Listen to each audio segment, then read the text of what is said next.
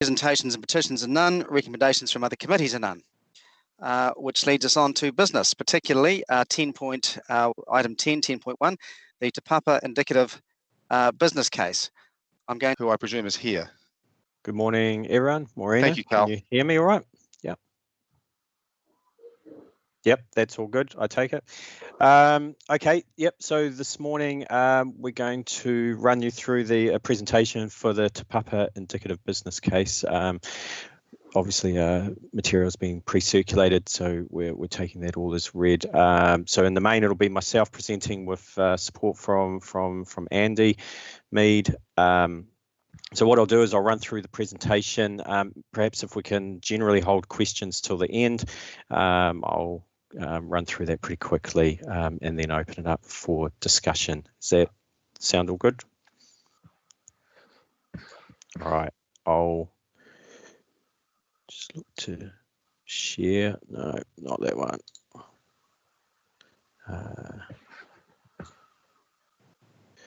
Let's find the right one. Nope.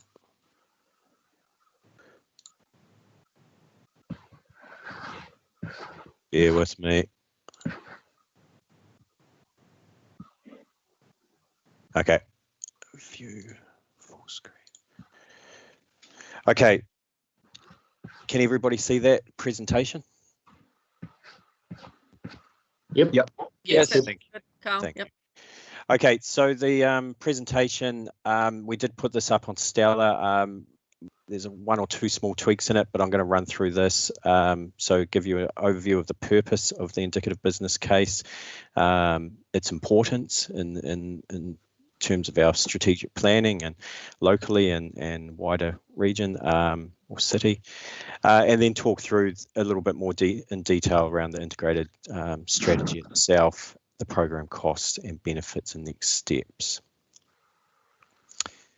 So the Te Papa indicative business case is part of is one of two key deliverables for the Te Papa plan. So we've got the Te Papa indicative business case, which covers the transport investment and also puts forward the urban form approach or program, which informs the plan changes that are currently being worked on. Alongside that, there is the Te Papa spatial plan. Now that's really, that's the document that we're liaising with at the moment with the community engagement, and that looks more closely at the infrastructure, community amenities, open space, environment, and culture and identity, heritage, sense of place, those type of things that will also support growth of the Te Papa area. So the Te Papa indicative business case, as part of today's council meeting, we are looking for resolution to submit this to NZTA in a couple of months. In the meantime, we will continue to work with the community, work with yourselves on the Te Papa spatial plan on those other aspects that will support growth within the peninsula, which will lead into further discussions down the track in terms of our long-term planning and so forth. So just the words I've got here in front of you are taken from the Treasury website in terms of their description of what an indicative business case is, and it is about providing decision makers with an early indication of a preferred way forward. So we've looked at a number of options, both across urban form and the transport programs, and we're providing a recommended way forward with indicative costs and an indicative program alongside that. Really what this does is it puts us in a really good position. We've been working closely with our partners, NZTA, Regional Council and others, and it puts us all on the same page in the direction that we're heading. So an agreed land use transport strategy that forms the basis for ongoing collaboration between the partners. At this point, it's not tying us into costs per se. That will be part of an ongoing discussion with the partners, and I'll touch on that further in a moment. Just jumping in there, Carl. It's Andy Yep. here. I hope everyone can hear me okay. What it also does will set us up really well for when we come to delivery of these projects, being able to access NZTA subsidy for the transport component of them. Yeah. So in terms of where we're at, we're in 2020. We're, obviously the UFTI project is moving forward. We're working on the housing choice plan changes, which will support wider growth of our city as well as within Te Papa. And as we move forward, there'll be ongoing opportunities for project engagement, planning and decision making with the project partners. Now, this will assist to inform that decision making around funding, timing and cost sharing of this program. So as Andy was just saying, this, as part of this overall program, there will be potentially significant commitment from NZTA.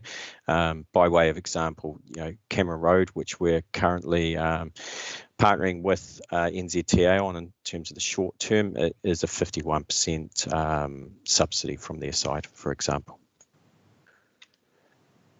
I guess just reiterating and emphasising, we've talked about this in the past, but this project is based on connecting with our partners and key stakeholders. We've worked closely with our partners, NZTA, Regional Council, Smart Growth. We've been liaising closely and engaging closely with mana whenua throughout this project, as well as government agencies, community groups and representatives. So this continues through current engagement on the spatial plan. But importantly, we're in constant touch with a lot of these parties. A lot of the people who in that photo were involved in the design sprint, we're liaising with on a weekly, if not a monthly, or a monthly, if not a weekly basis to keep moving forward and ensure consistency between, I guess, their aspirations and our aspirations.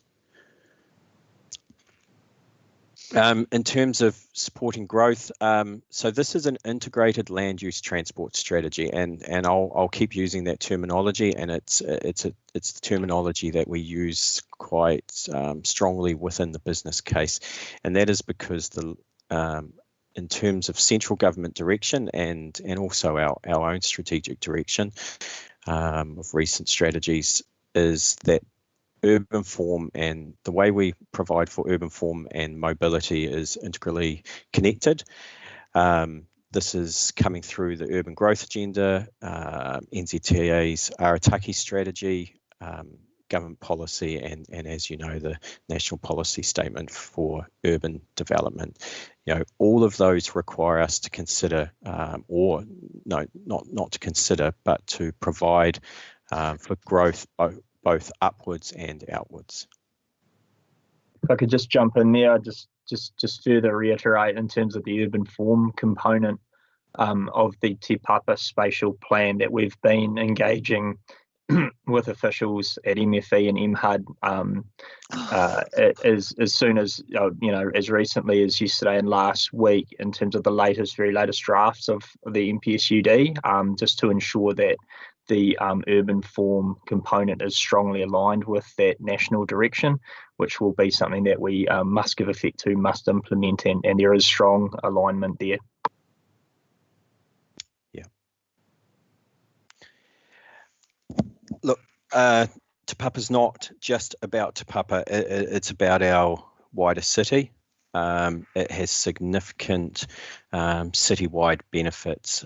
So obviously, as well as looking at how we move around locally, as growth occurs in Te Papa and we're getting more people living in Te Papa, we need to look at modal shift within Te Papa so that all those people coming into the area to work in the city or otherwise are still able to move around efficiently. And then it's also providing those really strong connections with Tauriko to the south area there.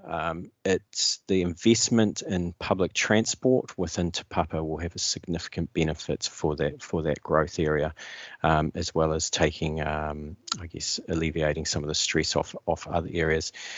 And if you think about it, and if we think about, say, the 20-30 year time period when we've got buses coming in from all directions, what we end up with is a local system that's providing between 2.5 and 5 minute frequency of buses along Cameron Road, allowing people to get on, get off as they need, supported by strong walking and cycling connections, both within Te Papa and to surrounding areas through the accessible streets business case.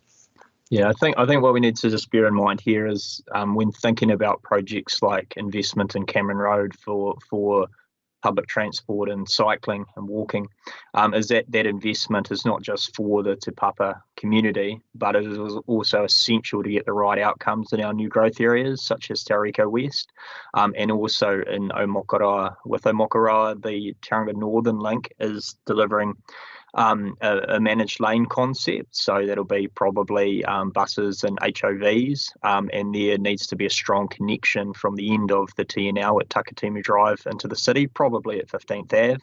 That'll connect directly into our investment in Cameron Road and the bus priority that we deliver down there. Cool. And yeah, look, none of us can entirely predict where we're going to go with COVID, but what we do know is that we do need to make a significant effort in terms of our both our economic recovery and getting people, I guess, back to normal. So getting our lives back to normal. But so the indicative business case supports council's response. A lot of the shovel ready, or a number of the shovel ready projects and those shorter term stimulus projects that have been put to central government by council, the evidence base sits within the Te Papa and other strategic work that we are doing.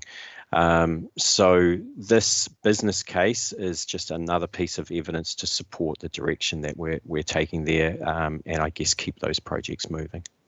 Carl, great. Thank you very much. And Andy, thank you for your input. And of course, when we'll get to this, Te Papa can also be, the view of Te Papa can also include the very vast and good work that's been done on cycling, which includes Te Papa as well. Councillors, Are there any questions of Carl or Andy? I've still got a few more slides there, Timby. Oh, do you want? Beg your pardon. Sorry, I thought you were winding up. No, we're halfway through. Is that all right? Yep, far away. Yeah, okay.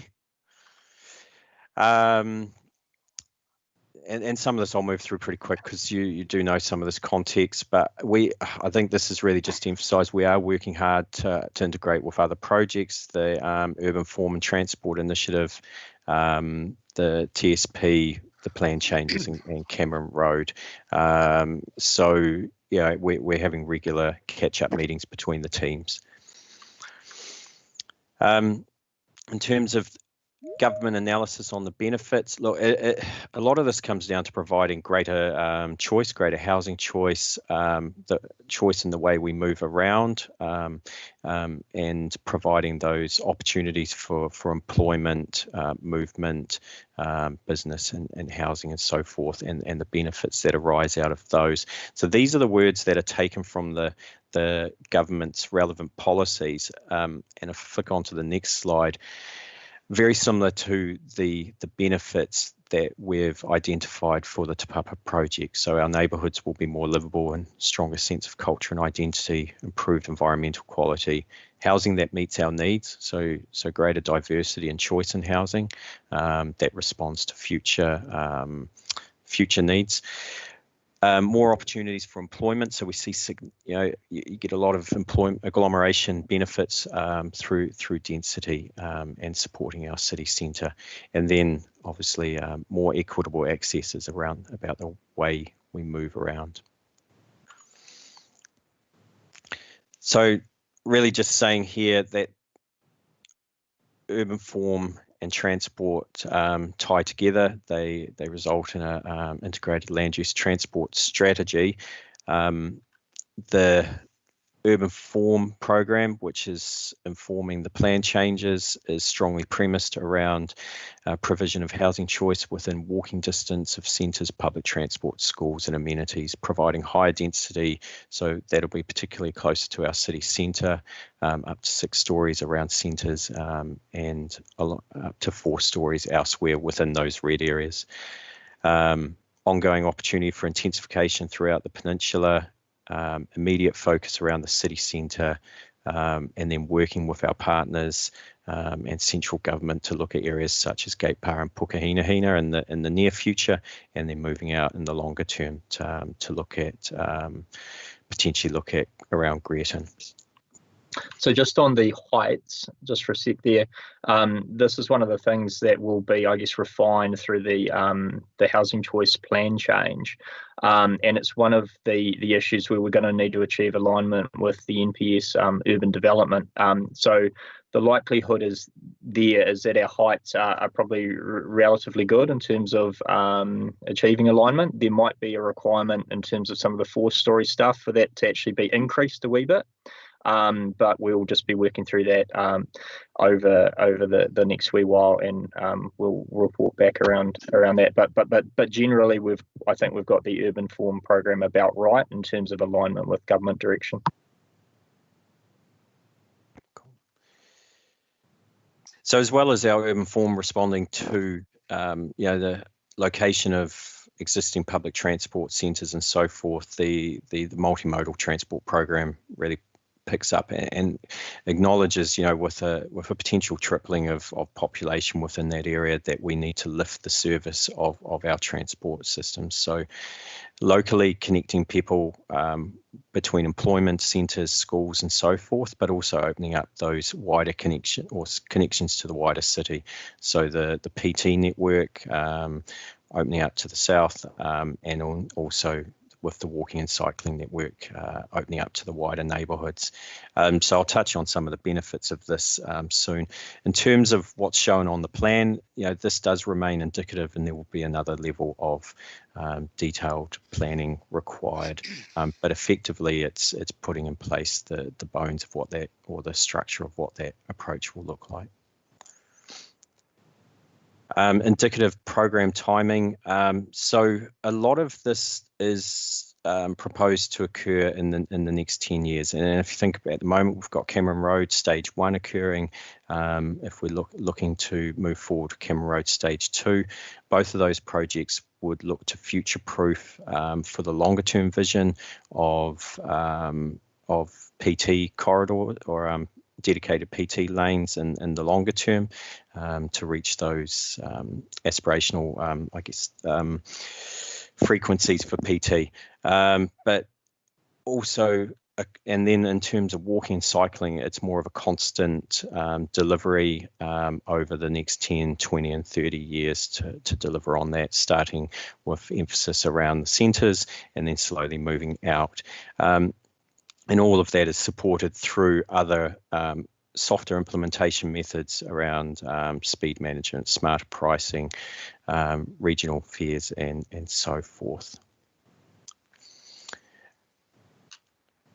Just in terms of timing, the top 3 big fat arrows up there, they show that's the investment, and also acknowledging that we will continue to work with mana whenua through this process and in an ongoing manner on projects. The purple ones down below are the sequence of urban form, of the urban form program. So what you see in terms, I guess, in that first 10 years is that we've got a number of significant potential development programs that need to start to move forward, and tying in that early investment with those, and then continuing to support them as the population grows within all of those areas over the next 20 and 30 years. So there are some big numbers in here. I think just to emphasise that we will be continuing to work with our partners in terms of cost sharing across those. So as I say, Cameron Road, currently NZTA picks up 51% of the costs around that. So in terms of particularly the PT related projects, we could expect good discussions around cost sharing there, but also in terms of the walking and cycling, given the benefits they will have for the wider network. We have included indicative costs around infrastructure and community amenities and so forth. These costs and program will come back to you through latter parts of the project as we continue with the spatial plan itself. I think, just 2 slides away from the end, the indicative business case keeps looking better. The team's been working closely with the UFD team over the last week or so to look at how they've approached their cost benefit analysis. We're currently looking at a BCR for this project, and this includes the investment in infrastructure and social amenities, open space and so forth. We're looking at a BCR of around 2.5 to 1. We're looking at monetized benefits of greater than 2 billion in terms of the investment. So a lot of this comes out of productivity gains, GDP impacts and so forth, health benefits, things like modal shift, walking, cycling and public transport. Yeah, all those, I guess, similar benefits that we will see out of, I guess, modal shift from promoted through UFD and modal shift promoted through the cycling program business case. There are other potential benefits which we have not calculated in, but things like public expenditure savings on infrastructure, increased retail and business trade and so forth. So there's actually a bunch of stuff that we haven't included, and I just want to, I guess, emphasize that we've included optimism bias in this, as well as contingency. So we're quite comfortable with these figures. Look, so going forward, we are hoping to submit this business case to NZTA mid this year, and we're continuing to work on the spatial plan, which will come before yourselves a number of times as we move forward as well. As said up front, as this program moves forward, we will be coming back to you to discuss the cost sharing and timing, both around the investment, transport investment, and wider long-term planning investments around community facilities and so forth. So that's where we're at. Anything you want to add? No, I don't think so, Carl. You've done well. Cool. Tembi, Great. Yeah. Carl, thank you very much. And Andy, councillors, just prior to questions, I would just remind us with this, and can I just thank Andy, Carl and co for the quantum of work they've done on this. Really a stunning piece of work. And I include in that Gareth Pottinger and Janine Speedy, and also Laura Stewart, who is a contractor. A great piece of work to all of you. So I'd just like to record my thanks to you all. Councillors, just a reminder from the minutes that you would have read that this is basically a regional partnership, this work between TCC, our regional, Bay Plenty Regional Council particularly, but our regional partners, including government, NZTA. So a lot of work has gone into this together. I'd also direct you in respect of your questions to Serial 6, which talks about the growth required in Te Papa and specifically says that the team are advocating that the do minimum will be insufficient in terms of keeping pace and will not go far enough. So I just ask us to take that into account with questions and with our understanding of this. All right, that said, I will throw it open to councillors for questions, please.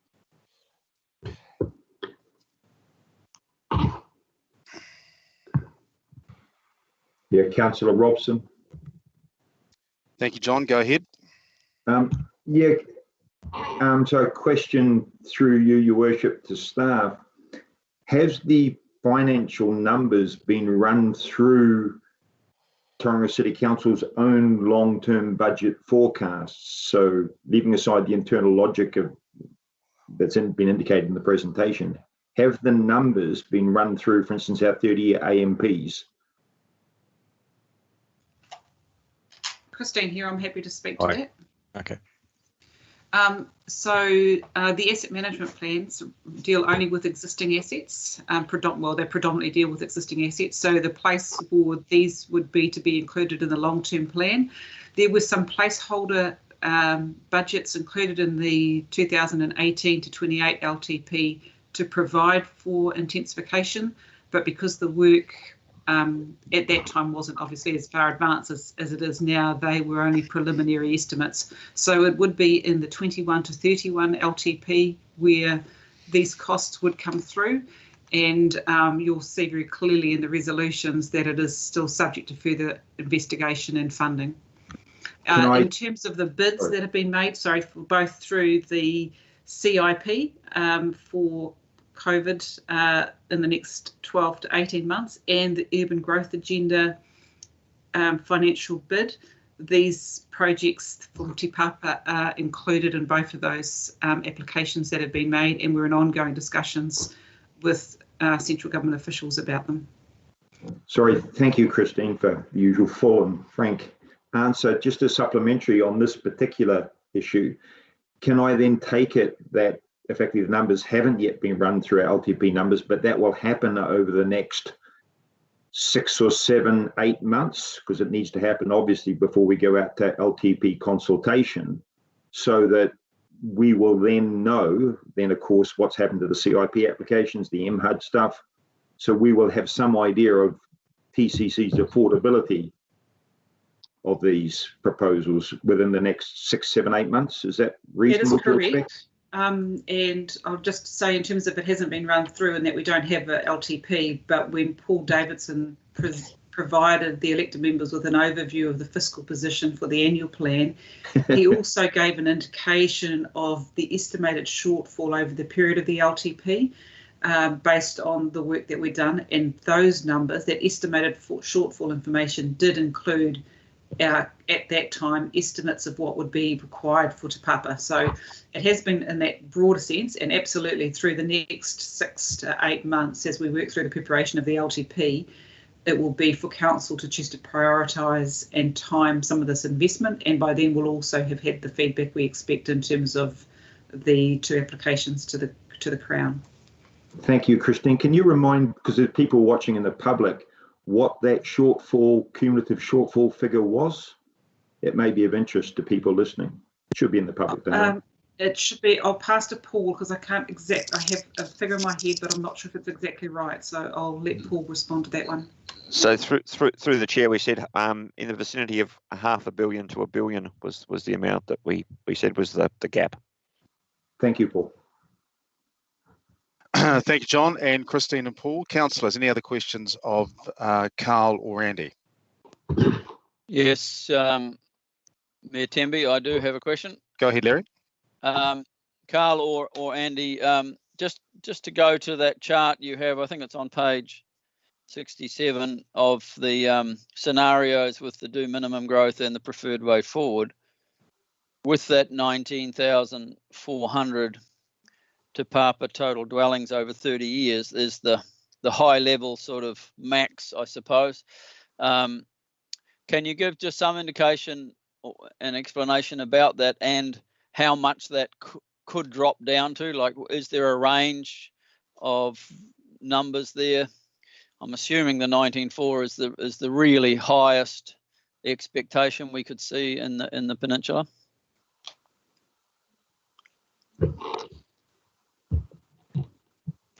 Yeah, look, so the 19.4 is our 2063 target populations.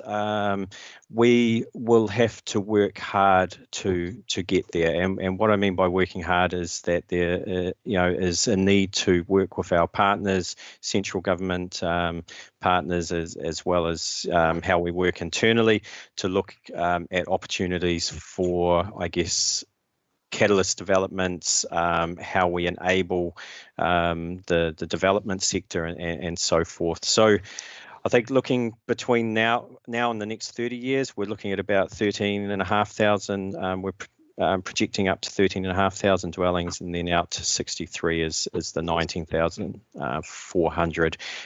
They won't happen with the development community by itself. They rely on, as I say, those catalyst developments and some of those key sites being looked at, including working with Accessible Properties Limited and others. Yeah. Okay, thanks, Carl. Thank you, Carl. Thanks, Larry. Kelvin, you had a question. Yes, Thank you. I've got several questions. Just referring to the main agenda. Page 18, Carl, thanks very much for your presentation. The table there on paragraph 66, it makes it look like the transport, sort of public transport hub in the city centre has dropped down the priority list, which of course has big implications for our investment in the CBD. Can you just clarify the nature of that sort of lower priority and how that will affect us, our investment? Look, in fairness, no, it's probably misleading having that under the non-priority. It still sits as a priority. We've certainly costed it in within the next 10-year delivery program for this project. Okay, thank you. The next page, page 19, paragraph 71, the last point there. This is quite a big change. It's talking about amending our district plans so that when there's new developments, they have to, they require car parking. That's quite a change from the current situation where the idea was to encourage investment in the CBD by removing that the necessity. Can you elaborate on that, please?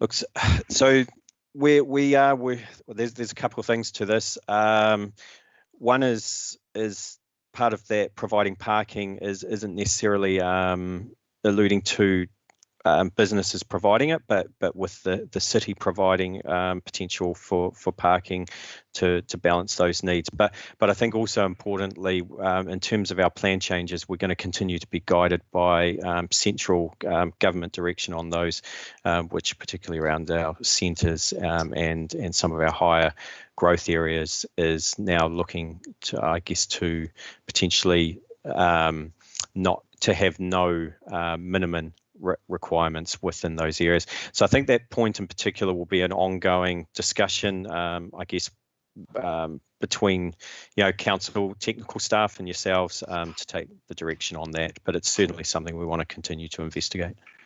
Just jumping in there, Eddie here, just on the car parking element, the MPSUD is looking to constrain the ability of district plans to provide for or require car parking, minimum car parking requirements. So 3 options were put out in their draft, and as I understand, they're looking to progress with that proposal. So we will see that come through in the near future.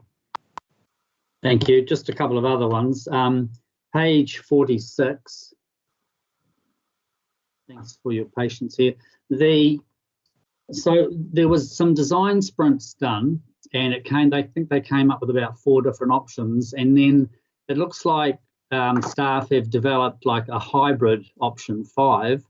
So was that taking the best elements of all of those other options, or was this something that staff were going or could have developed on their own without that design sprint? I'm just interested in the value of those exercises. Okay, so the design sprint looked at 4 options, so dispersed corridors-based centres, and what am I missing?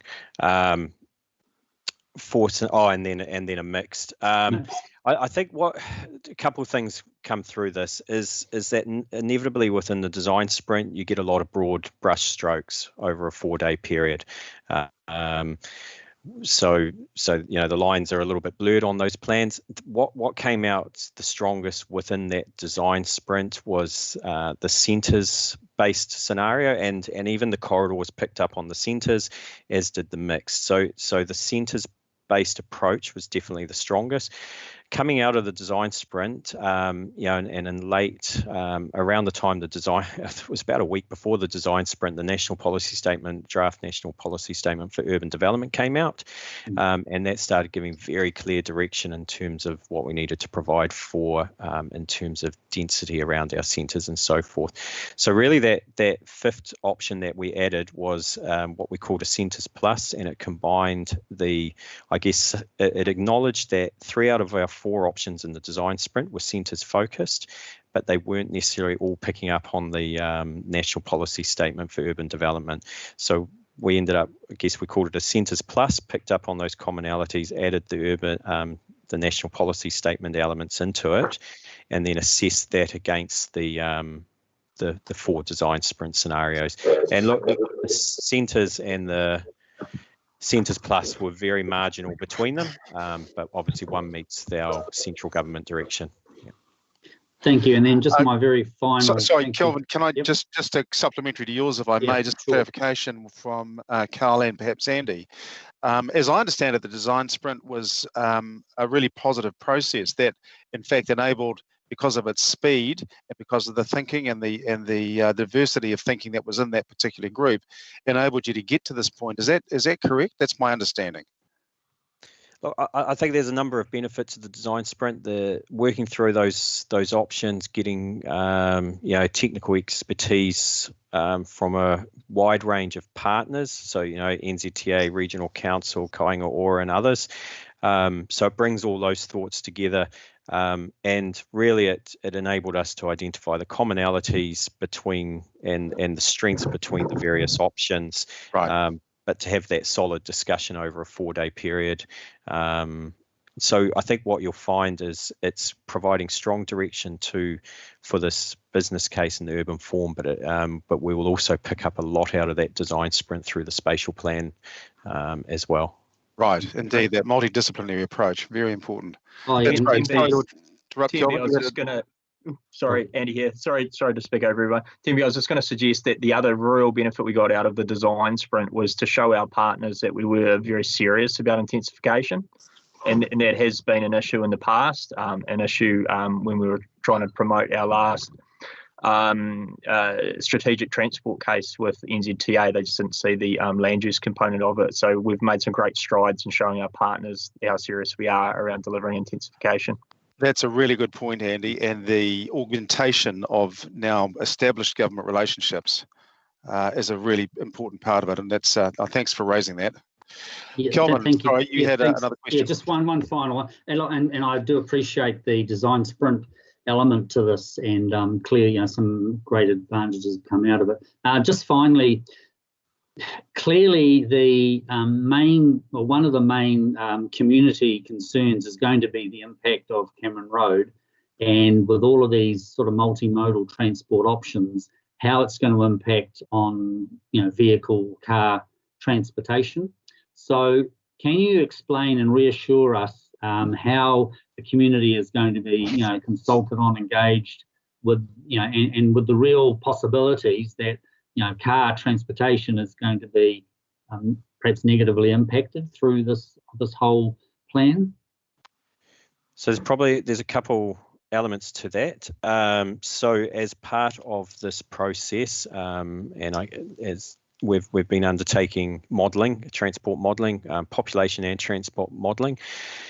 So providing intensification within the Te Papa area, and looking at various levels of intensification versus a sort of do minimum, and particularly in terms of vehicle transport, and taking into account the proposed interventions, the impacts on vehicular movement, because it takes into account a reasonable share of modal shift, is very low. So there will be more traffic, there will be slightly more congestion, but comparative to if we didn't undertake, or if we looked at a do minimum type program of interventions, you would find the outcomes and the impacts on traffic would be much worse. So that's one element. In terms of the project, it's an indicative business case. So the next steps for projects for, say, such as Cameron Road and any other significant intervention will continue to go through more detailed business case, so either single stage business case or detailed business case. Similar to Cameron Road, there'll be significant amounts of engagement and consultation on those, such as Cameron Road, where at the moment they're engaging very closely with businesses, and then as part of the plan changes themselves, there's an ongoing engagement and consultation program alongside that. So I think there's an early diagram, and what is really important to say is this is the first step in setting up a program and a way forward so that we're all on the same page, but there will be ongoing engagement throughout the process and program. So also thank you, Carl. Thank you very much. Oh, sorry, Andy. Sorry, it's also worth, I think, recognising in the Cameron Road project, which isn't the subject of this discussion, but is quite relevant, that previous elected member decisions that for traffic modelling reasons, we can't remove a lane of general vehicle traffic to provide for a bus lane or similar. So we're working to that direction. So that Cameron Road project shouldn't have significant negative effects on general traffic in terms of creating additional congestion. Obviously, as growth happens and gathers speed into the next decades, there's going to be more pressure on the network. But the things that we're doing here, I mean, we just can't manage that through road building. But we're not looking to remove, I guess, capacity for general traffic at this stage. It's not part of the plans. Andy, thanks, Andy. Thank you, I'm Kelvin. glad Andy, I'm glad it's recorded. Thank you, Carl. I really appreciate the answers to Kelvin. I think, Christine, I think it might pay though. I mean, the answer to Kelvin's question is fundamentally, it will, yes, it will change the dynamics of Cameron Road, which in fact is what we're trying to do. We don't want to fill Cameron Road up with continued cars as the intensification program continues, which obviously it will do. And I guess what we're trying to achieve here is a multimodal shift that will accommodate rapid transit lanes and cycling and walking and all the stuff that, this entire report really centres around. I think it's, in clear terms, I think we should be saying that, and we should be saying it publicly. That certainly that would be my advocacy. I mean, at the moment, you could land a 777. A Boeing 777 on Cameron Road. It's got the width for, wingspan and all sorts. So I think there's plenty of space. I think we surely would agree that in the vast majority of Te Papa Peninsula, there is plenty of space for this multimodal shift. Christine, have you got some thoughts that might just clarify this for us? Yes, so just picking on about the discussion, absolutely agree that what we're trying to do is to make this a multimodal corridor, and so we are trying to give a higher level of priority than the status quo to those people who are on PT, walking or cycling, and that means in terms of going through, but also trying to get across the corridor in terms of the walking and cycling. And that will over time have impact on the traffic flows. But I think the key issue is the learnings that we had from some of the other projects that we've done, including Brereton and Welcome Bay, about bringing council good information and being very transparent about those consequences. And as Andy and Carl said, we've still got further modelling to do on Cameron Road, etc. And when that comes back to you, we'll talk to you about here's the implications, here's how the different modal types will get priority, and here's what that will mean to the other users within the corridor. And I think that's the important thing about having good information, being clear about what we're trying to achieve and why we're trying to achieve it, and what the consequences of that are. Great, thank you, Christine. Much appreciated. Councillors, any more questions of yeah, I do. Thank you, Heidi. Is it? Thank you. Yeah. Hi. First of all, it's a really exciting piece of work, and I'm really in full support of all of the work and the collaboration that's gone on behind the scenes in this. I've just I want to ask about the approach to starting with the CBD and moving out your timeline in terms of the 5-year, 10-year, 30-year process. And when Andy Mead sent us a memo last week that painted a pretty bleak picture of the development economics around intensification and what the opportunities are for really actually enabling intensification.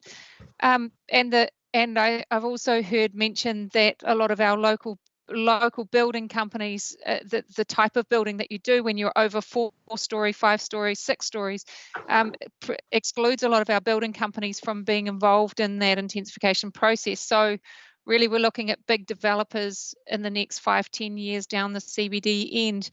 We're also looking at a struggling community down the Brereton end. So I'm wondering, how have we decided on that strategy? Is it based on the question, how do we get the best and most of intensification quickly, or how has that strategy been decided on? So there's a couple elements to that. So certainly there is a focus on city centre ongoing regeneration there. And that's the subject of an ongoing city centre strategy. In terms of moving out from the centre, we have significant landowners within the Gate Pa and hospital area, so Accessible Properties Limited, and we also know that Kāinga Ora has significant interest, I guess, in providing housing within the Tauranga context. So we'd be hoping that there is opportunity, I guess, for partnership there in the future. But with Accessible Properties as a very significant landowner, we see that opportunity, I guess, in that sort of once we do some planning or and start moving towards there, you're in that sort of 5-10 year bracket. That also aligns with, in terms of transport investment, moving out, I guess, investing within the city centre along Cameron Road stage 1 and starting to move out from that and providing, I guess, starting to build up your higher frequencies close to the city centre and moving outwards. So when we get out towards, I guess, Greaton, the land holdings are more constrained. There is obviously, in terms of the race course and land around there, there's a potential long-term aspiration, one that we would need to undertake significant engagement with existing users, mana whenua and the community on. But we see, there is that potential longer-term opportunity.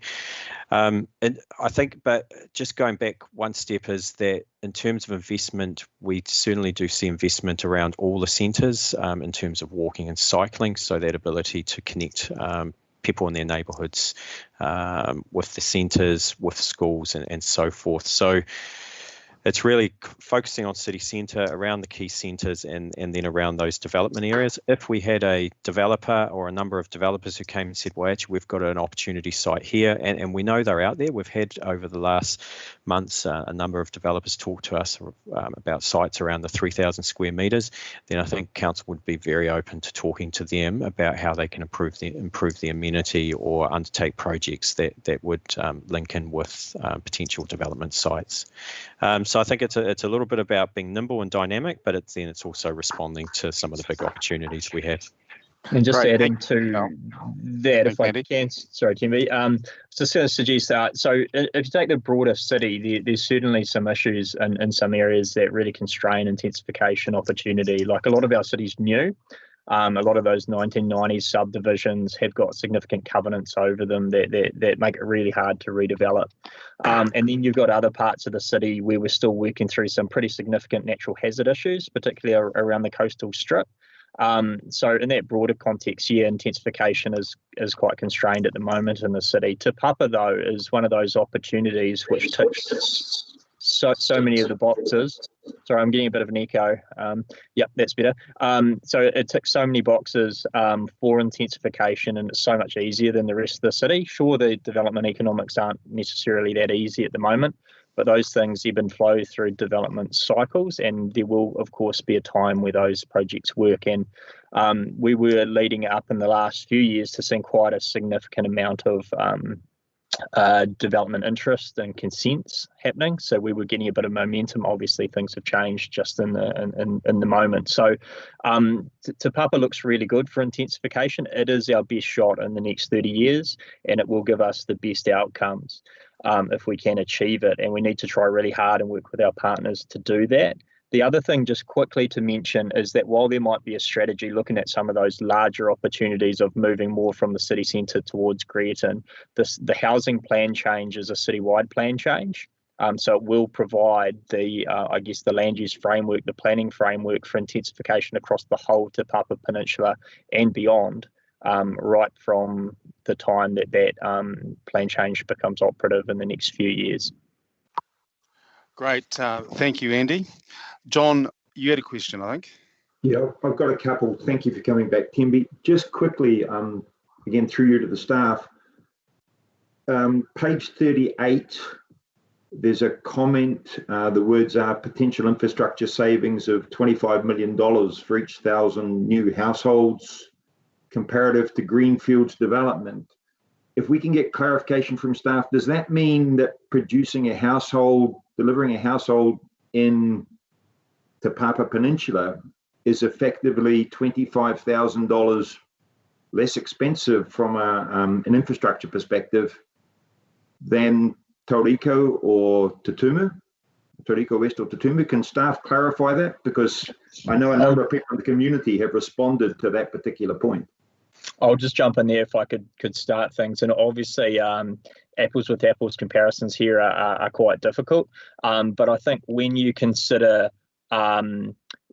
greenfield development in the sense of the council investment, the developer investment in building, all the vested assets that they eventually provide to council for free, and all the investment that has to happen by central government and agencies, particularly in the state highway network, investments like the TNL and 4-lane into Omokara, which are $1 billion for Omokara, or the TEL, $455 million, that you do find there are cost savings in terms of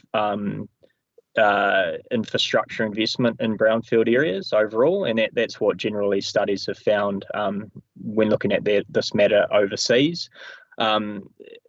It gets more complicated because not necessarily all those costs fall on council, so I guess it depends how you measure it. But I think there are cost savings from an overall sense in terms of infrastructure in brownfield areas, and particularly from an ongoing sense in terms of the renewal and maintenance of infrastructure. There's much less infrastructure that you have to look after. There's a lot less kilometres of roads and pipes, so it is more efficient in that long-term perspective. That 25k number, Carl, you might want to speak to that. I understand that you've discounted that from what would be more commonly accepted. Yeah, look, so various studies, both in New Zealand and Australia, would show potential savings between 20 and 80,000 between greenfields and brownfields. But as Andy states, where those savings fall varies as well. I think also we did take a lower end, but since I guess writing the report itself and where we're at today, we've taken those out of the calculation for the benefit costs ratio, just because there is some, I guess, debate and I guess around where those costs fall. So I guess just to be clear that they don't form part of our overall benefit cost ratio, but we do see them as a potential benefit in terms of investment to all the partners. Yeah, look, thank you for that clarification. I think that's really, really important, and it leads to my next question. There was reference to the BCRs, the 2.5, and also reference to the amount of effective total return to almost New Zealand Inc. We were talking GDP figures, etc. Has any work been done by staff? And I think this is a really important part of this discussion. Any work been done by staff on who the beneficiaries are, as opposed to the quantum of the benefits? There has been a lot of discussion that the central government benefits enormously from the growth in Tauranga, but the poor old residential ratepayer is paying through the nose. Recent numbers circulated by staff confirm that our residential ratepayers pay a fair share of this. Our commercial ratepayers much less so. But has there been any work done on where those benefits accrue? Because obviously if they're accruing to central government, then it's time for central government to do what Shamabil Jakob is suggesting and actually fund us rather than come up with clever financing tools. In other words, central government should be paying for a lot of this. Has any work been done by staff on where the benefits accrue? Well, so I think that it's a bit of a mix. So the benefits derived from productivity benefits, health benefits, vehicle ownership costs, emissions, through down to transport and health benefits and housing. So some of those benefits fall locally and will have direct impacts on our community. Whereas, yeah, there probably are elements that are more nationally wide. So, you know, in terms of productivity benefits, those include around agglomeration benefits for local businesses and so forth, housing benefits for local people, but then I think, you know, there are GDP benefits, which are, I guess, you know, the benefits are both local and national. Okay, I mean, I take it's probably a little bit beyond staff scope in this project to look at that, but I think it's a really important area. Two more quick questions, if I may, Your Worship. Does Accessible Properties, because there's a lot of focus on them as a partner, my understanding is that they, like us, need funding. Has there been any discussion with them on their likely ability to partner with us, so work to fund their aspirations? They produce some pretty pictures so far, but they have no money. What's the situation with Accessible Properties? They're quite critical, I think, to going down the peninsula. Okay. We, through this process, we've established, I think, a very strong relationship both with Accessible Properties, Kāinga Ora, and Kāinga Ora, who, you know, previously were housing New Zealand and Kiwi Build. So the benefit of this process has been bringing those parties together in part, to the extent, you know, we had members of each of those teams within the same teams in the design sprint, having those, you know, conversations over a 4-day period. So it certainly becomes our role now to continue to look at, I guess, how we can continue to facilitate that relationship. I don't think at this point I can talk for either party, but I do know that, you know, Accessible Properties Limited is very open to those discussions, and that Kāinga Ora is actively looking for opportunities to, I guess, increase its portfolio within Tauranga to address some of the housing issues we have around social and affordable housing. So look, yeah, council plays a significant role, but we also have the potential to assist in master planning, alleviating other constraints around on land and so forth, and then contributing, I guess, you know, around the way we move around and so forth to make some of this happen. Yeah, last question, if I may, Your Worship, and it just goes to the point that I'm happy to move the motion as recommended, but you mentioned the race course, and to mix metaphors, that's probably set a few hairs running for people who are listening to this. Can you elaborate on that and perhaps give councillors a response to phone calls that I imagine will be coming in within the next 24 hours? You mentioned the race course. Yep. So we've received, we've been engaged. We reached out to the race course itself, and we did start having some early conversations with them, but in terms of the lockdown, that did slow that down. Subsequently, the Racecourse Trust and the Racecourse themselves have reached out to us to, I guess, allay their I guess, the need to be involved in these discussions and how we put out the messaging, and that could raise concerns. So we're very aware of that. I think at this point in time, the racecourse area and around Greerton through the design sprints was raised as a potential key part of the jigsaw that could support long-term growth and also how we provide for transport. So we felt it's appropriate to put that onto the table and to start having that discussion, but fully recognising that engagement needs to be had with the existing racecourse occupiers, the community, mana whenua, central government. At the end of the day, the racecourse is in Crown ownership, so we'll fall with them. So at this point, it's putting something on the table for discussion and continuing that discussion into the future. Yeah, great. And look, a very good question, actually, and thanks for that answer, Carl. It was unfortunate, and I agree entirely that we should absolutely have been engaged with the racing board and others on the inclusion of that in the plan. And I'm sure we will do better next time. So, Larry, thank you. You're happy to move this motion, and Heidi, you're happy to second. John, thank you. I got Larry and Heidi before your your No note. problem. Thank you, though.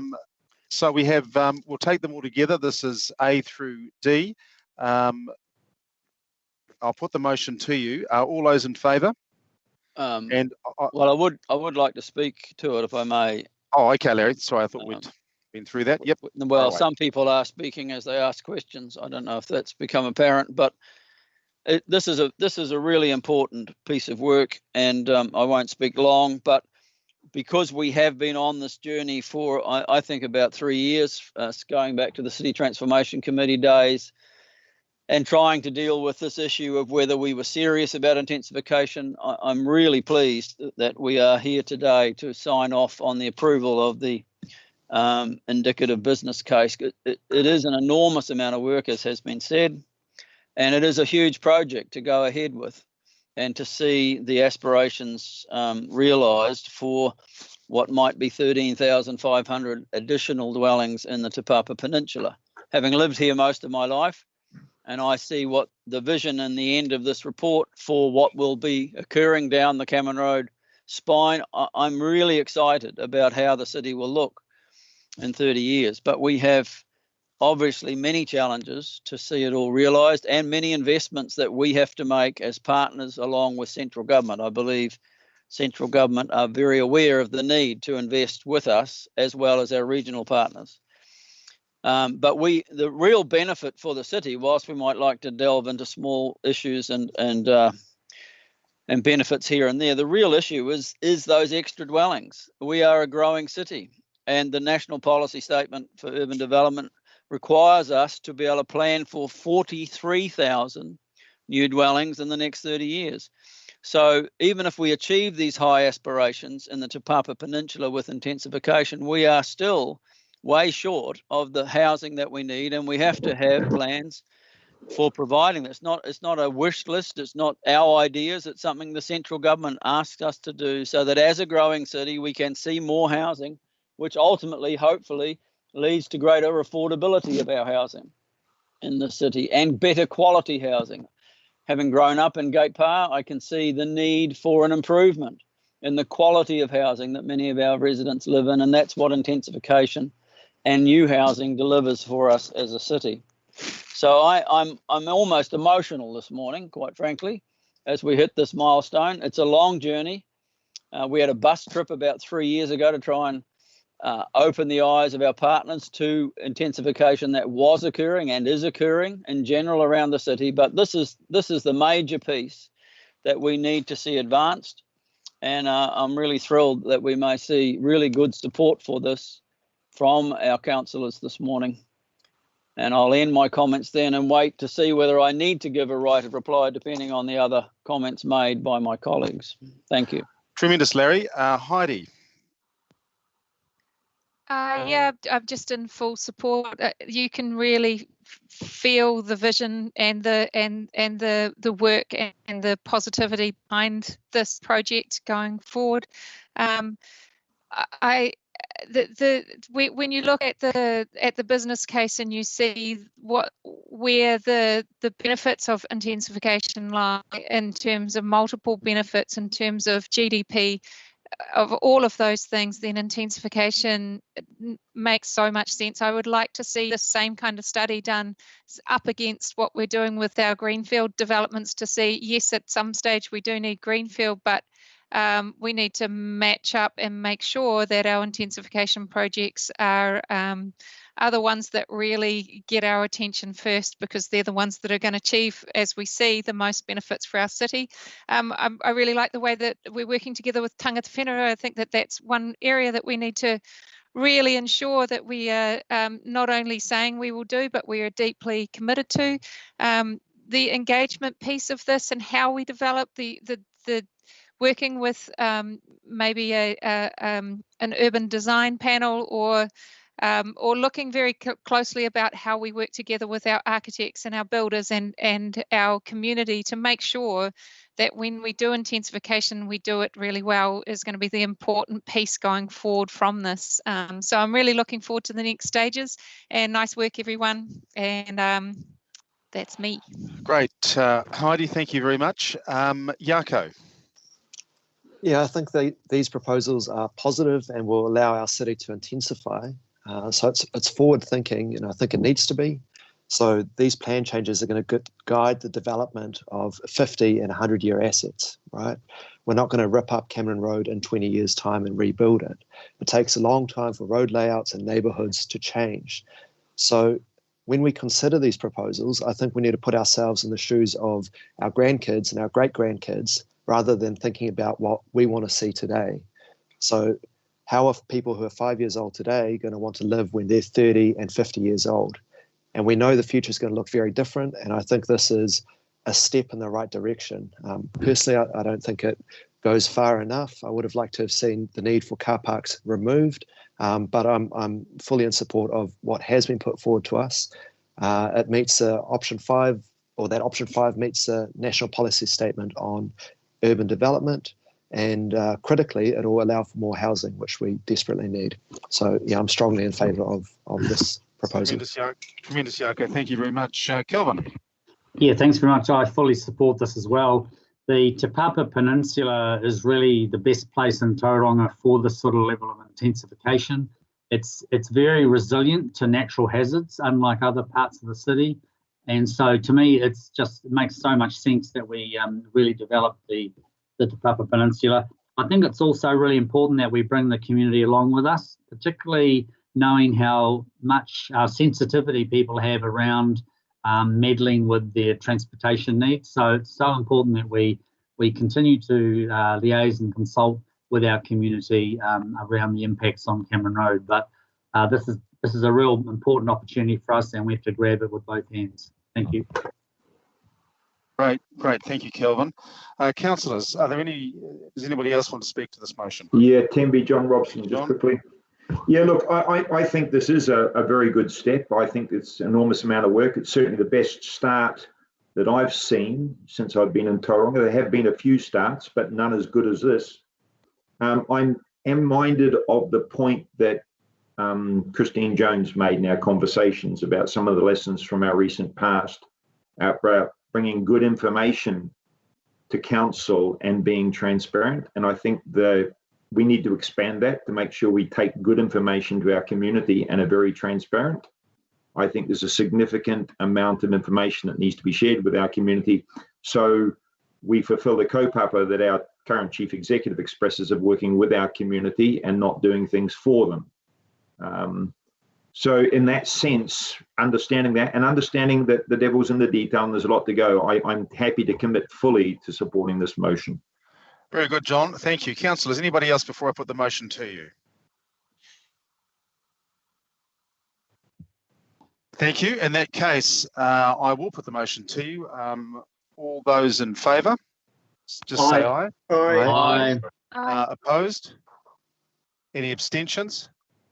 Carried. Thank you very much, councillors. Moving on to 10.2, the annual plan process. Jeremy, I assume you are speaking to this.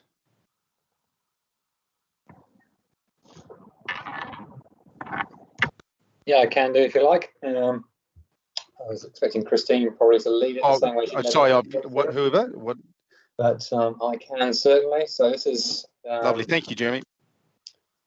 This is an extension of what we talked about in the briefing last week. So it basically starts with we recognise that the world's a different place, and that we need to re-look at our annual plan given the constraints which are now available to us, or they will now face us. So we have created a process where we're going to go through a number of different steps and stages to look at what goes into the annual plan. The two key ones probably are a review of the CapEx program and a review of the OpEx program. Nick will talk better than me to the CapEx review. I can talk to the OpEx review at the moment, where we are at the moment looking at a bunch of activities across the organisation and seeing where we could look differently at the delivery of the service of those operating services. So we've split all of our operating services into three groups, one of which is kind of an essential services, services which have to be provided no matter what happens. The second set of services is around things which the executive team recommend continue. So they're not essential services, but there's much more sense in carrying them on than any sort of assessment or review of doing things differently. Within those, there will be a good look at whether we can shave some costs in different places to try and balance the books with the reduced revenue that you see in the report. And then the third set of services are services where we want to have at least an initial look and possibly a deeper look at how much of that service needs to be provided, how much of that service we want to provide in the same way now. In some instances, whether that service needs to be increased as a response to COVID rather than decreased. And when we've been through all those, the aim is for the executive to bring you back some ideas as to how we would look at a second round of an annual plan consultation if required. We have, over the last few days, decided formally to put on hold the hearings for the annual plan, the draft annual plan submission process, which closed on Sunday. That's in anticipation that we may, and it's still a may, have to reconsult. If we don't reconsult, then we can kick those hearings and then the deliberations into gear reasonably quickly. If we do have to reconsult, what we'll tell people is that we'll take their submission that they've got at the moment and we'll talk to them. And if they want to leave that submission in place, even through a second round of consultation, that's fine. If they want to add to their submission with some more comments based on the new draft annual plan, that's also fine. If they want to withdraw their original submission and replace it with a new submission based on the new annual plan, that's fine. So we'll work with those people. There's over 200 submitters, but we'll work with them individually to make sure that whatever the final draft annual plan looks like, it's either the current one or the new one, we will make sure that we are working with those submitters so that they get the best chance to have their say on our best proposal. Beyond Jamie, that, thank you very much. Just before we take questions, councillors, Paul, I think you wanted to speak to paragraph 22. Yes, thanks, Temby. Just quickly, so paragraph 22 on page 76 just refers to new contracts including non-penalty exit clauses. What we'll do with that, we'll work with that on a case-by-case basis, but just need to recognise that obviously any transfer of risks we need to balance in terms of what that means for contractors and potential cost implications. So it is worded quite strongly there that all new contracts will include that. What I'll say is we'll work with that on a case-by-case basis to manage that. So that was just a comment I wanted to make on that. Great, thanks, Paul. Larry, you had a question? Yes, thanks, Temby. Probably to Marty, but maybe others would answer. But just in regard to the scenario 3, paragraph 57, the long-term plan amendment, I'd like to just get clarity on the understanding that this would only be required if the changes are so significant that we need to go ahead with an LTPA, but we would be trying... Sorry to interrupt. I just wonder if everybody could turn their mics off for those that have them on, just to see if that's better. Thank you. Thank you. Yeah, that's got rid of it. I don't know where that was. So just the scenario 3, we would want to avoid, I think, at least I would, a long-term plan amendment following so quickly when we are about to move into the year of the long-term, the LTPA. And is it the staff intention to try and avoid that if we can? Obviously, if the changes are so great, we sort of have to. Could you comment on that, please?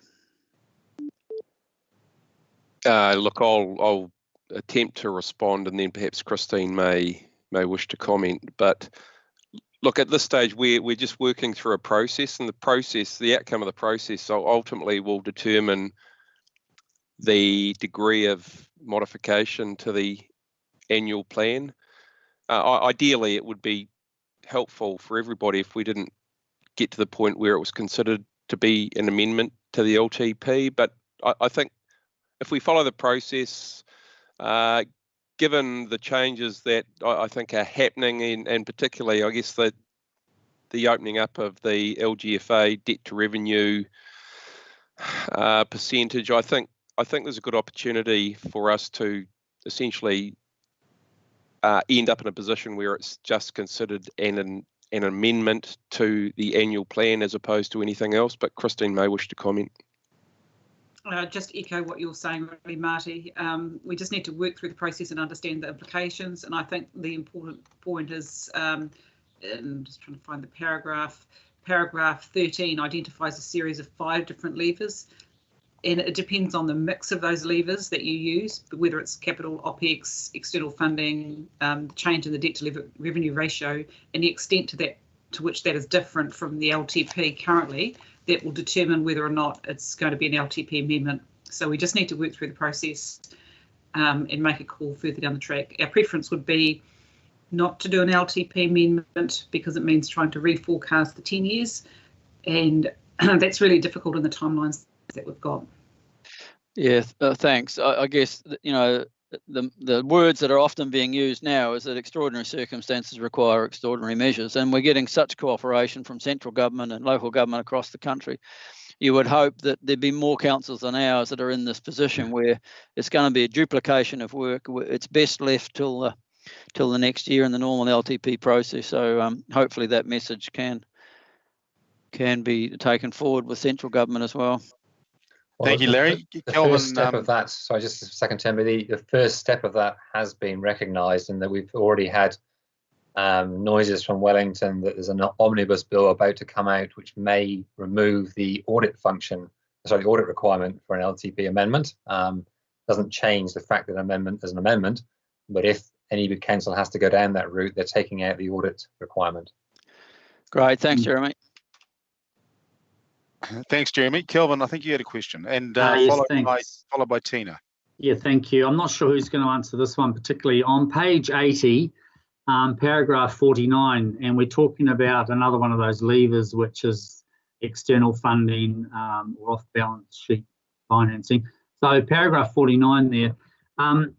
In terms of discussions with Treasury to look at supporting an option, for example, of revenue underwrite, I mean, are all the other councils around New Zealand looking at this option? And if so, then, you know, where are we going to sit in the queue? Or is this something that is only peculiar to a few councils in terms of going to Treasury looking for this sort of revenue underwrite?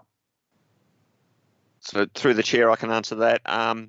It is being looked at as, potentially a sector-wide. However, it is focused. The issues exist strongly with the growth councils that are reaching their borrowing limits. So we are, in that sense, towards the top of the queue in terms of anything that would occur there. Obviously, with the announcement yesterday from the LGFA, it probably has made an implication to the outcome of that. But it's obviously something that we still wish to explore. Thank you. And just supplementary, what was the quantum of that sort of revenue underwrite that you were looking at? Was it the growth in our rates, or was it, the 40 or 50 million potential under collection? So the numbers that we've put through to Wellington were the 40 to 77 million. Oh, yeah. So it was based on that work, acknowledging that there needed to be further work done to actually further quantify those amounts. Yeah, thanks a lot, Paul.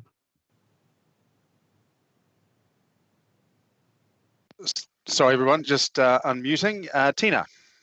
Yeah, I think Kelvin kind of asked a few of my questions there. It's just really encouraging to see lots of work going on to explore other avenues of funding and external revenue and off-balance sheet funding. And it is encouraging the LGFA looking at proposing an increase to our ratios for debt. I just wondered if we've had any other feedbacks on some of those things that we've proposed there. So we've got some feedbacks on the LGFA responding and what Calvin was asking around. Are there any other updates on those funding options? Yeah, I can give you a bit of an update on those. So we are continuing the discussion in the Ministry of Housing and Urban Development projects. So Andy and I had a further conversation yesterday with the government official. they are looking to provide an update on the growth councils. I think their timeline to do that is by the end of the week. So we're responding to queries on a range of projects that were submitted and provided further detail. Also yesterday we were asked for further information in respect of the Crown Infrastructure Partners bid. So we had a 4-hour turnaround time to go back with further detail that related to the form of the funding that we were requesting, and a few other matters, whether, what were they asking, whether or not we needed to use the fast track building consent provisions, the resource consent provisions, land acquisition, and a couple of other matters. So we understand that that additional information has been sought across all the projects and will be collated. The Growth Council consortiums, we're continuing to have discussions amongst the Growth Councils and working with an advisor who's linking into officials in Wellington. Those conversations are continuing to progress as part of the equation. And that basically deals with those bullet points. Wonderful. Thank you, Christine. Can I have a supplementary on that, please? Yes, of course, Larry. Christine, if I heard you right, we may hear something by the end of the week on the Growth Council application. Is that correct? No, sorry, that was misinterpreted. We're providing information, and then the officials in Wellington, their deadline to pull that together to then to flow through into the central government decision-making processes is by the end of the week. So they're working across all the growth councils, and then that would flow through into presumably budget and funding allocation processes. So we don't have a timeline when we all get to hear. Can you just take the opportunity now, though, because we don't often have public meetings at the moment, we're once a week, it would be useful, I think, for the public to hear that we are involved in several different bids with the government. And could you just run through them briefly and just so people can understand that there's the growth one, there's the SIP one, there's, it may be useful, I think. Okay, I'll quickly run through. So the Crown Infrastructure Partners bid was a bid that was publicly available to the public sector and the private sector. They were looking for what's described as shovel-ready projects, so projects that could be commenced within the sort of 6 to 12 month period. They're predominantly focused on trying to create employment opportunities, as well as obviously delivering infrastructure. Their project threshold must be over 10 million, although it could be a package of projects that bundle together in a program for 10 million. And the TC, so the Tauranga City Council's bid was for over $1 billion of funding. We split that into two parts. Firstly, to projects that supported and facilitated housing supply and creating communities. So that's all around growth-related infrastructure, including infrastructure associated with Te Papa that you've just signed off. And the second group of projects was around employing our people. So projects that would deliver employment locally, and that included things like footpaths, etc., which could quite quickly get underway and would have people out there working. The other group that a funding request is through the Ministry of Housing and Urban Development. So the growth councils have been working with MHUD for some period of time, and this government has an urban growth agenda which is about ensuring land supply and trying to manage house prices through land supply. So there was a request given to the growth councils, which is Auckland, Hamilton, Tauranga and Queenstown, around growth-related projects that would provide housing supply and create good urban form. So there was a submission put forward by Smart Growth on behalf of the partnership, and that was a longer-term timeframe, and we since understand that that's looking at projects that can be substantively completed in a 4-year timeframe. Our bid in there was over $3 billion in terms of the Tauranga City Council related projects. So those are the two, and then on top of that, as I said before, there's conversations around that Paul spoke about Treasury underwrite, and just trying to communicate really strongly around the growth challenges and our lack of fiscal headroom, and therefore our need for central government support if we are to meet the government's requirements around urban land supply, which is where our greatest capital costs lie. Thank you, Christine, very much. That's comprehensive. Thank you. Indeed. Thank you very much, Larry. I've got John and Andrew as mover and seconder. John, did you want to talk to this? Sorry, Tembi, just unmuting. Look, this is a good piece of work. It's iterative. It builds on what we've talked about at FARC and what we talked about at the Finance Audit and Risk Committee, for those who might have misheard, and the preceding council meeting. It's a good process. I think the thing our community should be very, very pleased about is we're looking at everything, CapEx, OpEx, everything. And I think it's the first time I've seen council go to this level. Perhaps we should do it more regularly, but take an opportunity from a crisis. This is a good process, and I recommend it to everyone and our community. Thank you, John. Andy. Yeah, I echo John. I'm glad to see the number of levers available seem to be more than at other times, and I'm really happy that the staff are just really pulling things apart and rebuilding it. So let's see how it goes. Tremendous. Thank you very much for that. So, sorry, I'm just flicking the page incorrectly here. My apologies. I will put the motion to you, councillors. Sorry, Tina. Can I speak to it? Sure. Before we put it, I just wanted to acknowledge the staff and I guess echo a little bit of what John was saying there, that this is an enormous amount of work that staff have put into to all of this to ensure the best outcomes for our city and our residents in the midst of the times that we're in. And I also am really confident that we are exploring every possible avenue to support our residents now, while also maintaining our long-term goals of what we're trying to achieve on the other side of this. And I'd really love to see just also if there's any way that we could have some regular comms coming out weekly. Things are changing so fast, and it would be great for our community to stay with us. But I'm definitely in support of all of this and the amount of work that has gone into this process. Thank you, Tina. Does anybody else want to speak to this? Thank you. Heidi, was that you? Yeah. Thank you. Sorry, just quickly echoing everybody else in the amazing amount of work and the process that you're going through. I think it's fantastic. I just also want to reiterate the bringing the community along and the comms involved as we go through this process is so critically important on a weekly basis to really make that continuum going forward, because things are changing so fast. And so yeah, thanks. Thank you, Heidi. Very good. Councillors, I'll put this to you. We have two recommendations. Sorry, Tembi, does Councillor Kitty want to speak? Yes, thank you. Yep, that's great. Sorry, thank you. Yeah, thank you very much. So I was just, again, sorry, Heidi jumped in on me. So thanks, Heidi. Just wanted to really reinforce the engagement that we have with our community with this. It's actually absolutely crucial at this time, especially with some amendments and what's going on with COVID. So I'm really in full support of weekly and whatever we can all do to assist to getting the messaging out to our community. I just think it's amazing. So thanks very much, team.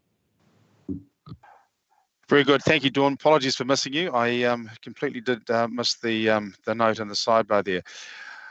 Councillors, assuming there's no one else wants to speak, thank you to John and Andrew for moving and seconding this motion. I'll put it to you. All those in favour say aye. Aye. Anyone against? Any abstentions?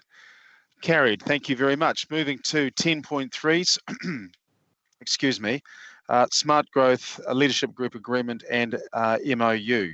Christine, can I ask you to speak to that, please? Yes, happy to. So I'll just cover this off quickly. So the discussions have been going on with the Crown for some time around that urban growth agenda that I was speaking about before, and working in partnership. And as part of that, there is a proposal to change the structure of the Smart Growth Leadership Group to shift it to include up to three ministers of the Crown who would have voting capacity. And it would also have 3 elected members from each local authority and 4 tangata whenua reps. The other change is that the independent chairperson would move to having voting rights. So currently the chair is a non-voting chair, would change to a voting chair. This is a similar arrangement that's been adopted in terms of the Hamilton modification of the Future Proof. And it's a reflection of the Crown wanting to work much more closely with growth councils, but also an understanding that the Crown is likely to want to co-invest to achieve good urban and multimodal transport outcomes. And as part of that, it wishes to be more actively involved in the spatial plan development process. So at the UFTI, the Urban Form and Transport Project level, we have senior officials from government actively participating. And that's been most helpful in discussions in terms of the funding, which we were just talking about. So this resolution is seeking for you to approve the agreement, and then also approve in principle the memo of understanding. And you'll see there's a tabled item with a few minor changes suggested through the regional council. That document is still to have further conversations, so that's why it's agreement in principle with a delegation to the Mayor to be able to sign that off once it's been formally agreed. So I'm happy to answer any questions. Thank you, Christine. Councillors, any questions of Christine on this? Councillor Robson. Thank you. Yeah, Christine, there's again wonderful things, these public agendas. Question, will Tauranga City Council be bound by discussions, decisions, policy directions out of the revised entity with the Crown participation? Traditionally, it's been understood that smart growth is a forum for sharing, but the decisions are still made at partner level. Can you confirm that there is no change to that? I noticed very explicit a Crown non-binding clause in the documentation we've received. Can you confirm that the same applies to partners? So I'll just go back and cover one thing. I've just had a correction on that. The current chair does have voting rights, but currently hasn't used them in the past. So just correct my previous statement. So I think the key to the question that you're raising, Councillor Robson, is in the wording. So most of the wording in here talks about providing, overseeing and coordinating, reviewing and updating, addressing, monitoring in alignment. And so it is really that high level coordination and review. But having said that, in what we would normally do is if there are policy decisions, then they would also go to the respective councils. So that's always the protocol that's been used. But this is trying to move to a stronger coordination and oversight model than what we had previously. So it is a shift, but the decisions in terms of matters like you've had on the agenda today around Te Papa, around timing and funding of infrastructure, those will all still sit with the respective councils.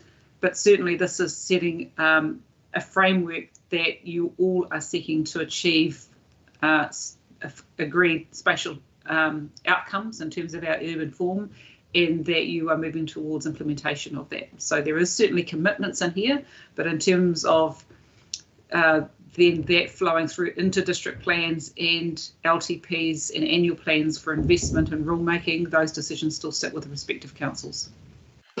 Supplementary, if I may, Your Worship, Christine. Just John, just to clarify for those, I'm sure you've all read it, but just for some others that may be listening, it's the DHB and NZTA that have speaking, but do not have voting rights as part of that group.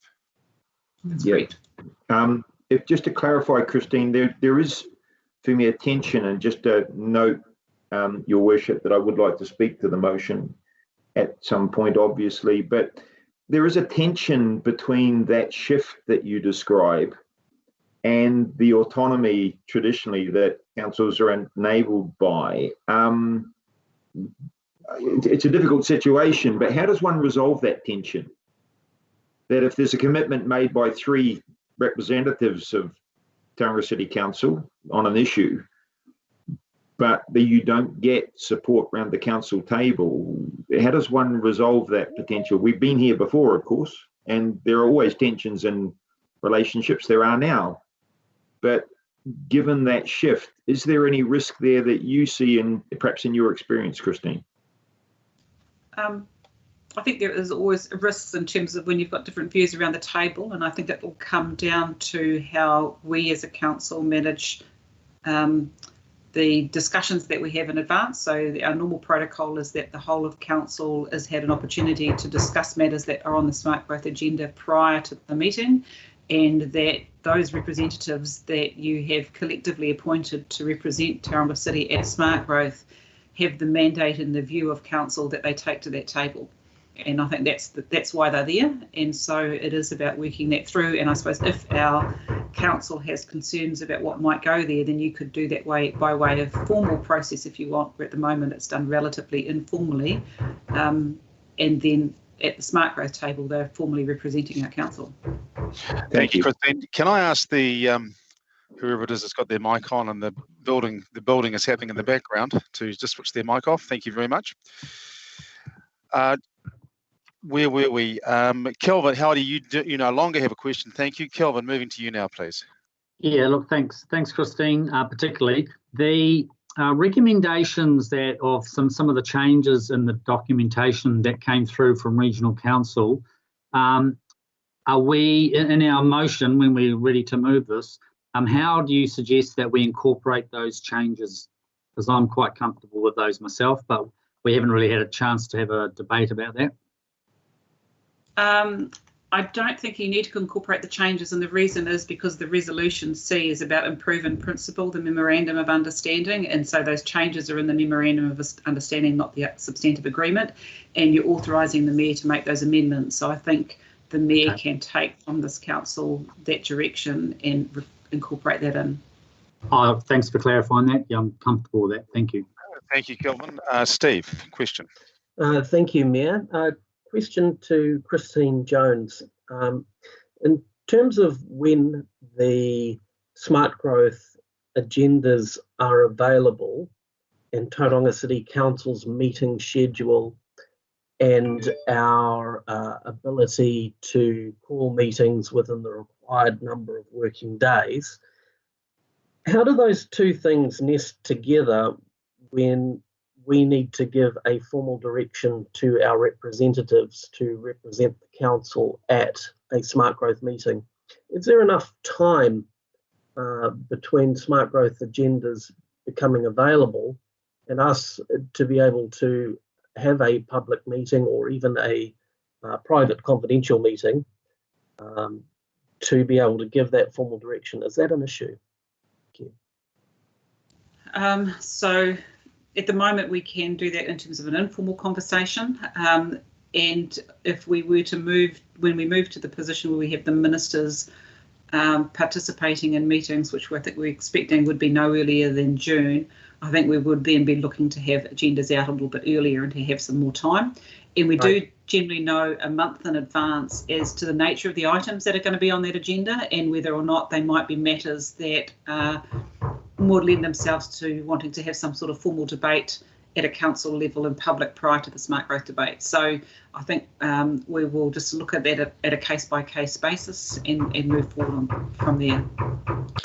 Thank you, Mayor. No further questions. Thank you.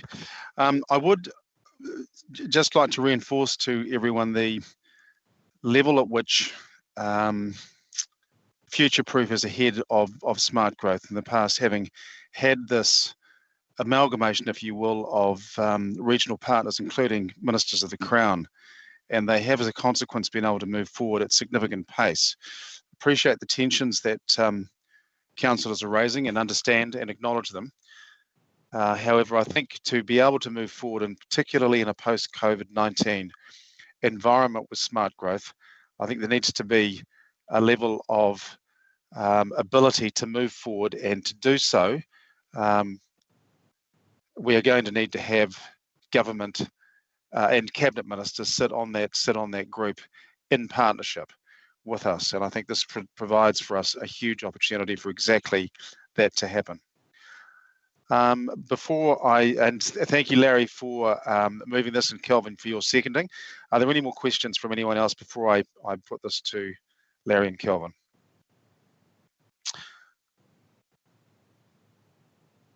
Thank you very much. Larry, I just have a question before I move it, if I may.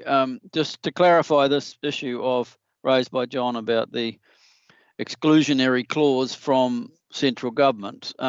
Two parts to it. First of all, Christine, does it exist in the Waikato agreement?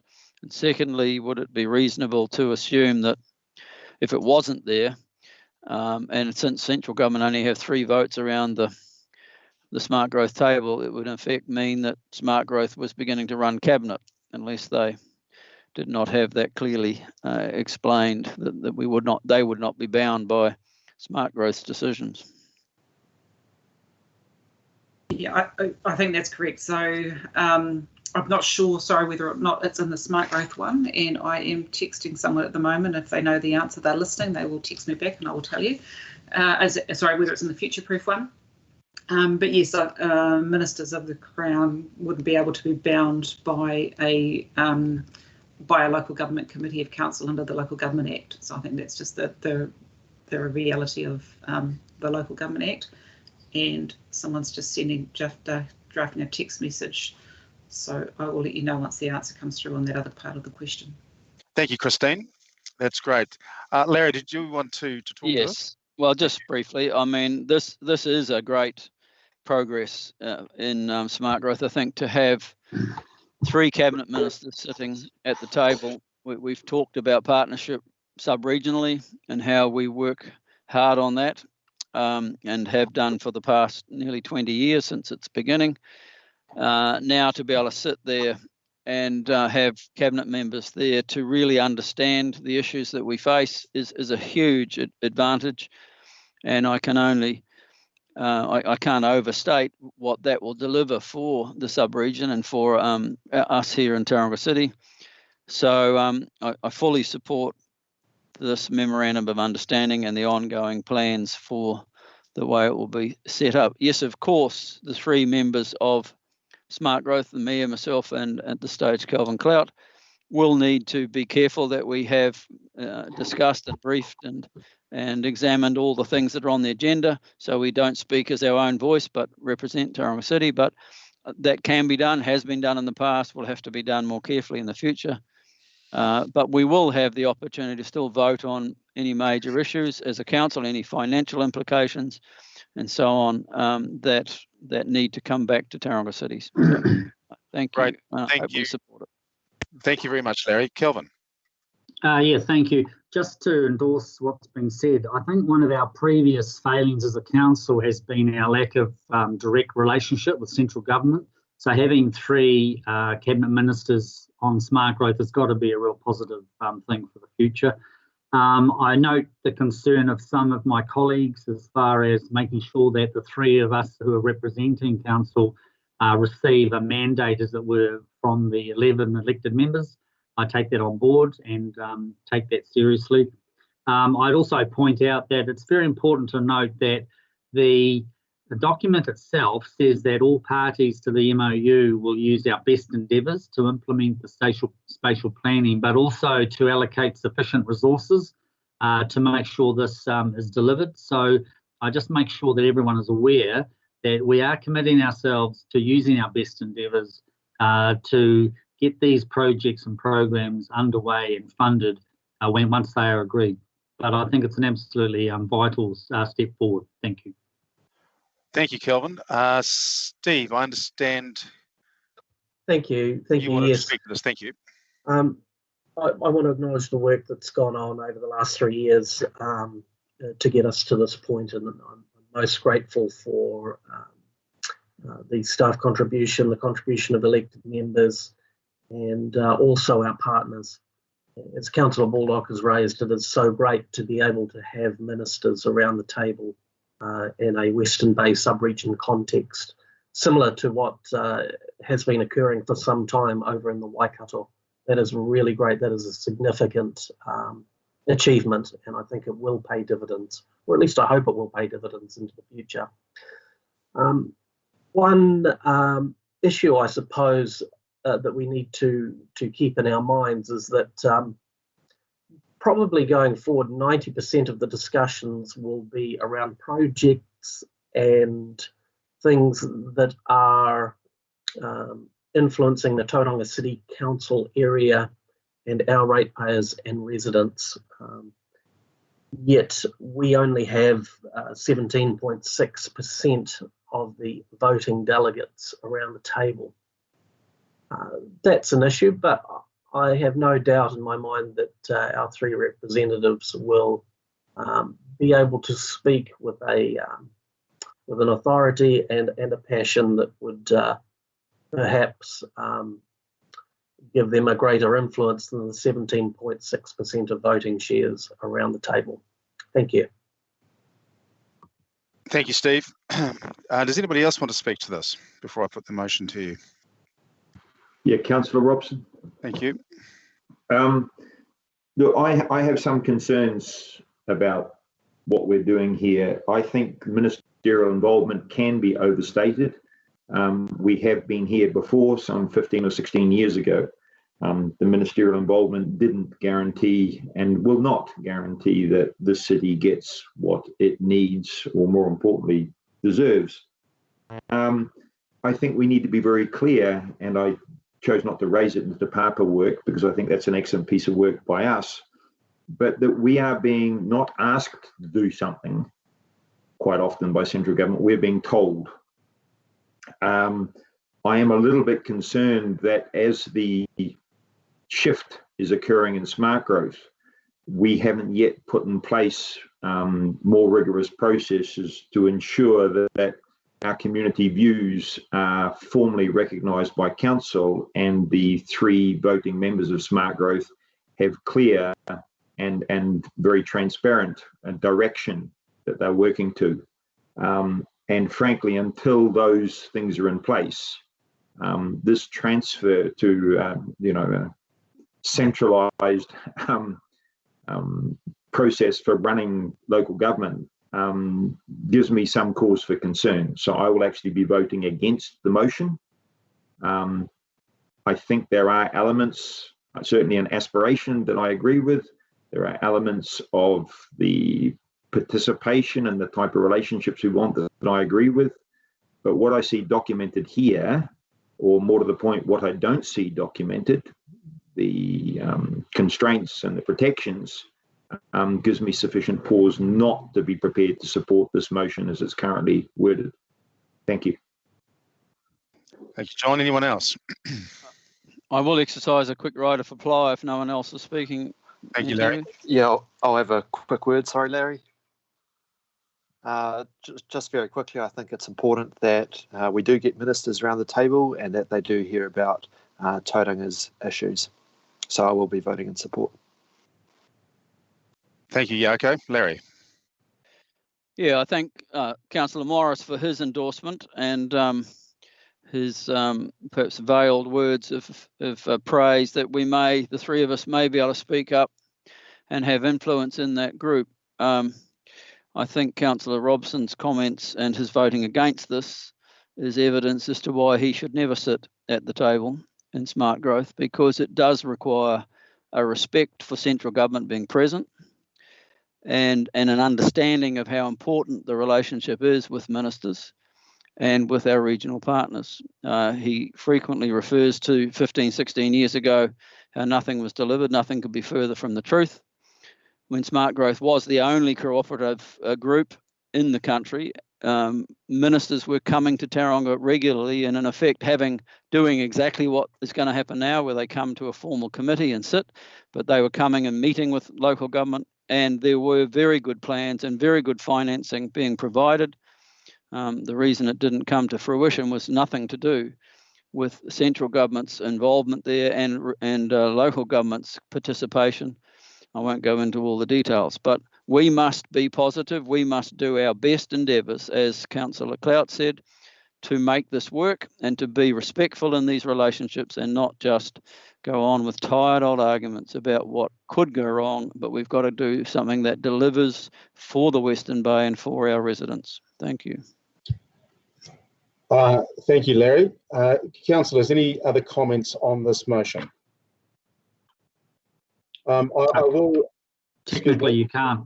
Sorry. After a right of reply, but. Okay. All right. Thank you for that. Point of order. In that case, I will put the motion to you, councillors. All those in favour, say aye. Aye. Aye. Aye. Thank you. Opposed? That's a no from me. No from John. Any abstentions? Thank you very much. Councillors, that's carried. I think we will have a 10-minute break with your permission, which will take us to around about 11 o'clock. Let's not be too worried about it going over. In fact, maybe to 10:05 to round things out. If we could just adjourn for that time, and then we will pick up on the Western Corridor wastewater study. Thank you, everyone. Appreciate your input so far. Don't forget to come back.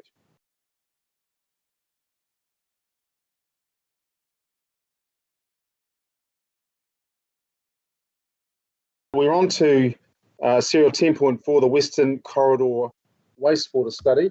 And I'm going to ask Claudia if you could speak to that, and perhaps Andy if you can join in if need be. Thank you very much. Yeah, thank you. Claudia Hellberg here. I hope that you all can hear me. So the scope of the Western Corridor wastewater study is basically a master plan for the smart growth areas out in the Western area. And as it's a bit uncertain if all of these growth areas actually will come online or when they will come online, we develop a plan which is a staged implementation plan. And stage 2 would actually include all growth areas. That includes Upper Berg, Joyce, etc. And stage 1 is more looking at the 10-year horizon, which includes Tauriko West, Lower Berg, and Keenan Road area. There's some immediate need for some growth in that area, and so we call that stage interim stage, and that covers part of Tauriko West, Lower Berg, and also includes part of TBE 3A. So TBE 3A was actually part of another plan, and they had a solution in place. But as it turned out, there were some issues of securing certain properties, and some of the downstream network was based on a minimum basis, so that a new solution would have to be thought to actually finalize the TBE 3A area. And it turned out that there's a large pump station required for it. And in close proximity, the solution for the Western growth area would actually have another pump station close by. So it was seen as very uneconomically, and also on the long term not smart to actually have got two big pump stations to operate at close proximity. So it is proposed to actually bring part of 3A into the long-term solution.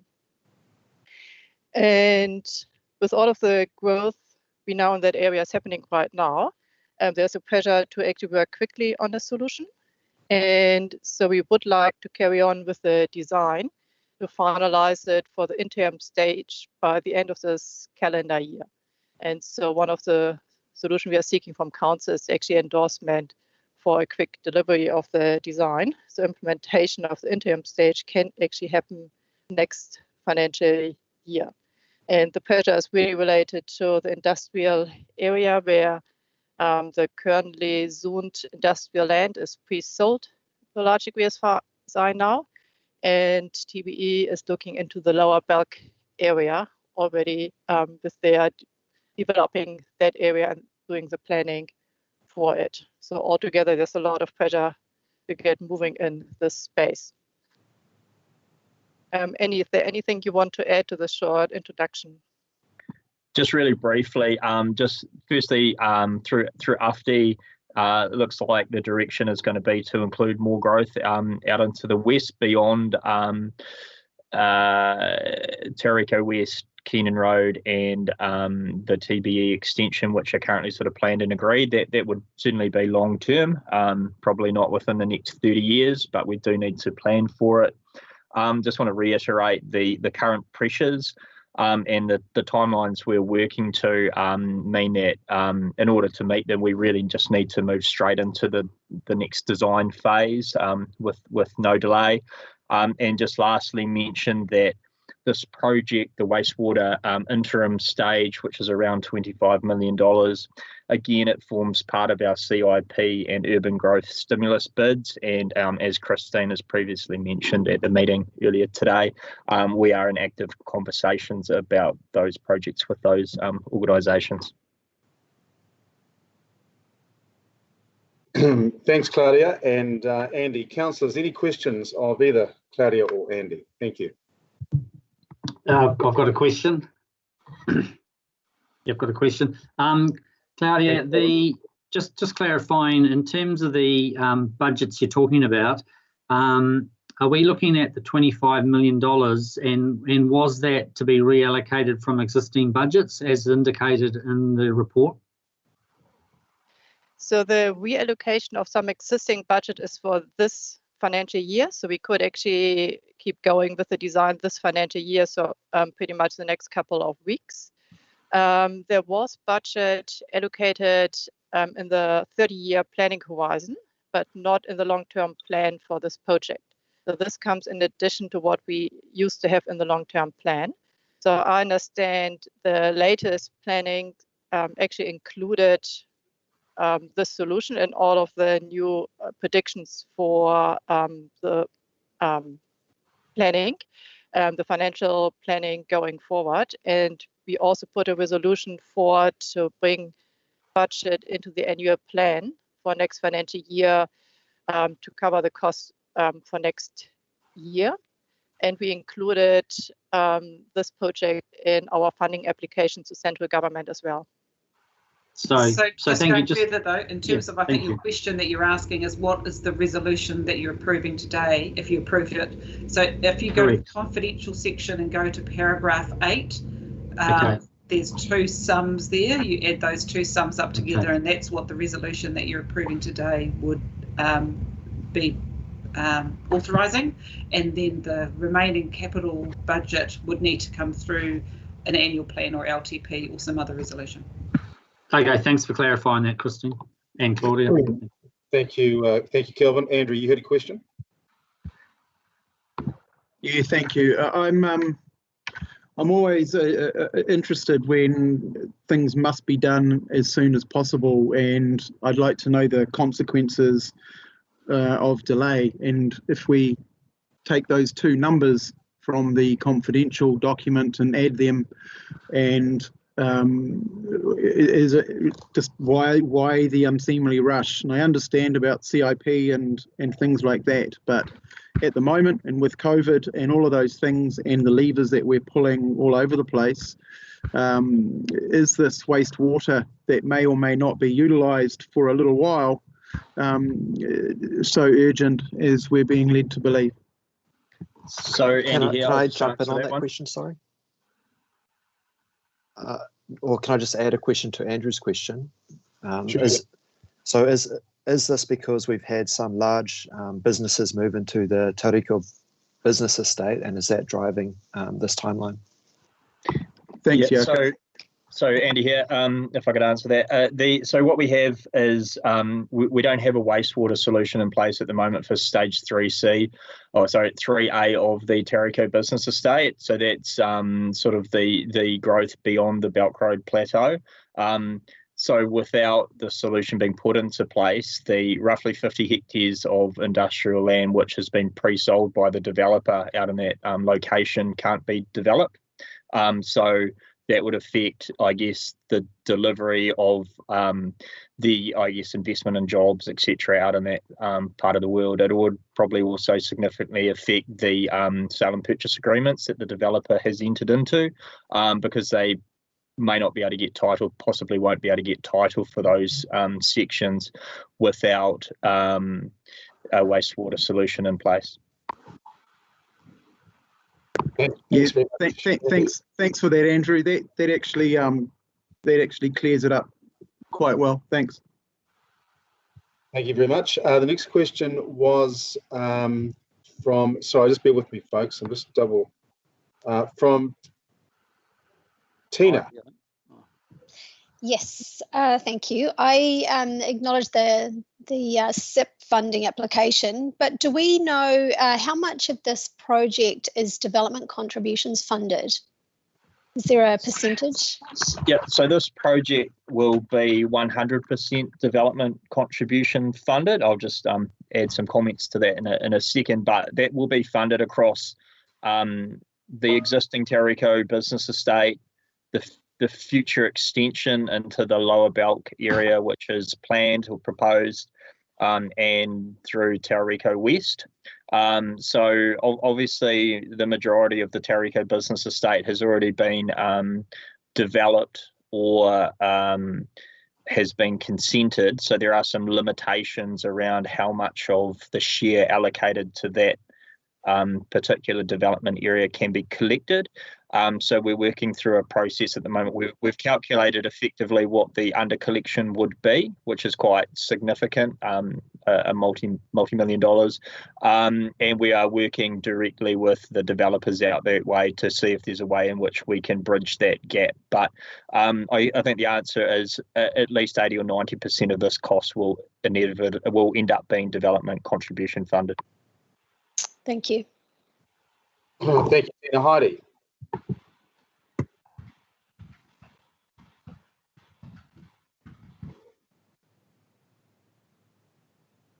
Heidi, I think you had a question. Are you there? Sorry, thank you. I didn't have my mic on. Yes, I understand that we need to do this investigation work in terms of so that we understand the costs, etc. But I'm just signalling that what we seem to be really lacking out there is any kind of assessment around the four well-beings, the environmental costs, the traffic implications of what we're doing in Tauriko, the social implications, and the kind of work that we've done really well around Te Papa. I just haven't seen any of that work around Tauriko that gives me confidence in wanting to spend money on the future development there. Really happy to understand that we need to we need to do both mantra, but I think that we've got a lot of work to do around the four well-beings. I'd like to just ask, and probably not in this, but maybe to Andrew Mead, is this being done? Yeah, so I guess initial comment would be that the Tauriko area, the business estate, because it is already zoned, that work's not sort of coming to you. It was zoned sort of 15 years ago, and those matters would have been assessed back at that time. Of course, in the planning for the new growth out in the Western Corridor, like Tauriko West, we're paying a significant amount of attention to those types of issues, particularly some of those sustainability and environment issues, for example, around the Wairau River and around water quality. As examples, also trying to achieve mode shift.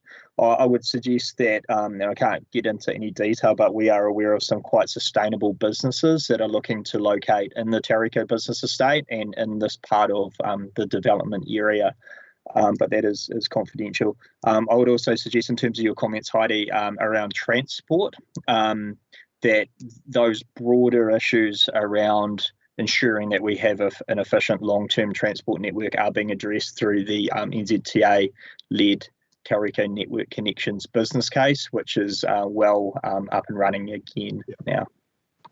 Yeah, and Andy, can I just a clarification in respect of Heidi's question? My understanding is that Tauriko Business Park is really all but complete in terms of its land allocation to entities that may have arrived and may wish to arrive. The last major and significantly major, of course, entity arriving is Winston Wallboards, but there's really very little, if any, room for anything else. Is that correct? Well, there's about 50 or 60 hectares of land that's in the process of being delivered at the moment around the back of the plateau towards Belk Road. Sure. So there's a lot of businesses still to come and locate in there. There are also a few smaller third-party owned pieces of land in there, which will be developed in due course. But it is certainly approaching the end of its development life, as long as we can deliver the last of this infrastructure.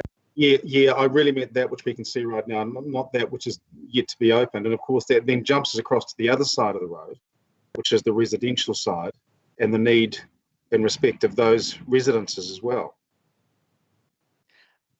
If I can maybe also add to the question from Councillor Huge, that this funding we are asking for right now covers more the planning. It is not any construction for Tauriko West at this stage. So we would only occur the construction costs to service that area at a later point when the structure plan has been agreed, when all of the other aspects have been worked through. So this is just a provision to ensure that we are actually doing the planning in a way that we can connect Tauriko West to the wastewater solution as well. Thank you. Great, thanks, Claudia. Do you have a supplementary, Heidi? No. Oh, thank you. Any other questions? Yeah, Temby, Councillor Robson. Oh, John, yes, I see yours. Thank you. Yeah, no, fine, thank you. Through you to Andrew Mead. Andrew, you mentioned the DCs and made reference to under collection. Is there anything more you can give us on that? Because under collection, something's ostensibly DC, fully funded by DCs, but under collection has been an issue for the city. It's a continuing issue. I think the last I heard, the whole was about $40 million, which of course was picked up by the ratepayers. So in this particular project, do you have any feel for the quantum of likely under collection? So more broadly across the city, I don't have an update on that. In terms of the Tauriko business estate, we haven't focused on how that's looking in terms of the under collection across the whole business estate and all the different activities, the three waters and transport. We've only really been looking at wastewater. It's the only one where there's been significant cost increases. So the only one I think that's a real substantial risk. So it's at the moment, based on our calculations, it's in the order of around $5 million, but there are some options that we're working with around the developers in order to reduce that substantially. We're just having some further discussions at the moment. They're very nice developers from my experience. Thank you. If I could say, while there is under collection there, that comment is important, John, that we have really got a good working relationship with the business estate, so we're working through it proactively, but they've also done quite a bit for us recently. So particularly in terms of the delivery of the ring road through their development, where sort of last minute we went in and said, well, don't build an industrial road, we need to future-proof this for a real significant arterial road connection. So they have changed their plans and accommodated us. So there is things going both ways in terms of that relationship. Just to follow up, Andrew, I think it's important that those balanced conversations somehow get aired in public so people are fully informed about what's happening. So I appreciate your transparency. Thank you. Thank you, everyone. I have a mover and a seconder in Larry and Kelvin, but prior to that, are there any other questions of Andy or Claudia, councillors? Larry, did you want to speak to this? Yeah, I did. Thank you. No surprises there, I guess. I'm sorry to be hogging all the moving, but all these things would have normally been under the Urban Form and Transport Development Committee, and I am passionate about this side of our city. This is essential. We have to do this preliminary design and the final design and planning work. It doesn't mean we're committing to the cost, as has been said. We've always operated with a just-in-time, the best you can estimate when we actually, put the money into the infrastructure. But if we haven't done the design and planning work beforehand, we will always be behind the 8 ball. And I'm convinced that the city will grow out this area up through Belk Road and up through Keenan Road, because, as I said earlier, we have to find 43,000 houses in the next 30 years, and the best endeavours in intensification can only deliver some of that. It's important that that does happen. I just wondered if I could pause. I don't want to bore everybody, but look, if you think about the Lakes development, which is a huge residential area now in our city, it began in 2003 with a private plan change, which actually they got through in 18 months because of the cooperation going on. But that is now fully sold. So you could say 15 years. In the middle of that, they had the GFC, which slowed it down by probably 4 to 5 years. But that is an area of only 250 hectares and has delivered just over 2,500 houses. So you imagine the city without the lakes. If we can't afford not to have greenfield development. When it's done well, planned well, it's an asset to the city. It does have to have the 4 well-beings involved in it. It has to be designed well, and we can design future suburbs better than we have in the past, with walking and cycleways and other amenities that make them even better places to live. But we have to do this design work first there are aspects of the lakes that have been held up because we didn't quite get the just-in-time thing right with stormwater, and there are sections up there that can't be brought to market or developed with housing because we're still catching up with some of the infrastructure needs there. So let's get ahead of the game here as we go further up the valley. Make sure we've got it all sorted. That's the best way of getting the maximum DC collections if we've done all this work beforehand, so we don't have these shortfalls. So I commend this work to my colleagues and the A, B, C, D and E recommendations in front of us. Thank you. Thank you, Larry. Kelvin, then followed by Jaco. Thank you. Yeah, thanks. I think Larry has given a good summation of the advantages of this investment. Clearly, it's a part of a city that is going to continue to grow, and a real asset both in terms of the industrial estate and also future residential. So it makes a lot of sense to support this. Thank you very much, Kelvin. Jaco, followed by Heidi. Just very quickly to say, we really need to approve this or else we're going to end up with a lot of people who've purchased land, planned development, who aren't going to be able to invest and have their plans turned upside down by council's inability to deliver. So I don't think we really have a choice on the interim solution, at least. Well said. Thank you, Jaco. Heidi? Yeah, really agree with Jaco in terms of we do need to do this work, and I'm fully in agreement with it. But I think that we need to just make really clear that the amount of traffic congestion that has been caused by these sprawl developments over the last 20, 30 years is the situation that we're dealing with now. So we need to be incredibly cognizant of what it is, what are the downstream effects of the way that we develop our city, and to make sure that those are being really well looked at and well analysed before we rush into just delivering houses for the fact of getting houses across the line. Thank you, Heidi. Last call for comments, if I may, and questions. Thank you very much, councillors. Putting this to the vote then, recommendations A through F. All those in favour? Aye. Aye. Aye. Aye. Thank you. Any opposed? Aye. That was who, sorry? Who is, sorry, who was in opposition? Might have been just a late aye. It was a delayed aye. Okay, those are very dangerous things. I'll just ask one more time. Is anybody opposed to this? And are there any abstentions? Thank you. Carried unanimously, I believe. Thank you very much, councillors. Thank you. Moving now to, I beg your pardon. 10.5, which is the walking and cycling business case. And can I say to those that prepared it, and Karen, I know you're going to speak to it, what an extraordinarily comprehensive document.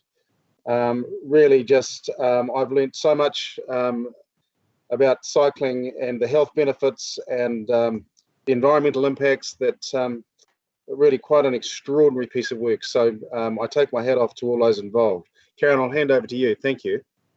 Thank you, Mr. Chair. Good afternoon, everyone. If I may, I'm just going to whip through a presentation. Can everyone see my screen? Yes, can.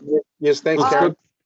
Fantastic. Thank you very much. So what we're seeking endorsement from is for council to endorse the preferred program. This will form part of the walking and cycling business case to be submitted as part of the UFTI and Smart Growth package to be submitted to the Transport Agency Board for approval in June. That said, it is important to note that we are not seeking funding associated with this program at this time. This needs to be considered in the context of our current COVID situation, and additionally is subject to some cost-sharing arrangements, LTP processes, and equally the National Land Transport funding priorities. So importantly, this is part of the Waka Kotahi's Keep Cities Moving proposals, where Tauranga has been identified as a critical location to grow its share in public transport, walking and cycling. And this is a package of work. It's part of a contribution to a multimodal network that includes promotion of a sustainable bus network into the future and providing people with choice. It's a great opportunity in terms of what the program delivers. It provides safety for people to connect from where they live, where they work, learn or play. It's clearly a solution to be part of an opportunity to manage growth and the rate at which congestion might increase. It certainly supports health and environmental outcomes. Interestingly, the preferred program provides carbon emission reductions of an estimated 20 tonnes per day.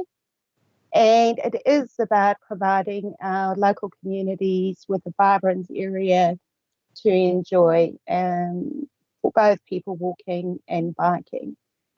And while the secondary benefits have not been calculated within the rate of investment returns, there's certainly the opportunity to promote tourism and consideration of future micro e-mobility. The program has taken into account e-bikes, but the benefits of the likes of e-scooters utilising cycle lanes is also a great opportunity for the future. So some of our challenges really is that Tauranga has the highest percentage of people using private motor vehicles to travel to work. We've got the lowest percentage of people using public transport, walking, and clearly equally so for cycling.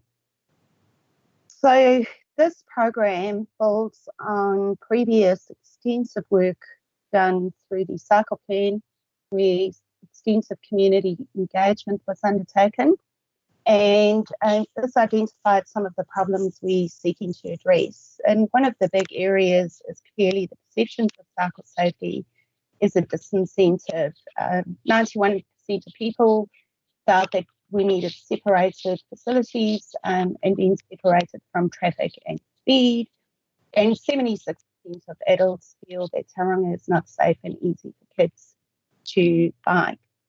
And that is because we have a lack of cycling infrastructure, and the lack of that protection has also contributed to cycle-related death and serious injuries across the city. And underpinning the program is the concept of, or the principle that says we want a city that caters for all ages of abilities. That is for mums taking their kids to school, recognising we've got a senior population that really keen to cycle using e-bikes and the like. We really focused on not the current confident cyclists that potentially use current painted lanes or share use lanes, although they could be a bit intimidating. But our program is really underpinned by looking at local neighbourhood traffic calming enhancements, protected cycle lanes, and off-street high-quality facilities. 5 programs were assessed, the clearly one being business as usual. So the business as usual is really around the work that Andy was referring to in terms of future growth areas. We will work with developers to provide appropriate walking and cycling connections. There's the Painted Lane program, and that is an opportunity where we would invest in concentrated areas where no existing painted cycle lanes are missing. But as indicated, this probably or definitely would not result in achieving the cycling travel trips and uptake in cycling that we were hoping for. The areas and connectors is about delivering both high quality off-road shared paths, 44 kilometres of infrastructure within existing road corridors, as well as some neighbourhood streets, traffic calming. Neighbourhood is another investment option. and that would deliver 230 kilometres of traffic calming in local residential streets, but lacks some of our key connections, for example, into the CBD, areas of employment, and the wider network to, for example, Omakaroa and Paengaroa in the south. And then we had a very high quality option, and this is a very high level of investment. It includes significant separation from traffic at very high costs. So where at all possible, we would be separating from traffic through use of overbridges or underpasses, small underpasses, and the like across the city. The program assessment demonstrated that the best opportunity to get people to bike quickly is to deliver 55 kilometres of a connected network. It had higher health and decongestion benefits and offered a rate of investment return of between 2.7 to 3.3. The range is associated with what we call a low e-bike scenario and a high e-bike scenario, and that's why those ranges exist. And as indicated previously, it provides potential e-micromobility, tourism, and the like. To give you an indication of some of the outcomes that this program would produce, it gives quite substantial mode shift opportunities, particularly in the central area, as well as Bellevue, Papamoa, Mount Maunganui, Omanu, and Arataki, and certainly both in trips to work as well as trips to school. And this program has been integrated within the Te Papa business case for the central area that councillors made a decision on earlier. Equally, it's important to provide a full connected network, and that gives you an indication of the various areas that were assessed. And that's not to say at the moment that we're not working on some particular projects, in particular providing a connection from Omakaroa into the Bellevue area. It's quite a popular route, and it will form part of the Omakaroa Cycle. But into the future, it would connect Omakaroa all the way to the TEL in the south, and connections into Puki and Paengaroa. And we've also been working on the likes of K Valley, which is currently, which is complete, with a bit more work required in that space. So in terms of benefits, more than 140 to 190% increase in daily cycle trips, 27 to 33,000, and even a greater change in terms of the cycle kilometres travelled to around 30, from 41,000 being 100 to 250% increase. That is because of the people harnessing e-bikes, which enables people obviously to travel further. And the program forecasts are underestimated, and that's acknowledged by our modelling experts, because the benefits from recreational use has not been taken into account. In terms of some decongestion benefits, it reduces fewer commuter peak car journeys between 2,600 and 3,200. Interestingly, if we equate that to what that would look like, it is 14 kilometres of vehicles stacked. So if we had a whole lot of cars in a row, that is the whole of Welcome Bay Road, or potentially a journey between Greerton and the Mount. In terms of our 10-year program that we're proposing, gives us the greatest opportunity to get more people biking really quickly. It's got great benefits in terms of the high concentration of schools and connects people to work, both between Bayfair, the Mount, the Bellevue area, and connecting into Te Papa.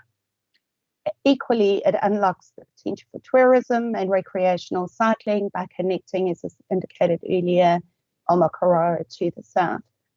So the particular area where the connections are lacking is through here. So it's not only bringing people into the CBD, but have the potential to connect all the way through here down to the south in Papamoa.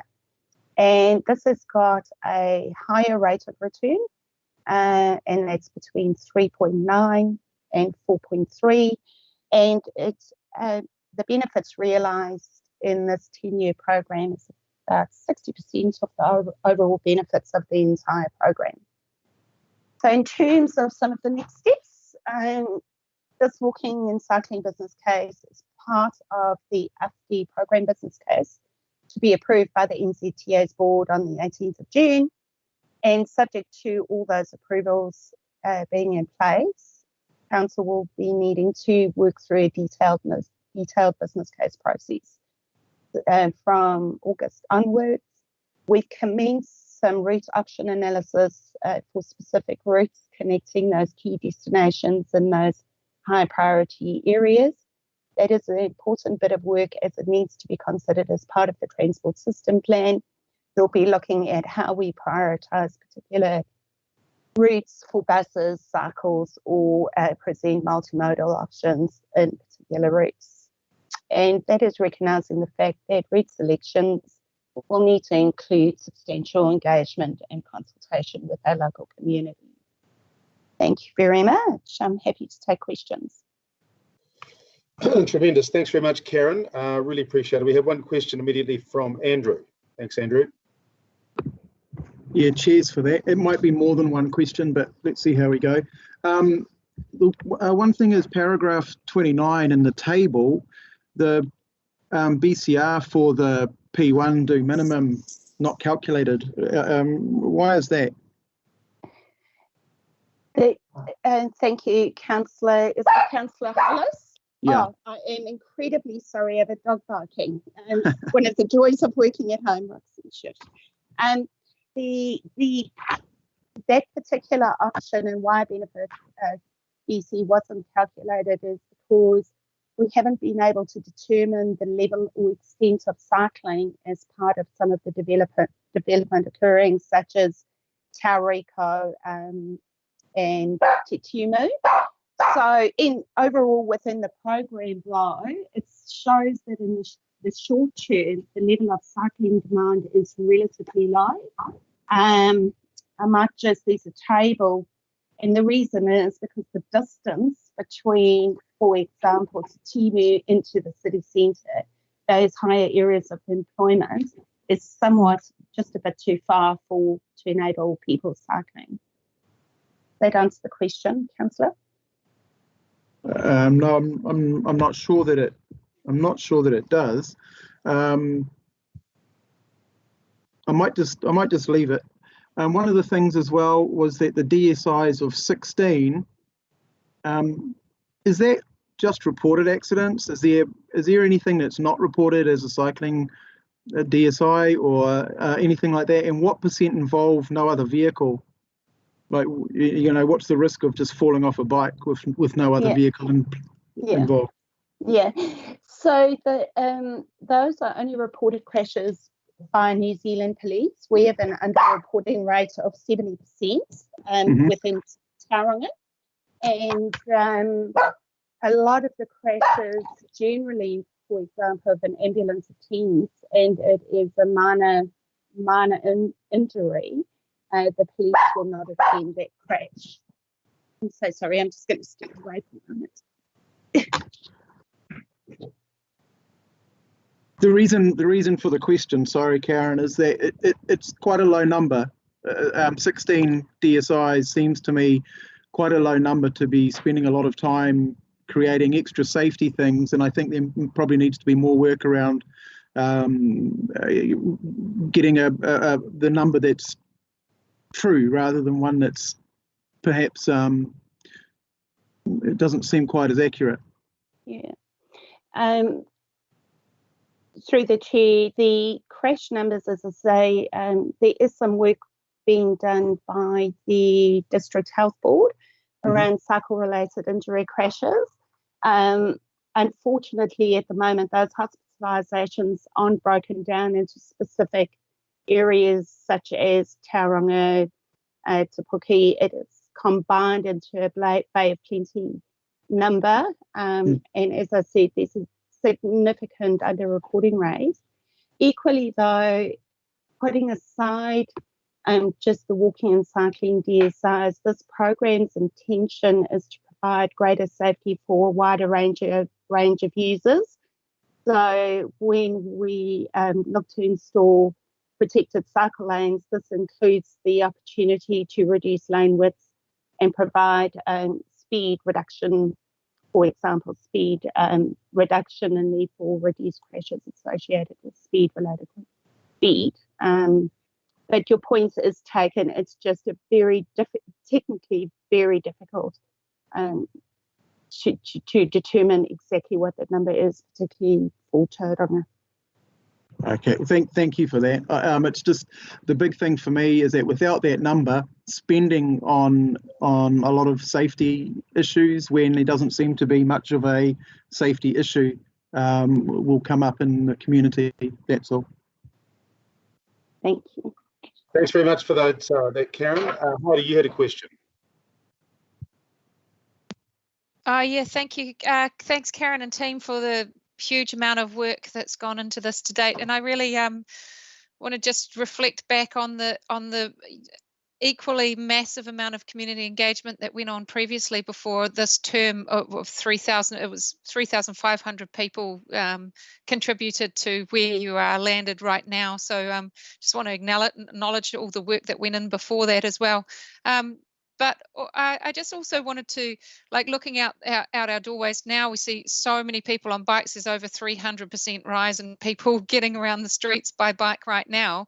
And recreational cycling is considered one of the, it hits top often in people's preferred way of recreating. Why is it not so represented in our report here, or is it, why are we so focused on commuting rather than on both? Through the chair, Councillor Hughes, the reason for that is this is a business case to best attract the potential for funding from partnership funding from central government.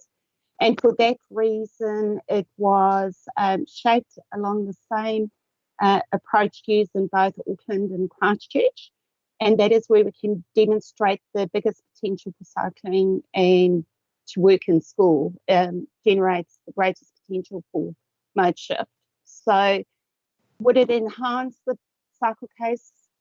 Possibly, most definitely. There are secondary benefits, as I indicated previously, but it hasn't been the key focus. It is around maximising our opportunity to secure central government funding at the moment. Lovely. Thank you. Thanks very much, Heidi. Moving on to John now. Yeah, look, thank you. This is a very, very in-depth report. Really, I suppose my question relates to what I call confidence. We know as a council we've had issues in the past where project costs and projections and forecasts have turned out to be slightly less than reliable. And I really want this to succeed. So to be fully supportive, I need to be comfortable and confident that the projections and the targets, the outcomes have been properly tested. So what confidence levels can we ascribe to some of the, share levels that are contained in this report? Has it been tested in any way, or are these just basically based on model assumptions? What sensitivity analysis has been done to what level, and has it produced a level of confidence that we can rely on? Because this is pretty ambitious stuff. No harm in that, of course. Through the chair, Councillor Robson, a number of sensitivity tests have been undertaken. That is through the wider Tauranga transport model. But model aside, what we did is work with the Christchurch team and the Auckland team to get an indication of the level of costs that's been occurred. Wellington have started implementation also of their program. So there's been a lot of testing in terms of the type of infrastructure that is being provided across the country and how well the cost that we presented in this report and to you today is aligned to give you that confidence that this is well thought through. We've had to make some adjustments in terms of costs.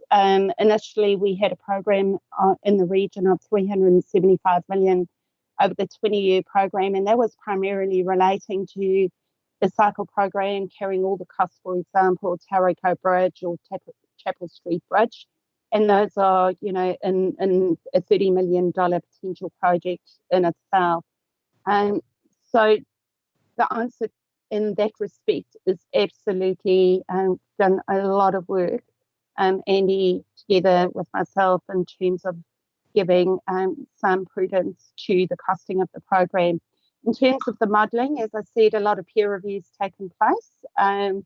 Equally, in a final review of both the program business case and the rate of the investment returns is being undertaken. I fair to say that with a high level of confidence, given the process being utilised, applied across the country. But yeah, we are also undertaking a peer review in the next week of the program. And Councillor, this is Andy. One thing I wanted to add to that is we actually do have a separate model development report. We didn't want to include it in this report because it's another 100 pages, but we're happy to send that to you. That goes through exactly what Karen has mentioned, which is how the model was created, what the peer review has come out, and how the figures are actually validated and the sensitivity testing. We are going to publish it on our webpage once this report is finalized, but we can send that to the councillors separately for a further review of the specific modelling outcomes. Yeah, look, really appreciate that, Andy. Thank you. Thank you, Andy. Moving on to a question from Bill, followed by Heidi. Thank you, Timby. G'day, Karen. Just a couple of questions. One, it's based around safety. I can remember the days when I, and no doubt Tenby as well, probably about 78% of the kids all bike to school, but it's nothing like that today. And I think it's because of the parents are so protective of their kids. They're not letting them on the roads as regards to the amount of traffic that's on the roads today. And of course, they won't let their kids jump on the bike and off to school. What worries me a little bit as well, and look, I'm personally looking seriously at looking at buying an e-bike. I was quite amazed when I searched online the speed that these e-bikes get up to, about 30k plus. So again, you know, when people like me and many others, no doubt, and it was mentioned by Heidi before as regards to COVID-19, yes, there is a lot out there, and quite a few on those e-bikes as well. But mix them on the same tracks as just the normal bikers, that worries me a little, especially, as I said, when they get up to that speed. So, you know, we're trying to get this moving, but we just have these barriers, and safety, I feel, is just one of them. What's your thoughts on it in general? So through the chair, Councillor Granger, the challenge is that this program has to build for all ages and abilities. Those are people that are confident, as well as those are not confident. And it's in the way we design them and making provision, for example, wide enough to ensure that people can overtake if they wish. There's also the Accessible Streets program that's looking, that will be brought to councillors for decision, where they're looking at regulating speeds of various devices, including e-bikes. Generally, experience elsewhere, huge uptake in Auckland in terms of using these separated lanes, and there's been a real success rate in terms of mixing some of those people that may be going a wee bit slower versus e-bikes that can potentially go to, I would imagine, 20, 30 kilometres quite comfortably. So it is going to be a journey. But we're certainly going to be needing to design that considers the potential outcomes of those. Thank you, Karen. Heidi, you have another question followed by Jaco. I think Jaco might have been first. Sorry, he just got missed. You can go first, Jaco. Thank you, Heidi. Go ahead, Jaco. A couple of questions. So one is, have we modelled this using the TSP model and seen what the impact is on different investment levels on the average congestion time or peak travel time? And the other question is, because the funding doesn't seem much to me. We're talking about, billions of dollars over the next 10 years, but what's that, 48 million of that towards accessible streets. Are we able to ramp that up if during the LTP if we need to, or does this business case that we submit to NZTA limit our ability to get more funding for a more ambitious program down the line? Through the chair, Councillor, no, it doesn't preclude us from accelerating the program. We've undertaken a cash flow analysis based on the current annual plan and as best as possible the current LTP. So we certainly, yes, the answer is yes, we have the ability to accelerate or slow down the program accordingly. And do we know what taking all those cars off the road and getting more people to cycle, what that does to average peak journey time on our network? Or has that not been modelled yet? Andy, may I defer to you? Sure, Jaco. What it's done is we haven't gone back and gone back through the model and implement from what the cycling model is showing back into the peak travel times. What the next step will be is to essentially run those scenarios back through and create a new model. The issue that we have, or not the issue, the way that it will work is once the original TTHM gets run, the cycle model comes in afterwards, then gets repopulated back in. That work is currently in play, and so once that happens, once this preferred route is essentially the cycling route or the cycling program that gets identified in the model, then they'll be rerun one last time and be able to provide those different types of scenarios across all modes. Just another comment here from Christine. So when we're doing the transport system plan work, that will be looking at all modes across all of the key corridors. And so we don't yet know what the solutions are for like freight on Hewletts, etc., and where the actual cycling route will be. So that will all these pieces of work will come together in that transport system plan jigsaw that we're currently working through. Thank you. Thanks, Christine. Thank you, Jaco. I don't see any more questions, councillors. Hi, sorry, I've still got one. Heidi, I'm sorry. Thank you. Thank you. Sorry. Just along those lines, I've just got two brief ones.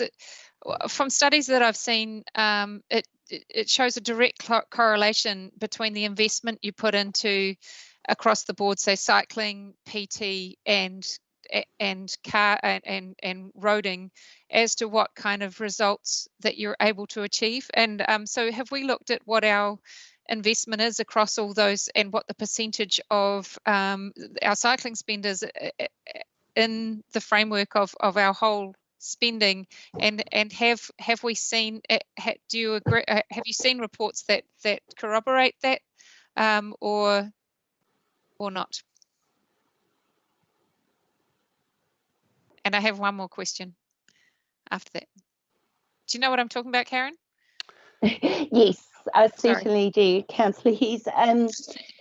So I don't have that information to hand. That said, I think it's part of the work that Christine referred to around the transport system plan and the integration of the models to look at not only the mode sheet, but will reaffirm from a network level the differences between various trips that would and how that interrelates and contributes to a wider congestion relief across the network. So in terms of the UFTI case, we know that there's around 4,000 trips predicted, I believe, in 2063.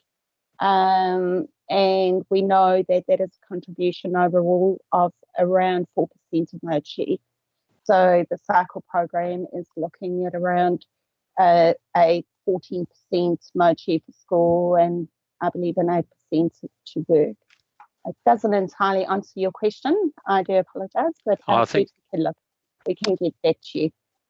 Yeah, Nick here, if I can maybe just clarify that I think we are just a little bit too early to do that just yet, Heidi, and that it is because of the TSP and the work that we need to do to see exactly what that will look like and feed into the long-term plan. So we can't actually make that correlation until we know sort of tactically what that program will look like. Nice, thank you. I just have one other piece. In the past, we've run into issues where it's, for example, Totara Street says $8 million for a cycleway, and then it hits the media, and it turns out when you really pull it apart that it's actually only about $2 or $3 million as cycleways, and the rest is other improvements across that. And in terms of when we put in cycleways and when you're doing this work, when we're also looking at pedestrians and we're looking at pedestrian crossings. We're also looking at better movements for traffic around some intersections, etc. So how have we? Are we quite clear when we're pulling this back that in our investment on funding that those are allocated into different places, or how have we managing to do that? In terms of the investment approach and the funding bucket this comes out of, it is for a walking and cycling program. And it is a challenge in terms of allocation of road space that we provide a holistic solution. So if we providing, for example, a cycle lane to ensure safety of pedestrians, we need to provide improved safety and access, for example, to bus stops or to the dairy, and try and integrate some of those solutions collectively so they don't come out of other buckets. It is part of providing a holistic response with a primary focus clearly on cycling. But it would be very difficult to separate those costs out. It is part of a project cost, unfortunately. Yeah, I'm just thinking in terms of that in the way that we talk about it as cycling, or do we talk about it as walking and cycling when we're going forward, talking about these investments to bring the community along with the idea that we're not just, this isn't just an us and them cycleways or the rest of the community. Just airing those challenges and how we might and how you guys might be looking at those that in terms of engagement. We've proposed the program as part of an accessible streets program, and the rationale behind that is that it's contributing to wider community benefits and considerations, including particular safety along a street and walking and cycling, to provide a holistic solution. Nice one. Thank you. Thanks, Karen and Heidi. I think, John, you had a supplementary. Yes, thank you, Mayor Temby. It's building on the questions asked by Councillor Jaco Arbery. Jaco asked a question around the modelling for, congestion or travel time or whatever else, and the response was, we haven't yet done that work and there's more work to do here. I suppose I'm just looking for reassurance that as we iteratively build the data and the sophistication of the model, that we're continually going back to the BCRs and making sure they work well. Just looking for confirmation that we are in fact building this, and also, as I say, to reiterate, confirmation that we will be looking to get some sort of level of confidence around these numbers. But is that correct?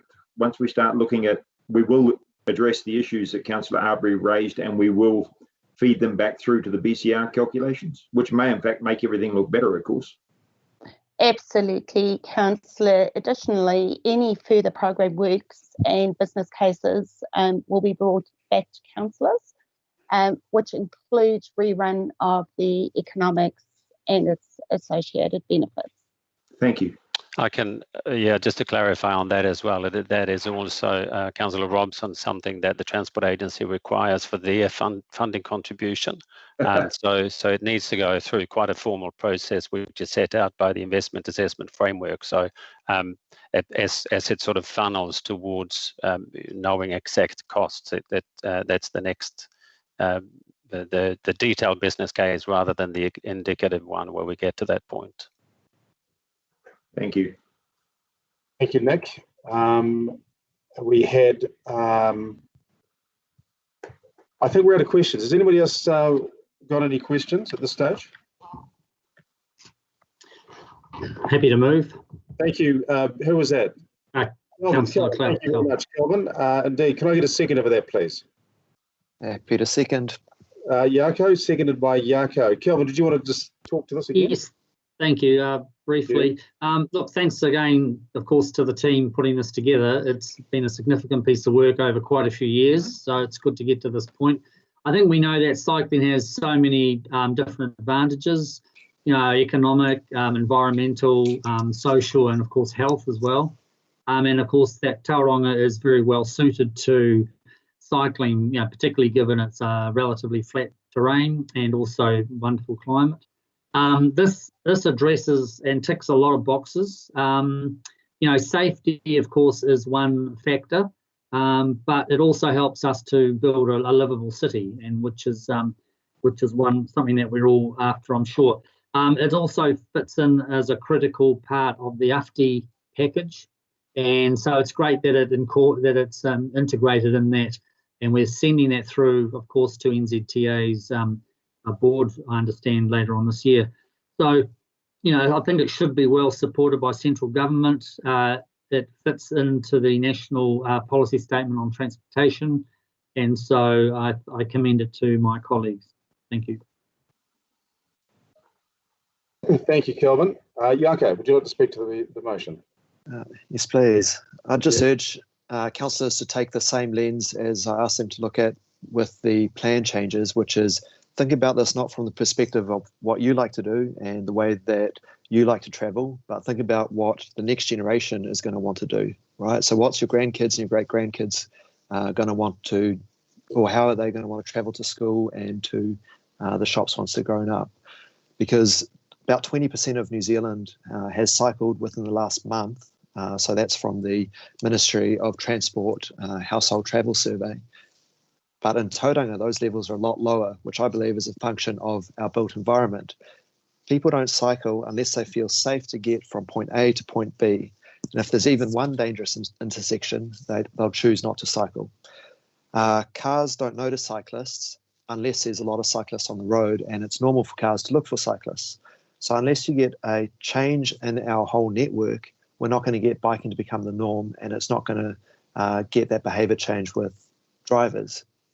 So I'm definitely in support of this as a first step towards improving our cycleways, but personally I think it's quite it's not much spending compared to how much we're spending elsewhere. So personally I'd like to see 2, 3, 4 times as much spent on our accessible streets, which benefits flow also to our mobility scooters, the micro-mobility scene, so e-bikes and e-scooters and other forms of transport, which I think will then flow on positively to reducing congestion. So I'll certainly be voting in favour. Well said, Jaco. Here. It's very, very interesting. Thank you for that. Councillors, are there any other comments? Or yes. I think I'm next in an order somewhere. Oh, Larry, my apologies if I missed you. Thank you. Go ahead. Yeah, that very good words, Jaco, to an old man like me. I will make my decision today not based on whether I will ever ride a bike, but whether future generations will. So I guess I have no conflict, although maybe a little bit, because as I drive down the road and I see a cyclist, I love them because it means they're not in a car in front of me. So there is always some level of self-interest, I think. But look, it's about safety. And you can't say it enough. If it's not safe, it's not going to work. I remember making a decision on council some years ago when we looked at getting rid of the off-road cycleway that we used to all use going to school that Bill referred to earlier. and the experts said doesn't work, it's not safe, because when you come to the avenues, that's a dangerous point. So they said it's better for you to ride on the road amongst the cars. And so we spent quite a bit on curb changing and painting the road, but very few people used it, because if it isn't safe, they won't. And I'm ready to invest whatever it takes to make sure that these cycleways are as safe as they can be. And if they're not, it will be a waste of money because people won't come to it. The other point I'd just like to make quickly is that when we went to Christchurch, we went in 2 groups, I think, but we went to look at their model. They saw that once they got to 10% approximately of cycle usage, that there was a real impact on traffic. And they said it like this, that it's like the school holidays. Once you get mode shift to cyclists that are around about 10%, you see what happens every time there's a school holiday. You see the traffic improves because possibly 10% of people have gone on holiday, or they're not taking their kids to school, or whatever the reason. And that has to be our goal, to get at least 10%, providing the cycleways that are safe enough so that 10% of the people who want to cycle will do so. Our kids will. And I think it'll just be a beautiful city when we have this whole network across the city of really safe cycleways, and I support it fully. Thank you, Larry. Heidi, you're next, followed by John. Yeah, I'd just like to echo both of the comments before, and just that this is a start, and it's an excellent starting point. And what I like about the starting point is that it's talking about doing the most the lowest hanging fruit first, and we've really done some good modeling about what that looks like. And so on the basis of this success, then we can build on this. And there was a massive campaign to get our cycleways done in 10 years rather than 25. So basically, based on what we're currently spending, it would look like 25 years before we had a decent cycle network. And this is the kind of thing that if we put more investment in, we can shrink that back to a shorter time frame, where communities like Welcome Bay and our other communities around will also be able to benefit from this investment, and not just the communities that we're starting with. So great work, you guys, and I'm looking forward to it being a bigger part of our LTP discussion. Heidi, John. Yeah, look, just to respond to a couple of the comments that have been made, the idea that my grandchildren will want to go to shops or will be involved in commuting, I hope we've evolved beyond retail therapy and everyone piling onto the transport system in the space of an hour. So I hope for better than that for my grandchildren. With regard to the comment that someone's prepared to spend whatever it takes to be as safe as possible, I think that's probably going a little bit too far, certainly for the comfort of those who will eventually pay the bill. And of course, that is our grandchildren. Many of these things will be funded by debt. So we need to be careful there.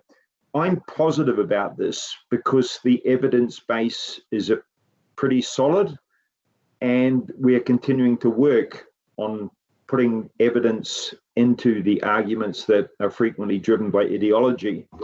And that will help us take our community with us. And so just in closing, I'm happy to vote for this motion, but I do want to reiterate the point raised by Councillor Hughes earlier, and that's around our comms. And to remind people that in the past, we have gone out, and I'm going to use the word boasted, that we're putting $100 million into cycleways. And that really annoyed people who thought cycleways were a waste of time because they had better uses for $100 million.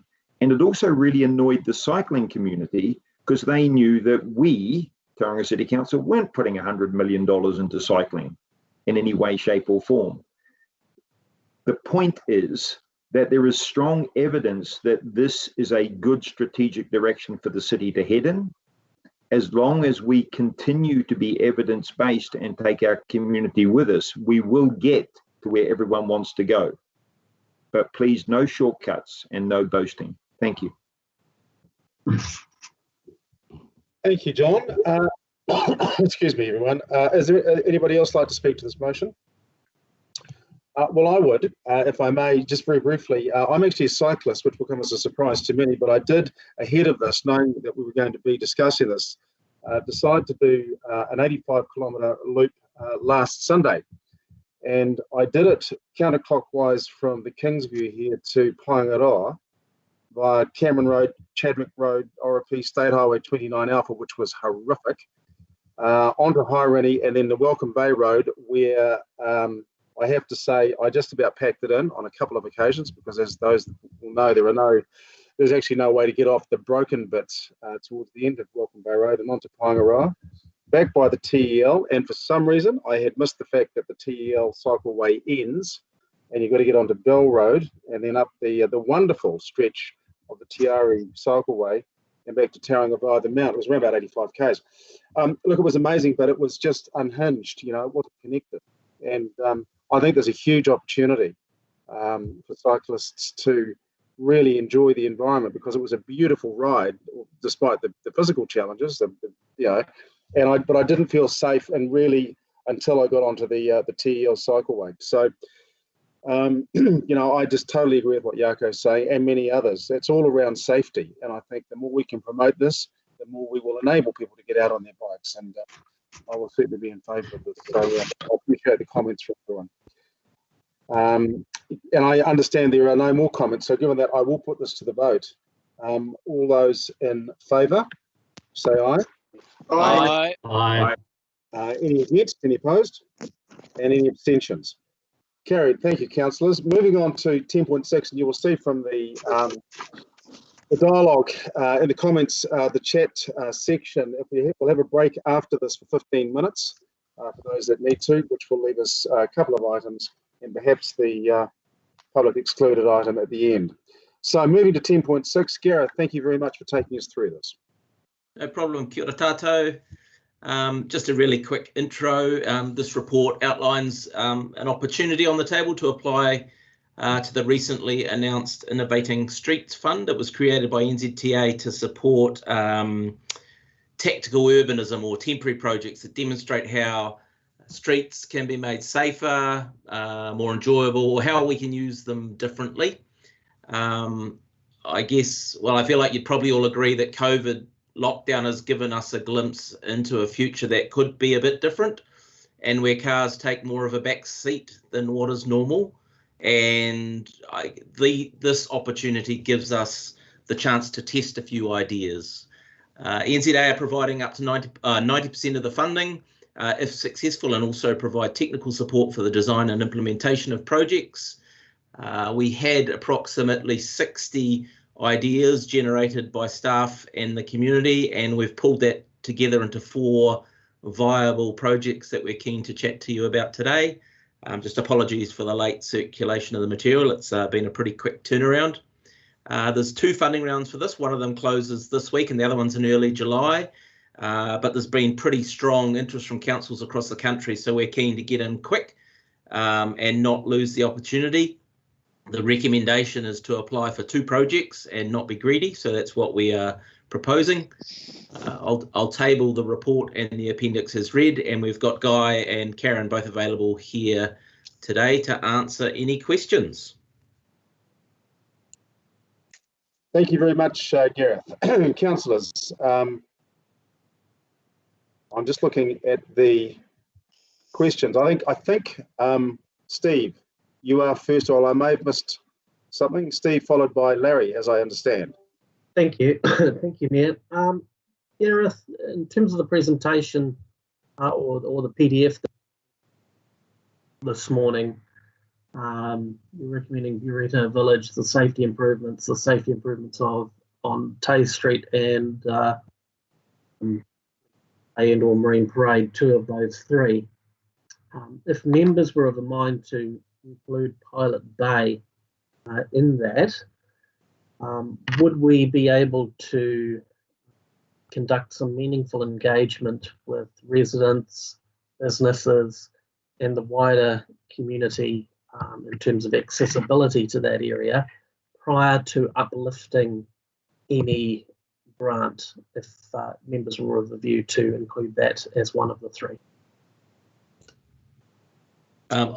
Karen and Guy are experts on the project, but my simple answer to that would be yes. Karen or Guy, if you've got anything to add. Through the chair, one of the key foundations of Innovating Streets is community participation. From early discussions with the agency, they're really looking for the initial set of projects to have a reasonable level of confidence in terms of its success in moving forward. An alternative suggestion might be that potentially we undertake consultation and put another proposal forward in the second funding round in June as a potential alternative. Thank you. Thank you, Steve. Larry. Thanks. Gareth, you just said 4, I thought before, 4 projects, but I can only see 3 in the report. Can you clarify? Pilot Bay and Marine Parade were separate, but we're suggesting that we combine them as one. So yeah, good spotting. I guess there are 4, but we think because they're close enough and similar enough, we can combine Pilot Bay and Marine Parade into one. Okay, thanks. It's my failure to spot the 2 different ones. Thank you.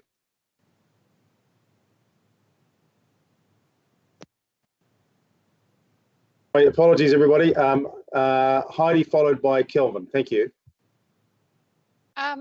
Yeah, can I just speak to Steve's comment about going into engagement before doing the actual pilot engagement?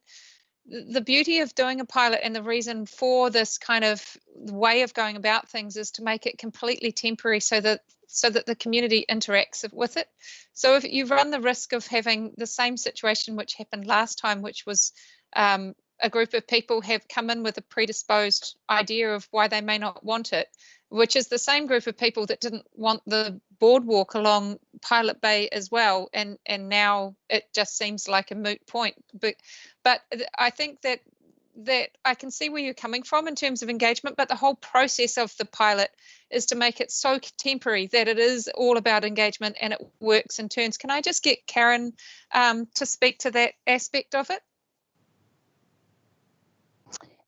Thank you, Councillor Hughes. You're absolutely correct. One of the opportunities with doing a temporary solution is for the community to participate. It's actually a co-design process where people collectively design a proposal. And given that it's temporary, it enables us to make changes. It enables people to look and feel how it is operating, and it always has the opportunity or the potential, if it's not working, to have it removed. But it is part of the process, correct, Councillor Hughes? Good question, Heidi. Thank you very much. Kelvin, I think you had another question or a question. Yeah, a question. Thank you. Yeah, so Gareth, it sounded like you were sort of self-imposing a limit of 2 proposals. So my question is, if we wanted to put forward 3 proposals, is there anything stopping us? Because I'd be of a mind to go for something like that. My understanding is no, there is nothing stopping us, but behind the scenes conversations have recommended that we stick in 2. We could explore that a bit further and try our luck. Thank you. This is Guy Prothero here. In discussions with NZTA, they're very concerned about councils having sufficient resources to undertake these projects successfully. From their experience in the past, they acknowledge it and have recognised that there is a huge amount of effort required to make them ensure that the community is highly engaged and that the projects achieve the objectives that they're after. So they will be looking at the proposals that are put in by council and carefully assessing whether they feel we can achieve it to their expectations or not. Thanks, Guy. Thank you. Can I just supplementary to that, if I may, Mayor Tenby? Yeah, go ahead, Larry. Wouldn't that though be part of their assessment? If we put 3 in and they go, well, we think maybe TCC may only have capability to do 2, they'll just grant 2. They will just make that a part of their evaluation process. Yeah.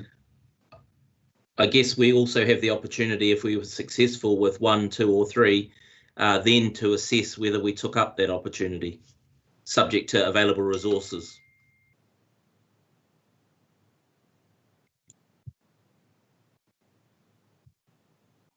All right, Gareth, thank you very much. Councillors, I don't see any more questions. Are there any more questions? I have a question. Heidi and Tina, I think. I beg your pardon. I can't for some. Jaco, Heidi, Tina. I beg your pardon. Jaco. Not scrolling down. I beg your pardon. So indeed, Heidi, Jaco first, followed by Heidi. Calvin's actually asked my question. Thank you, Jaco. Heidi and Tina. Thank you.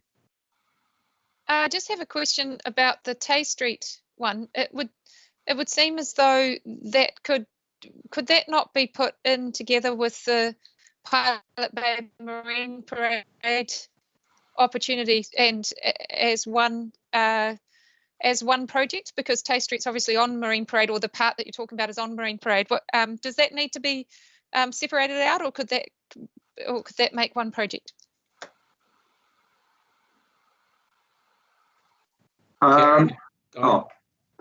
I was about to say yes. At the moment, it's proposed that the cruiseway along Marine Parade extends as far as Tay Street. In terms of detailed design for the Tay Street area, that's still to be resolved. So I couldn't necessarily see any issues in combining them, but yeah, Karen might have a better idea.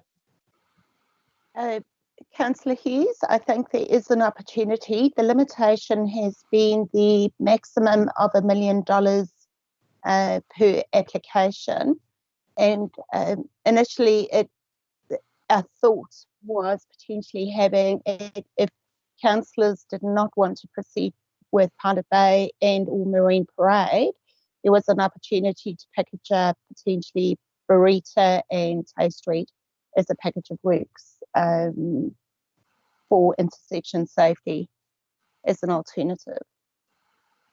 But it is up to councillors if we're happy to put that forward and get some clarity from NZTA in terms of their view on that. Thank you, Karen. I think, if I've got this correctly, the next question was for Tina, from Tina. Yes, thank you. I love the highly collaborative way that we're looking to use some of this funding that's available. And I love the idea that we can co-design and co-create some things with the community. And I wonder if we've also looked at the whole public-private partnerships with the community. I just remember right at the really beginning of the training, one of the first things I went to was a collaboration between a preschool and businesses and council and the community to create a green space out in Welcome Bay. And I just think we've got an amazing opportunity here. And I wonder if we've looked at broadening out those partnerships so we can get some real wins that don't necessarily all fall back on us for the 10%, but maybe the buy-in from the whole community. Have we looked at that? Through you, Mr. Chair, within the constraints and timeframes of the Innovative Streets package, that is not an opportunity to be explored, but it doesn't mean those opportunities can't be explored in the foreseeable future.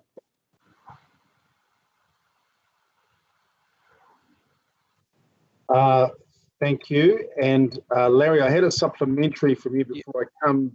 But back. You had a real question as well. You did, okay. Before I come back to clarifying who is in fact the mover and the seconder. Thank you. Just going back to that issue of consultation in regard to Pilot Bay, because I'm not so in favour of launching into consultation for a trial like this. What would their view be of a project like that, which has already had consultation and quite extensive consultation? In fact, we had, what was it, 67% support. Do you think they would see that as a bit like a shovel-ready project, a project that's already had some consultation, had reasonable support from the community, could go ahead as a trial, as Heidi explained earlier? Yes. Oh, sorry, Karen. I was about to say NZTA would respond very positively to the fact that a lot of engagement has already been undertaken. So I think that would be something very much in our favour. Okay, thanks, Guy. Okay, so I missed in the volume of messages, I may have missed. Steve, you wanted to make a resolution, but an amended one, as I understand it. Yes, I'm happy to if given that opportunity. Yes, so I think we will. Let's look at that first of all, and maybe we can get John back out of his lane, and he might want to second it. Thank you. Thank you, Mayor Temby. I move A in terms of the recommended updated recommendations. B, approve 2 of the following projects to be included in applications for the first Innovating Streets round. B1, B2, and then I move a separate C, that further engagement with Mount Maunganui businesses, residents, and the wider community occur prior to submitting Pilot Bay and/or Marine Parade to the second Innovating Streets funding round, and the current C that is in there would become D.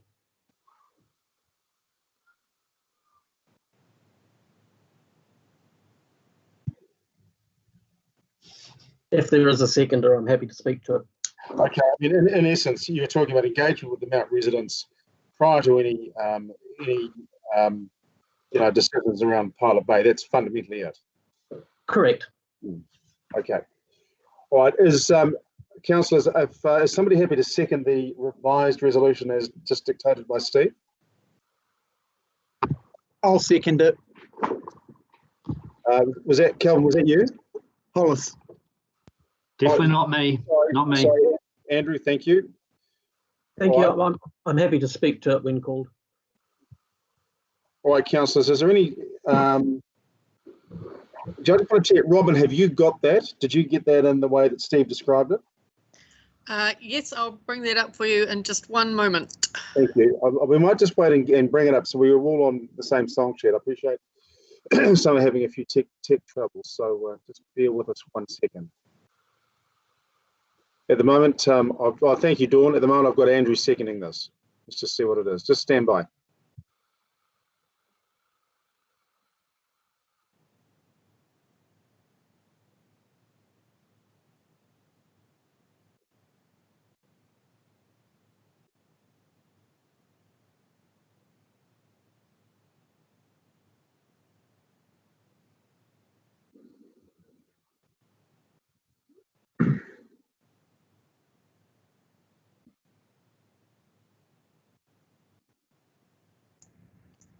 Has that come up now? Yes, thank you, Robin. If you could make it perhaps a bit bigger. Not for Yarko, just really for me and Larry. Thanks. Possibly Bill. And John. And John, right. May I add a correction, Robin, with your indulgence, Mr. Chair? Mount Maunganui, obviously spelling, but Mount Maunganui residents and businesses and the wider community. Thank you. And when called, I'm happy to speak in favour of that motion. Thank you. And this is, would this be businesses via the Main Street entity? Via? Correct, yeah. Yeah, great, okay. Should there be a new C, sorry, rather than incorporating it in B? I'm satisfied with it being a 3, but it can be a C and the existing C becomes D, Robin, just for clarity. Yeah. I'm happy as. And if that was the case, we could probably update B to say approve the 2 following projects, which then just leaves 1 and 2. Correct. Yeah. Which makes it nice and clear. In respect to that, there was a couple of people, and I'm actually one of them, that would support inclusion of a third project. I think I'd rather ask for 3 and get 2 than ask for 2 and get 1. Correct. I think, Kelvin, you were of that mind too. Yeah, I was, yes. Just reminding elected members, we have an opportunity, I think, on July the 8th to apply in the second round of funding. Okay, Gareth, thank you for that. Steve, just as it stands right now, we've got A through D. Are you happy with that wording? Yes, that's the wording. Yeah. Thank you. And Andrew, are you happy to second, as you read it now, second that motion? I am. Thank you. Well, councillors, if that's the case, Steve, would you mind speaking to that, please? Yeah, thank you, Mayor. In terms of priority, both Buretta and Tay Street should be the priority because they are safety improvements. And with regard to Buretta, somebody was killed at that location. So our focus should be on safety first because that's one of the largest barriers to getting people to take up cycling, particularly those less confident. In terms of Pilot Bay, I'm happy to consider that, but what I want is better engagement with our community. I think we have a job to do there because in the last round of engagement, when the trial was voted down, there was no support for the proposal from the Port of Tauranga. Boat ramp users at the other end of Pilot Bay did not support the proposal because it would close off access effectively to the boat ramp for those who know how to back a trailer. Ngai Tukairangi did not support, as mana whenua, they did not support the trial. And in addition to that, there were concerns expressed from Mount Main Street about the loss of parking, which is a sensitive issue in Mount Maunganui. In addition to that, there was concern from residents about simple services like curbside rubbish. And as we know, there are 6, and I'm presently watching it at the moment in Papamoa out my window, 6 collections or variations of waste collection on Rubbish Day, all of whom would have to effectively back down the length of the mall or come to some creative arrangement in order to facilitate that. So I would like further engagement with our community. I think we owe it to them. We need to be a collaborative council. We need to be a council that listens to our community. To force this on our community, albeit not a permanent solution, without consultation and engagement, would lead to a more permanent solution there being compromised. If people keep in mind the outcome that trials should, if successful, become permanent solutions. If this trial is compromised by not engaging with our community up front and appropriately now, any permanent solution there will also be compromised. Thank you. Thank you. I appreciate it. Andrew, if we could hear. Yeah, I agree with Steve. I think that safety improvements are probably the most important things to start with. And as far as the Mount is concerned, I do think that engagement needs to be undertaken, and we have to be very careful with that type of engagement that we canvass widely, especially after the Phoenix Park project. It was that was an interesting example of engagement gone wrong, and I think we can do better. Thank you. Ms. Bailey Heidi. Larry, would you like to speak to this now? Yes, thank you, Tamby. Look, I won't support it as it is. I think Pilot Bay has issues of safety too. It's a flippin' zoo in the summer. And one of the reasons for the initial proposal from those who were cyclists in the Mount was to improve safety for cyclists down there. And having gone through that process and all the consultation, I think what we ended up with was a proposal that was going to improve safety, but it lost a few car parks, and that became one of the things it turned on. I think consulting again will only result in people having the same opinions again. I think the benefit of a trial, and especially a trial that is going to be funded predominantly with external funding, is that people can see how it works. Not everyone can envisage That's why we love having these 3D things on screens and so on. You can get a real picture of it. And having an opportunity to trial it, particularly through the summer, would enable it either to be seen that it's not going to work, or some amendments that could be made that can address perhaps the boat ramp issues. Not quite sure. The ports issue about people possibly U-turning in front of them on their land is I don't think really of serious consideration. The issue of parking just never stops. People always want more parking. But I think the idea of it being one way makes it safer for pedestrians to cross, makes it safer for cyclists to use. So I would rather we had all three projects put forward, and we do have to rely on NZTA making a decision if they're not going to give us all three. But you never know your luck in a big city, as they say. Thank you, Larry. In terms of speakers, Tina, followed by Jaco, followed by John. Thank you. Thanks. Yeah, I just wanted to just really commend the staff on how fast they've been able to respond to this.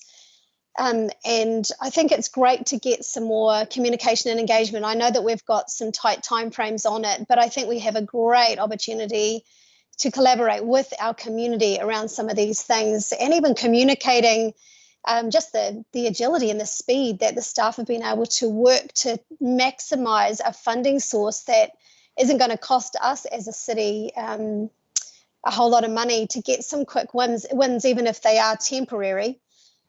So yeah, I'd really love to see us maximise some quick engagement around some of these projects so that they benefit the community, and that the community is aware of what the staff are doing to try and maximise funding for us. Well said, Tina. That's a very good point. Jaco. Yeah, I can't support this as is. I think if we use the example of Port Takataka, if we built that temporarily at NZTA's cost and got that outcry from the community, if it was temporary, we'd just unwind it and start again, right? So I think this is the perfect opportunity to put something temporary in place, see if it works, and if the community doesn't like it, then unwind it, get rid of it. And the beauty of the whole thing is that it's 90% funded by central government, so I don't really see, temporary or temporary issues as being a deal breaker for Tay Street or Marine Parade. So yeah, I won't be supporting this one, and I would be in favour of supporting one that Calvin signalled that he may move. All right, thank you, Jaco. John. Yeah, at the risk of causing some consternation to Councillor Baldock, I agree with him completely. And I also agree with Councillor Arbery. I think the fast fail at little cost approach is something we should be prepared to embrace where it makes sense. Jaco's arguments were perfect. The issue here will be comms, right? For me, it's comms. So I'm not prepared to support the motion as it currently stands. I think it misses the whole point of trials and fast fail and agility and all those things that we're supposed to aspire to. Thank you, John. I'm just, Kelvin, firstly, sorry, Heidi, you have made an amendment to this. Yeah, sorry, carry on. Yeah, you go ahead. If you could speak to that first of all, because so sorry, it's just kind of hard to do an amendment in this situation, because so what I'd like to propose is that we approve the projects for Tay Street, Marine Parade, and Pilot Bay as one project, and that we propose the Beretta one as a second project, and that we do these in the. I've just lost the. Sorry, we've just lost the. Can we go back to having on the screen? Oh, are you amending? Now yes, I've lost the. Yeah, if that's all right, Heidi, I could just thank you. put your words into it and then bring it back up. Nice one, thanks, Robin. Okay. Can I just check before we go any of this, Gareth? We're in terms of the changes that we're proposing here, or that are being proposed for debate anyway. How will they sit with the criteria we've been given by the ministry? I'll hand over to Karen or Guy on that one. Mr. Chair, one of the challenges with the trial is, or undertaking pre-consultation and following the discussion, if I may, the trial is very specific around the process by which we get some funding endorsements and how we undertake that community participation and evaluated success. So one of the challenges with pre-engagement on a project is for two reasons. There is a risk that I didn't mention previously, that if this funding round is oversubscribed, the potential for funding in the second round may be diminished. I'm not saying that is the case, but it is a potential risk. Equally, the trial criteria is around community development and community participation, and doing that prior may be a challenge. That's a good point, Karen. And when I talked to the minister last, as I emailed everybody, it was significantly undersubscribed at the time. That may not be the case now with the level of interest that, as I understand from this meeting, councils have shown. So, look, my recommendation is to keep this as simple as we possibly can and get some submissions in. I think I'll struggle to support the amendment Steve's made as well. Kelvin, just trying to keep control of this. You wanted to... Well, yeah, I mean, this is because we're in danger of perhaps voting down the projects we want. Yes. And so it's almost, I mean, I would suggest perhaps that we, well, I was going to say vote this down, but then we may not be able to then reinstate the two projects. So we might need some help from governance here, because it looks like, I would say, there might be a narrow majority that would like all three projects to be included, but perhaps we need some help from governance. Kelvin, we can certainly add a third project. That's easy. I think the issue that we've got caught on here is the Steve suggesting that these may become permanent structures. I don't agree that they will. I think it is, as John quite rightly pointed out, an opportunity for fast fail. I take Steve's point entirely about greater engagement, and Andrew did mention the Phoenix Park, but I just can't see us getting there on this in the circumstances of what's being proposed. Henby, it's John Robson here. Could I suggest if we take the motion in parts? Excellent, John. Then Excellent. If we take the motion in parts, that provides an opportunity for Steve's effective amendment to be lost, should that be the will of the group. And then someone can then add in something. At the moment, amending what Steve's proposed, you're at risk of trying to accept an amendment which is actually contrary to the spirit of the main motion, and that's not acceptable. Yeah, I'd be happy with that approach. Sorry, darling, I'm not long. Yeah. Just a clarification on that, though. If you vote Steve's amendment, not Heidi's, but Steve's one just above, Robin, if you can. The problem with it is that wording of in B of approved two. If you take that by parts, you then have to add a further third, so long as that's possible. That would work. Just a suggestion, you could remove the word to out of resolution B and just put B, approve the following projects, and then you'll have 1, 2 and 3, and then you could just take each of those in parts. Do you support B1, do you support B2, and do you support B3? That sounds good. That's very much along the lines of the original motion, which I agree with. Does that combine those three projects as to be presented as one project? Because it would seem like a legible project with those three together. Is that what that is then doing? And then the Beretta one is the second project? No, that the way I was suggesting it is that you've got three projects, because there's some discussion about whether there's majority support for 2 or 3. So if you have them as B1, B2 and B3, and then you can take each of those votes, and are they all supported, or are only two of them or one of them supported? So you can just, and then just see what your support level is. And also through the chair, there may be some risk of trying to combine too many projects into one major package, which may not get across the line. That's my concern, Heidi, about that approach. Yeah, I was just going to say, Karen mentioned something earlier about the total cost of the 3 mount-based projects coming in over $1 million, which was, I think, a problem. So I would support B, where it just said approve the following 3 projects to be included in applications to the first Innovating Street funding round, and let's just see how we get on. Yeah, I'd take the. I'd like to, as long as the mover now would approve that. I think it should be done by amendment. So we have somebody who amends the resolution that's currently on the table to include a B3. Okay, so what we're looking at doing is breaking them into discrete projects to make for ease of approval and to make sure that they're quantified separately.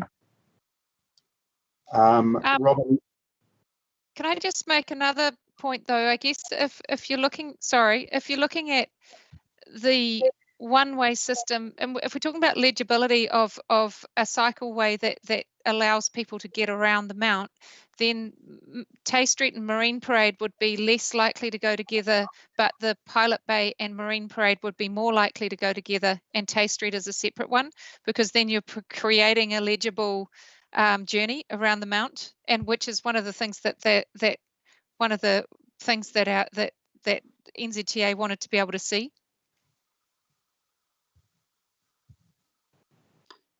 Can I just raise point of order a little bit through you, Mr. Chair, just to the experts? Is it true that if we voted this down, that we wouldn't be able to then put forward a motion that said, as it was originally, approve, 3? If otherwise, I think it's best. The simplest way to go is just to take the vote and then come back with another amendment, another motion. Is that possible? It's Coral speaking here. I can answer Larry's question.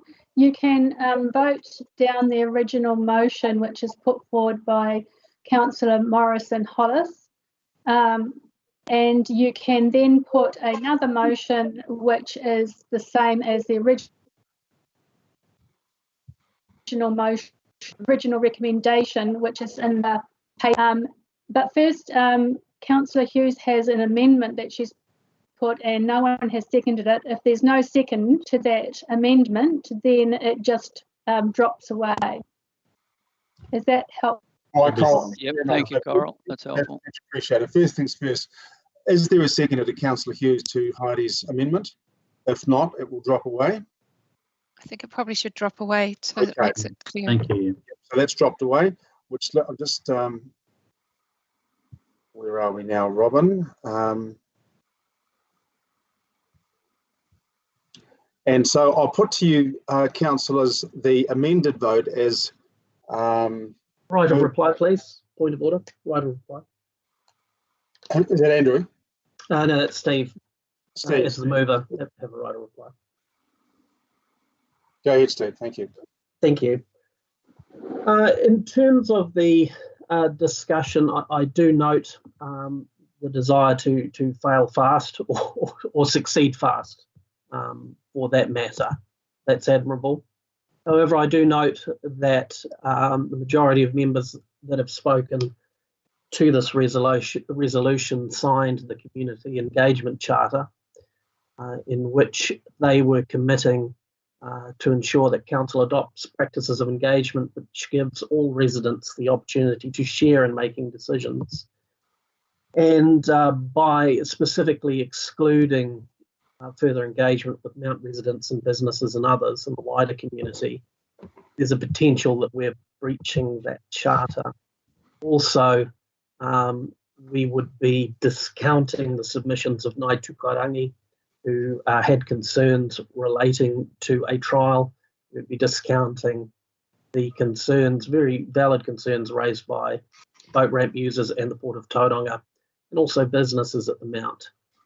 I would reiterate the point that if you want to have a long-term solution, because all trials should work toward coming up with a long-term solution, whether it be to continue the trial and put fixed works in place or to remove them. If your goal is to work towards looking at a long-term solution down there, that may be compromised by not engaging with the community effectively at the beginning. So I'd urge members to put the community engagement charter which they signed into practice, engage with our community effectively, or you risk jeopardising the future of this project after the trial. Thank you. Thank you, Steve. Can we, I'm not sure whose chat this is up on the screen, but I think it should be removed. Thanks. And if we go back to the, thank you very much. Robin, if you could put, thank you very much. Perfect. Councillors, I'll put this to you in, that is not the form, was that the form it was in? No, that was the original. That's the original. Do we have, we're currently voting on Steve's amended. Yes, that's the one. Is it? No, Steve's amendment. Steve's amended is Steve's. That's not Steve's motion. No, that's the, yeah. Try again, sorry. Scroll down.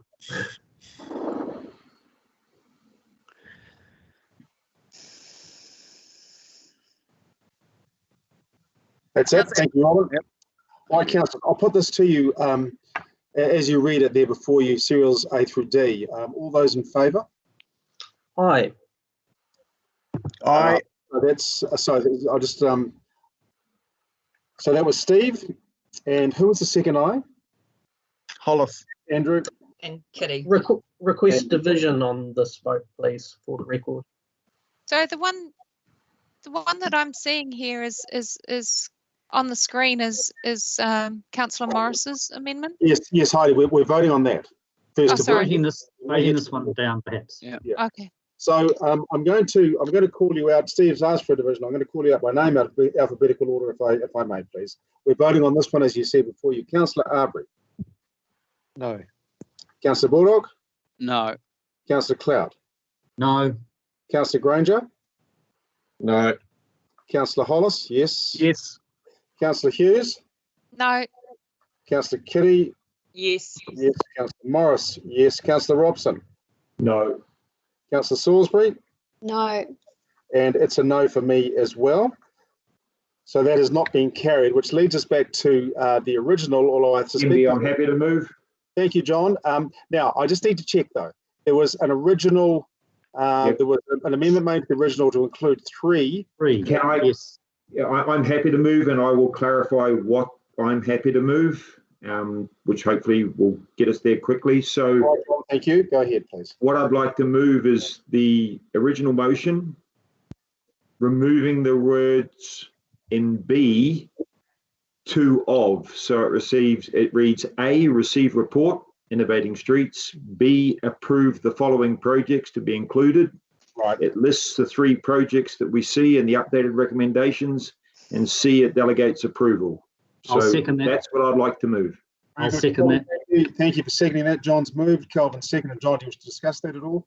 So I think we've had a pretty good discussion. I appreciate the points that have been made about engagement, but I'm inclined to see that this sort of very low cost to our community way of engaging some sort of degree of co-development of a trial. I don't believe trials commit you. They may in fact prove that something is a dead end. But I go back to your words, I believe it was, Your Worship, that people, when they see things, or it might have been Councillor Bullock's, when people actually experience something and get a chance to move things around in real life, they perhaps maybe, they see possibilities that they may not be able to see otherwise. So I think this is a really, really good opportunity for us.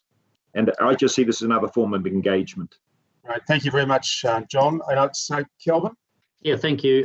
Definitely it is a form of engagement. We had a very extensive consultation with the Mount community 2 odd years ago, I think it was. I can't imagine any of the major points would have been changed. So reconsult is you're probably just going to get the same feedback. So to engage in this trial, which I understand from Karen's presentation that it would be co-designed with the community, then I think that's the best way forward. Thank you. Thank you very much, Kelvin. Any other comments, councillors? Yeah, yes, just. please. Oh. So I got Heidi, and I couldn't hear who that was. I'm sorry. Andrew, I'll go after Heidi. Thank you, Andrew.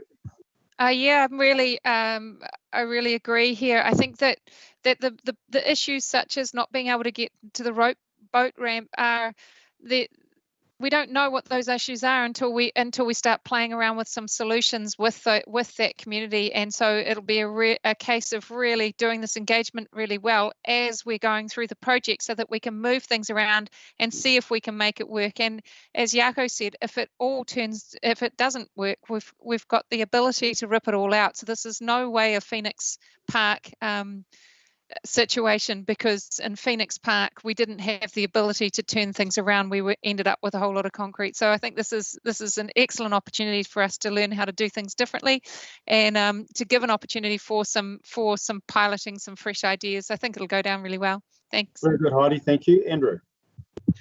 Yeah, it's as an engagement, it's going to be a very interesting thing to see how the community and the local iwi take this. It's basically saying that we're going to do it anyway. That's how it will be taken. That's how it'll be seen, and it'll be seen as counter to any sort of engagement, considering they've been engaged and they've said they don't want it. Thank you very much, Andrew. Are there any other comments? Yes, I have a comment. I think we've got a great opportunity to allow the community to engage with a trial in a way that it's very hard to engage with something on paper. So I think it's an excellent opportunity for engagement, and I think it's great. I support this. Thank you, Tina, and I certainly support it as well. I disagree with Andrew entirely. I think it's an absolutely great opportunity to have a visual display of engagement that can be taken away if it doesn't get community support. And the whole concept of fast fail is around these sorts of things. Given that 90% of it's being funded by NZTA, it gives us a real opportunity to tangibly engage with our community and to shift things around if need be. And I think it could prove to be a great opportunity to do things in this way in the future, in some way. It certainly has my support. Could I make a comment, Mayor Temby? Yeah, Bill. Councillor Bill Granger. Yeah, thanks, Bill. Yeah, thanks for that. Look, absolutely, Tina Tenby said it all. And the thing is, when you look at it, you guys are simply this: how often do we get the opportunity of 90% support? In the time I've been around, which has been a long time, not many opportunities at all. So it gives us the chance to do something with someone else's money. Foolish not to.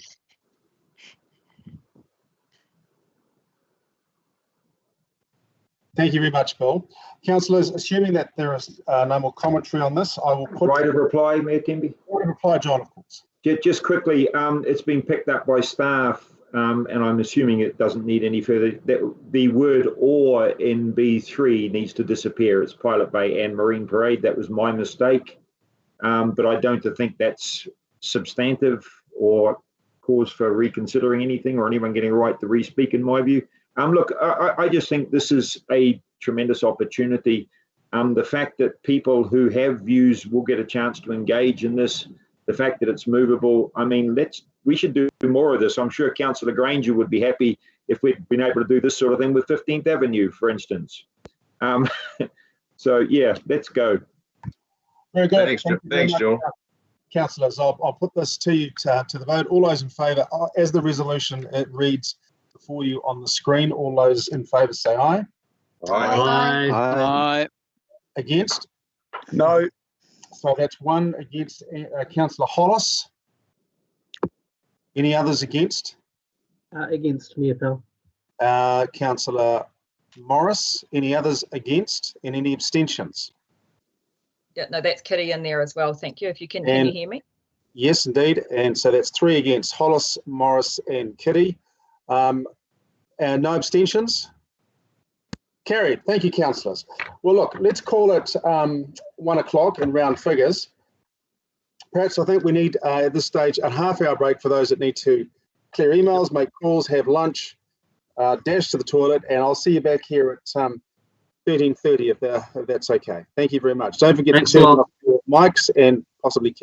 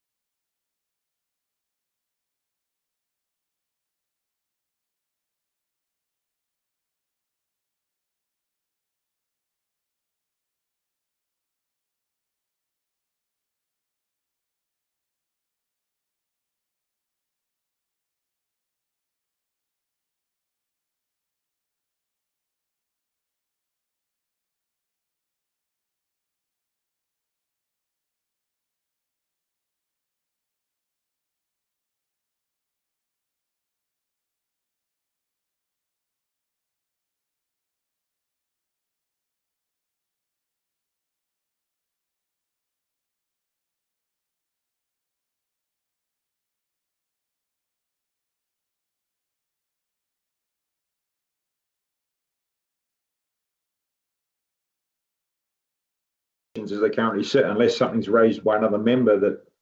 Right, thank you. Thank you. Heidi, no changes. I see. Thank you. I did have a concern. Thank you, Kelvin. So, are you suggesting, Christine, now that most elected members are quite happy that we don't necessarily go through every line, but could go by exception? And if that is the case, my main concern relates to the ability or otherwise of private individual or private property owners being able to protect their property. And it looks like that's very compromised, particularly if I just get my right table up here. 2.2.2, that's on page 283. So is it true that if we pass this as it's written, that if a landowner knows that their property has been compromised by erosion, that they wouldn't be able to build anything that would protect their property, even if it was sort of adjacent or on council land? Can you clarify that, please? Or is there a way of negotiating on a case-by-case basis? I'll perhaps just hand that to Emma to speak to. So good afternoon, Mayor and Councillors. So just on that point, so we are recommending that we don't allow new private protection structures on council land. That's consistent with the current policy that we have, and it's also consistent with the national and regional planning framework. We would not necessarily allow it to be built on our land, but if there was, that would be the policy. And if they did want to do that, would have to come and ask council for permission, because the policy would not expressly allow it to happen. So that enables, oh, sorry, you go, Christine. So just picking up from that. So it's a bit similar to, if you think about the tree policy, you've got a really clear council tree policy. If someone wants to act outside, and that would be the response that staff will give. If someone thinks there's extenuating circumstances, then they can always come direct to council, but it would have to be via way of a council resolution. It wouldn't be just as a matter of policy. Okay, so that gives me some comfort that affected landowners who want to make that investment, because let's face it, it would be a big investment. They have the right, the ability to come to council and get an exception from that policy. If that's the case, then I'm comfortable with that. Can I just supplementary to that, Christine, ask you just as a comment where this fits in with what Cam has been dealing with, the coastal erosion information we've sent out and all the dialogue going with that. We obviously don't want to see erosion occur, so there must be a way forward whereby we work to try and prevent that. Yes, so often that people will be able to find solutions on their own property to protect the structural assets on their property, and that doesn't necessarily have to happen on council property. And some of the coastal erosion work is noting that some of the locations that currently are in privately owned land will erode over time, and that's just the nature of the hazards. Thank you. Thank you, Larry. Thank you, Christine. Any other queries, councillors? Happy to move, Temby. Thank you, John. That's as I've just written to you, if not. John, thank you very much. Can I have a seconder, please?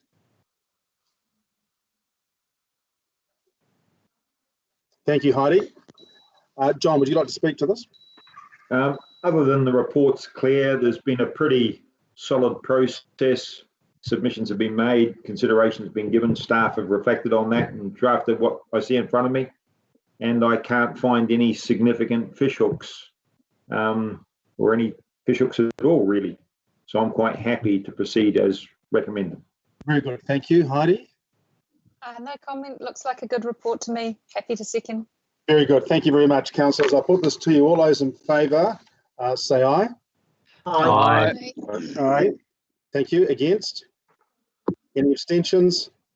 Thank you very much. Carried. Moving on to 10.8, deliberations and adoption of the naming policy 2020. Am I handing over to Emma for this? I'll do the same thing as what I did last time, probably, can be. So similar issue as the previous. The draft naming policy was approved by council and went to public consultation. There was a large number of responses. There was also a survey that was conducted. Hearings were held by this council in early March. So same as before, the staff have been through and analysed all of the submissions, grouping them in similar themes and providing a recommendation. I'd suggest that you use the same process in where if there is any differences of view, that maybe we focus on those ones and answer any questions. And if you wish to adopt something different, we can draft up a resolution or modify the recommended resolution to give effect to any alternative direction that you wish to give.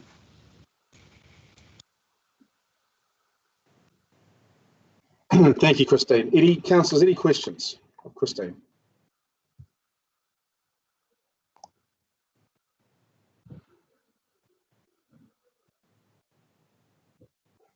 I think Councillor Morris wanted something raised. I'm not sure if he's in the specific meeting now or whether he's just ducked out, but Councillor Kitty might have wanted something to say as well.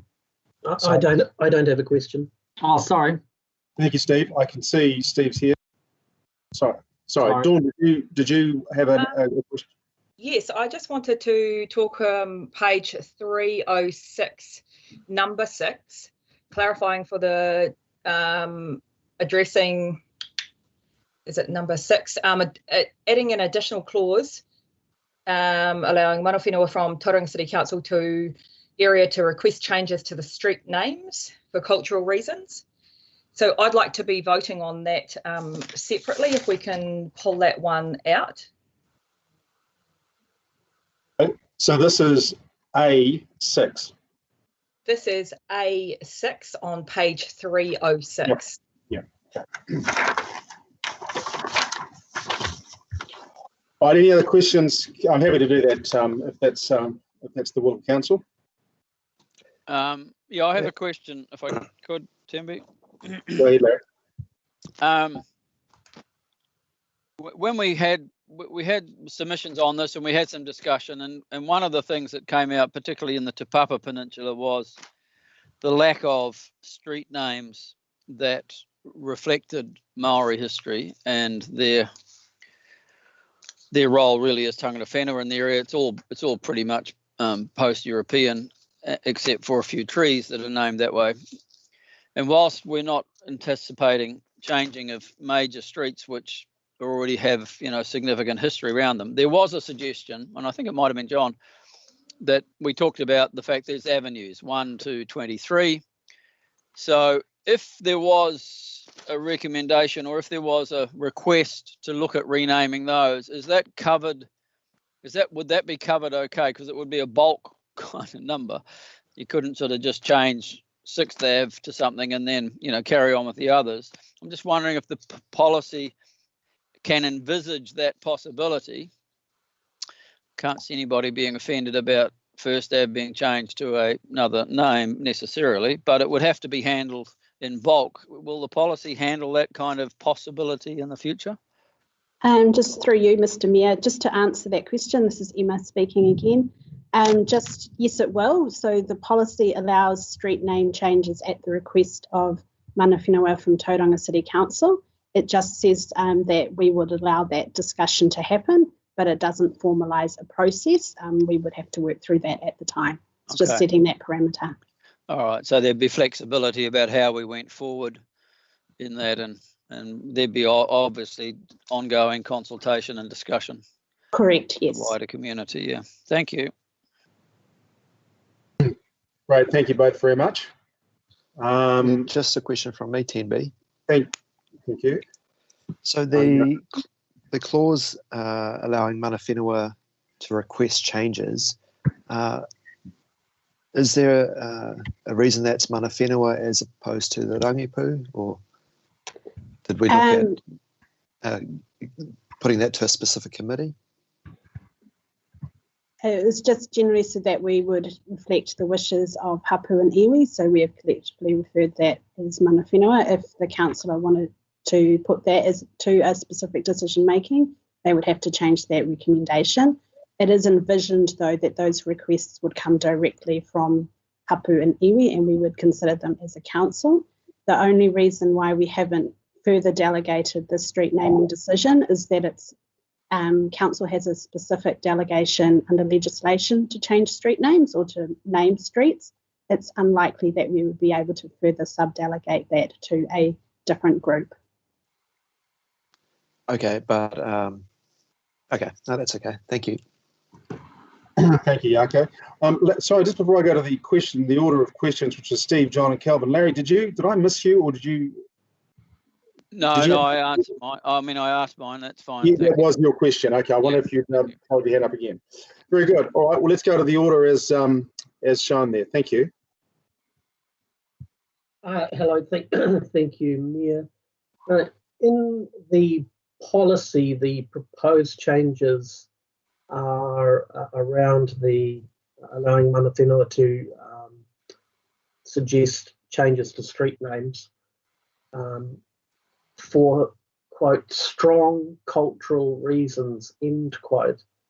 What does strong cultural reasons mean? And why is the word strong there as opposed to just cultural reasons? Can you shed any light on that, please? Through you, Mr. Mayor, I can't quite recall why we said strong cultural reasons, but I believe it's very similar language to what Hamilton City Council has used. And it just sort of emphasises that we would have to have some very good research and understanding before we would go forth with a street naming proposal, renaming proposal. Thank you. Thank you very much. John, followed by Kelvin. Yeah, I'm sort of building on the issues that have been mentioned that came up Emma's response to Councillor Baldock, but then moving on from there to the issues raised by Councillor Morris.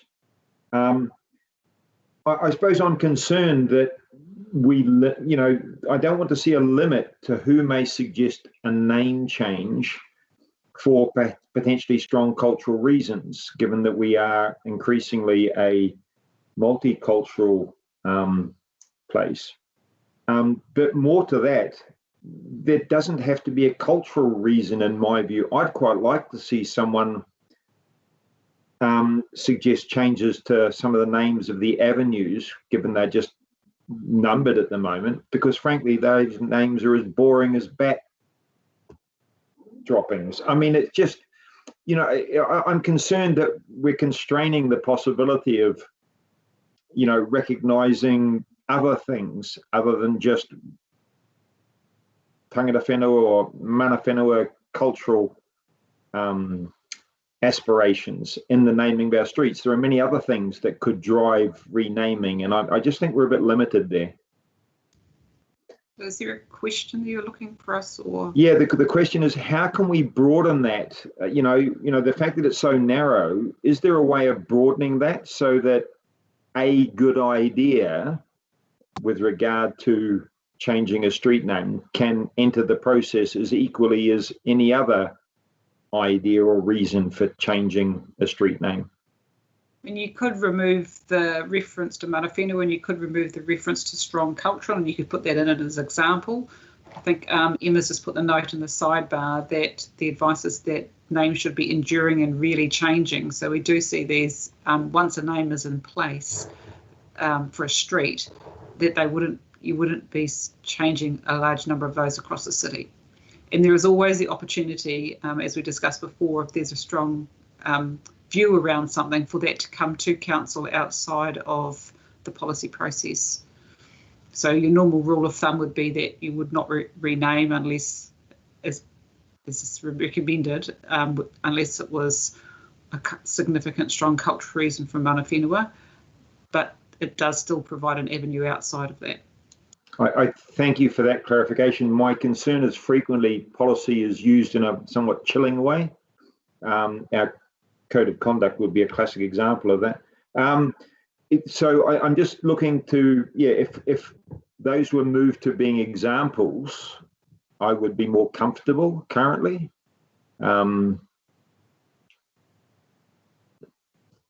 That's just where I'm sitting at the moment. So I think someone's already suggested at least addressing that particular clause separately, and I'd be not uncomfortable addressing it. I don't know whether there's an amendment suggested at the moment.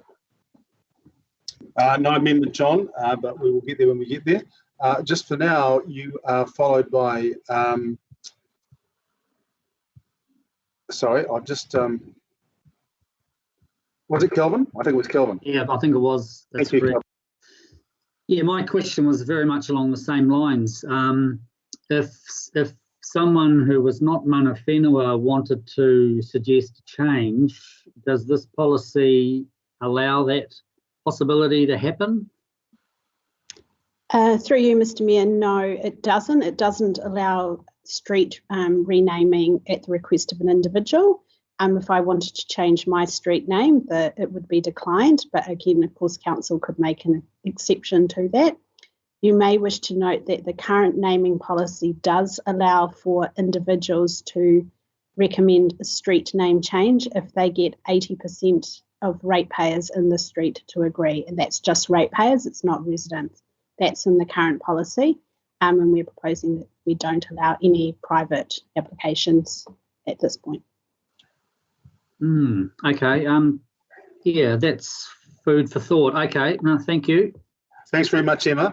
We're going to go now to Heidi, followed by Tina.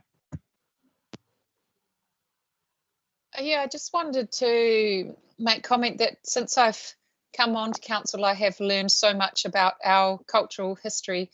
And the one thing that I knew before this, living in Tauranga, it was not really very tangibly easy to get to tell that narrative or to hear that narrative throughout our common spaces. So I'm really happy that this might in some way readdress that balance over time.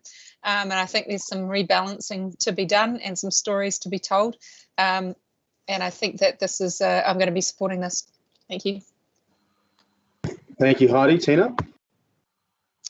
Yes, in our vital signs preliminary thing, we heard quite a strong and growing desire for more of our cultural heritage to be shown. And a lot of people don't understand the history that sits behind the land necessarily when the street names were named originally. But I wonder if this A6, does it also include the ability for a street to be dual named if there is significance in the history? So where there's significant European and significant Māori history, does it preclude dual naming, or would that be covered under that 6? Through you, Mr. Mayor, we would also, if somebody did apply to change a street name, it does open up the possibility of having a dual named street as well. The purpose of the policy is to ensure Tauranga Māori and Pākehā colonial history is recognised in our street naming, so it would allow for that, yes. Thank you very much, Emma. Larry has offered to move. Can I just a couple of things that I'd like to say, if I may. And John really did capture a lot of them. I think the issue going forward for the city, as we've discussed on many occasions, this very long meeting, is not for tomorrow. The issues are not necessarily being decided for tomorrow or the next day, but they've been decided for future generations. And we are an increasingly multicultural environment. And I think there's an opportunity to extend this to acknowledge the cultures and the history and all that comes with the splendour of Tauranga Moana. I think we've got a real opportunity, as I think Larry mentioned. Sorry, is this a question or where does this fit in? I'm wondering, is this a point of order? Sorry. Well, it was going to be a question, Andrew. Just seemed to be more of a statement. Well, I've allowed many statements made this meeting, including statements by you, Andrew. Why are you taking such exception? No reason at all. It just felt like it was more trying to influence people out of order. So I thought I'd accept it as a point of order. As indeed you have been for this meeting as well, as you often do. Anyway, I'll finish and say that there is an opportunity to make a change here. I guess the question that I have is... Point of order, Your Worship. Point of order. It's Steve Morris here. I would ask you to withdraw and apologise that comment to Councillor Hollis. It was out of order and not appropriate for debate. Thank you. I have no reason to withdraw. I don't feel I have to. Councillor Hollis made a very aggressive attack on the chair, and I have liberty to defend myself in any way I see fit. Thank you. So I will finish my question, which is that the opportunity from Avenues 1 to 23, as Councillor Baldock raised, I think there is an opportunity, and I wonder if that can be extended. I wonder if we are reflecting it properly here in this document, in the proposal.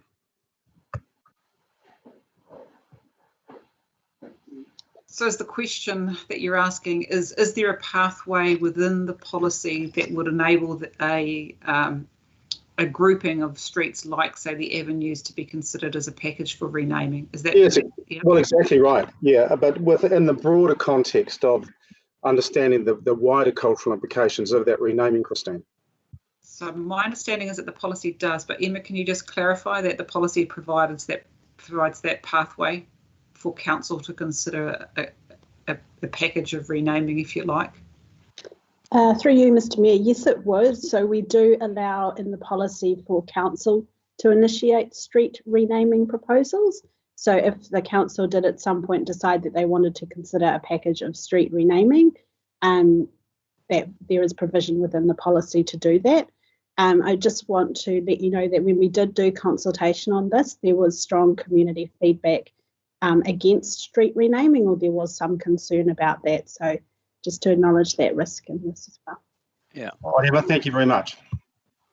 Larry. So happy to move. Yeah, well, I will move all the recommendations as in the report, and if there's a seconder, I'll speak to it. I'll particularly speak to point 6, which is likely to be subject to some amendments, perhaps, but I'll speak to it initially. Happy to second. Thank you, Jaco. Larry, go ahead.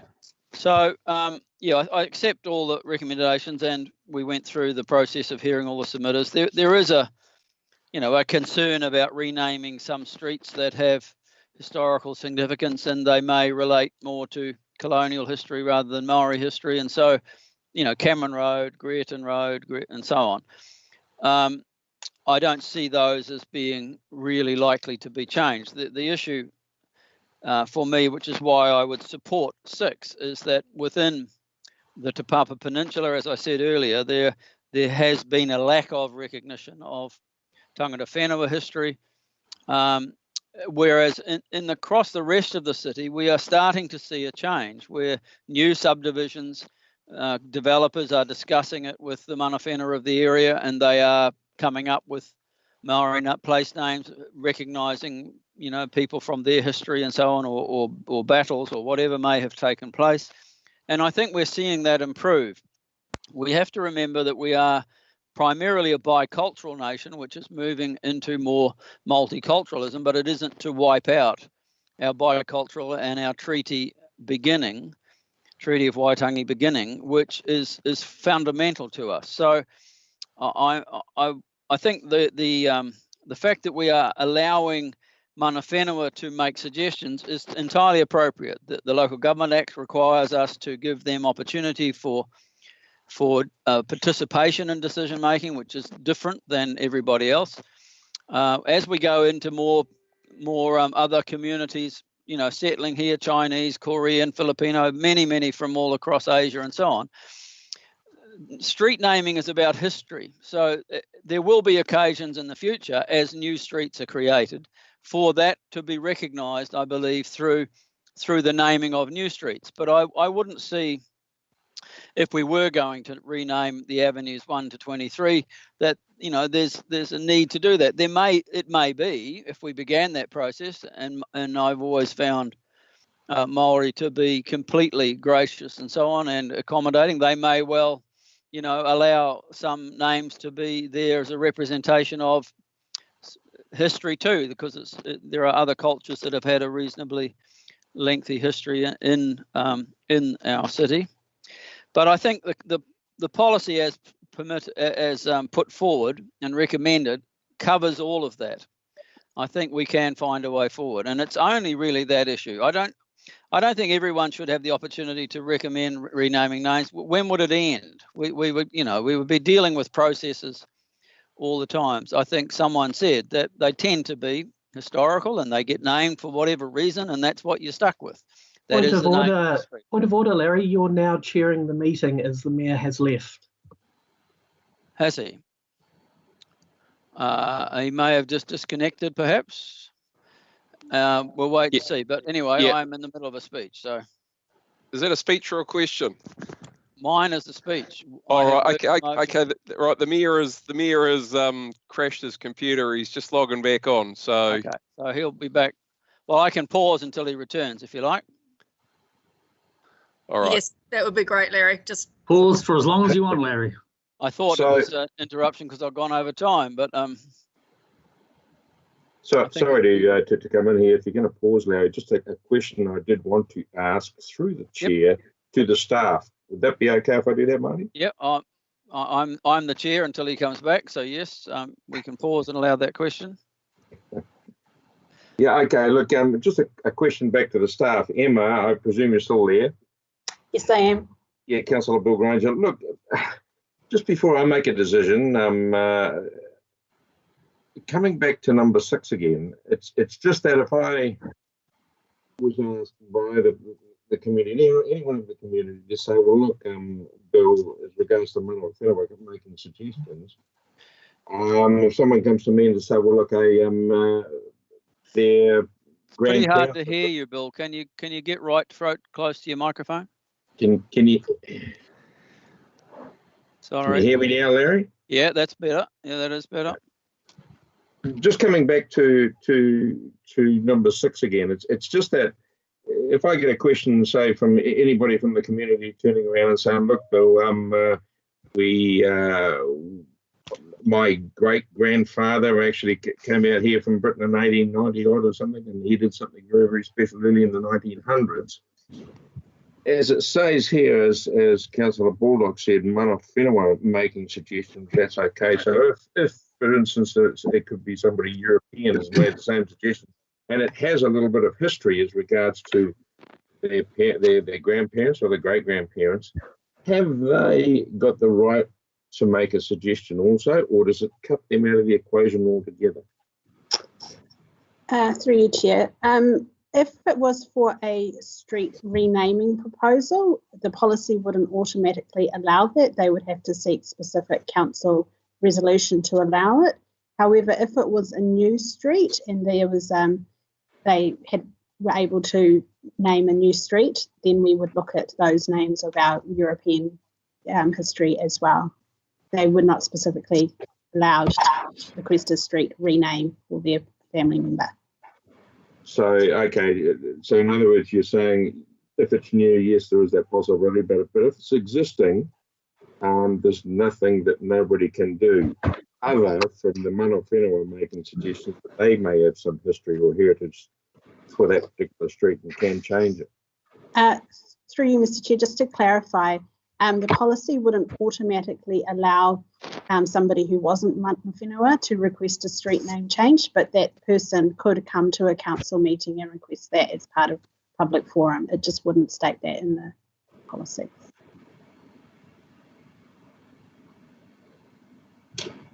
Thank you, Emma. Sorry about that, folks. My computer crashed for some reason. As I see it, John, you have a question. Yeah, look, I'm conscious that we may be slightly out of order, so with the indulgence of you and the chair, can staff remind me of, and I'm trying to find a way forward around this sixth question. Can staff remind me of what the requirements are to request, for instance, a referendum? And the reason I'm asking the question is there's no guarantee you get a referendum if you make the request, but there needs to be a certain quantum of community support, I believe, for a request for change. Now, any request from mana whenua is highly likely to be, it represents a quantum, a significant number of people. And I'm just wondering whether there's a possibility of a clause or a new clause. We had the sort of 80% of the people in the street sort of idea going, but is it possible to add a clause which allows some sort of, if there's a quantum of support, for that request to have the same automatic right of consideration? Would that be possible? So I might have a go at this, and maybe Coral would like to add. So this is your policy, and so you can put in whatever you decide by majority. So you could provide for some type of poll, but you'd have to be really clear about who are you polling. Are you polling residents? Are you polling property owners in the street? Are you polling residents in the city who might have because things like the Cameron Road and the avenues have probably got a much wider interest than possibly a small subdivision local street. So I think you have to be very clear about who you are polling and what conditions would need to be met for that poll to be valid. Did you want to add anything, Coral?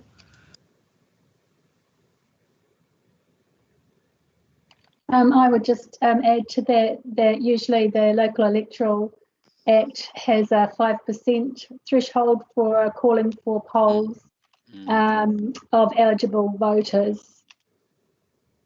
No, thank you. Can I ask a supplementary with your indulgence, Mayor?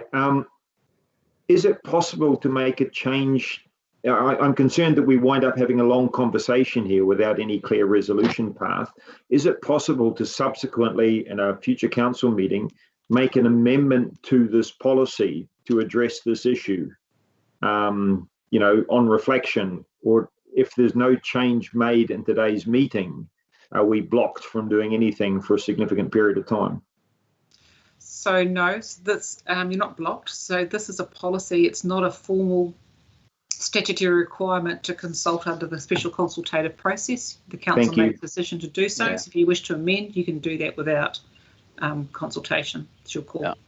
Thank you. Okay. Thanks, John. Christine, Larry. Yep. Thanks. I'll just finish off my my opening speech on the motion, and in that regard to what you've just discussed, John, by way of question, you know, this is allowing for mana whenua to request. I think if we started getting a lot of requests, or a group one like the avenues, council of the day, whoever it may be, would probably then have to sit down and think about a process going forward. They may decide that the best way forward would be to end it with a referendum as a way of gauging public opinion. If it was something like changing Cameron Road, I imagine they probably would. But if it was changing Fifth Ave to something that was local and historic, you know, they'll work it through. And if they feel they have to come back and amend this, I think they could at that time, or we could, as you've just raised the question. I think it's just a sufficient recognition of our treaty partnership, of our obligations under the Local Government Act to you know, facilitate and improve Maori decision making and participation, and a jolly good thing to just recognise that pre-European history, particularly in the Papa Peninsula, which is the birthplace of our city.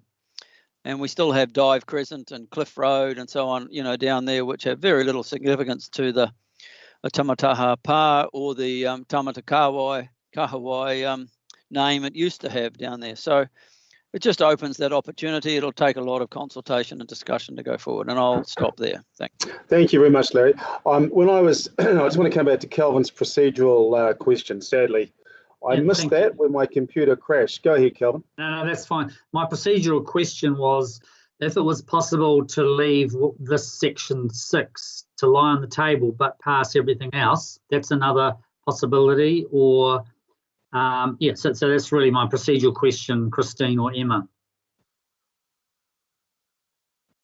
Sorry, I didn't catch that for some reason. Can you repeat the question? Oh, sorry. My question was, is it possible to leave one section, being section 6, out of this, to let it lie on the table, but we pass everything else? Is that a possibility or not? Not really, because you need a policy, and it either has to say something or nothing. Okay. And so I would suggest that you don't adopt the policy without that, and otherwise, yeah, there's no direction. Okay, thanks for answering that question. Yep, thank you. I'm happy, by the way, Mr. Chair, to have 6 taken as a separate vote, obviously, if people want to take it out. All right, thank you, Larry. Do we have a seconder for this? Yes, I've seconded it. Jaco, you did. Thank you very much. Jaco, did you want to speak to this? Yeah, I did. There's a couple of things here. As much as I like the idea of renaming the avenues, I think it would cause big hassles for people. I like the idea of renaming the streets we live on, because our whole subdivision is just named after birds, and it's no history. It's pretty plain, really. But if you did change that, then every resident would have to go through and change all their bills and change their contact details with all the various agencies. So it just becomes a bit of a nightmare. So when I look at this policy, I think probably the primary purpose for allowing mana whenua to request changes would be perhaps for dual naming for, Cameron Road. There's General Cameron, who was at the Battle of Gate Pa or Pokahinahina. I mean, it'd be nice for mana whenua if it could be dual named, and you could have maybe Puhirake as well. So I don't want a whole lot of different renamings happening around our city, because I think it'll turn into a mission. But at the same time, for where there's been a particularly bad imbalance in history, where we've got whole suburbs named after particularly European generals, it would be nice to be able to recognise the people who fought on the other side as well. So I'll definitely be voting in favour of this. All right, Jaco, thank you very much. Any other comments, councillors? Yes, I did have my name up, Tendi, Councillor Kitty. Thanks, Dawn. Go ahead. Yeah, great. So yeah, I love all of the policy. My only thing was number 6. So just to sort of echo some of what Jaco was talking about, basically mine was that the major roads to be renamed. could be a slight issue. I suppose my feeling comes back to the fact that we've just gone through a massive global crisis.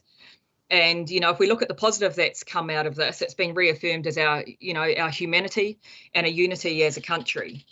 And basically, I don't want to vote on anything that could be divisive, like renaming existing streets and what could be potentially a conflict of New Zealand history and heritage.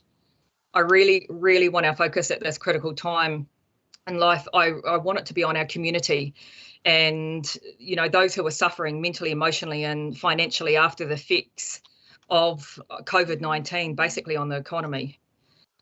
We know people are losing jobs. We know there's been redundancies. Some people were living in fear. And I'd just like to see us also support our businesses in town as they're the backbone of our economy, and extra expenditure like rebranding for them now, okay, may have a massive impact on them and may not be a priority that they need right now. And that's basically where I'm coming from. I'm just trying to put our community, our ratepayers, our taxpayers in this thought at this time. And I'm unsure if they would benefit from going through the process of renaming any major streets. Certainly the rest of the policy is great. I just would reiterate what Jaco says. I just wouldn't like to see that we now start to rename existing streets. Thank you. Very good, Dawn. Thank you. I had Steve followed by John. Thank you, Mayor. I support the review of the policy and the changes that we're making in terms of allowing dual naming. And I really am quite pleased that we're deleting the clause in the previous policy which referred to names being easy to spell and easy to pronounce, which is somewhat patronising. You know, easy to spell for whom or easy to pronounce for whom. So I'm very pleased that that's gone. Also, a smaller thing like the inclusion of the word ara as a name, which of course means street or way, and that's entirely appropriate as well. I do move an amendment now to 6. That is, when I say 6, it's recommendation A6, which has been moved. I move an amendment that we remove 5.3.2 from the policy and add a new 5.3.3, which would state in quotation marks, Council will consider applications to amend street names where there are strong reasons for dual naming or renaming of existing streets. What that does is it may achieve what some members have spoken about in terms of being more inclusive about the potential to apply for changes to street names. Amendment to the policy of that nature may help achieve that. And I also think that it would speak to here, iwi tahi tātou, we are one people as well. Thank you. If there's a seconder, that would be appropriate. Thank you. While Robin's drafting this, I presume you are, Robin, drafting this? It's on the screen now. I beg your pardon. Thank you. It will need a seconder though before anything else can happen. All right. Is there a seconder for this amendment that Councillor Morris has made? Happy to second. Thank you, John. And John, do you wish to speak to this? No, I'll reserve. Thank you. Thank you, councillors. Any other comments on this revised amendment? Yeah, I'm happy to speak on that, Mayor Thank you, Calvin. Yeah, I agree with the sentiment of it because I think we need to be very inclusive in our decision making, and in my view, this is a very good sort of catch-all and cover-all for any eventuality that may be before us in the future. And it certainly does not preclude any direct approach to council from mana whenua, and I think that's very appropriate that the door is always open for that. So I think this is a very good and practical compromise. Very good. Thank you. Councillors, anyone else wanting to speak to this? That being the case... yeah, I'll speak to it, Timmy. Oh, Larry, thank you. And I think... Yeah, thank you.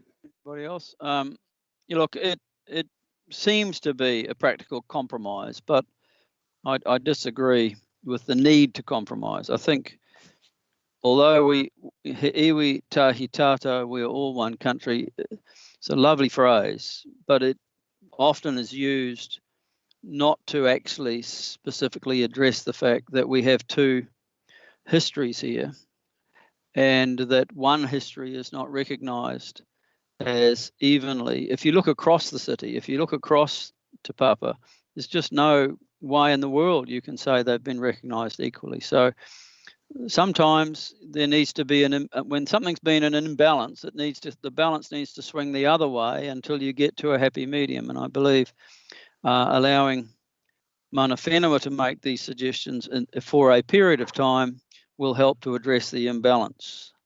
The old saying about the guy who got married and they said he iwi tahi tato, and the wife said, yeah, but which one are we going to become? You know, we have differences in relationships, in cultural history and so on. So I think we should leave it as it's been recommended, but we'll take it to the vote.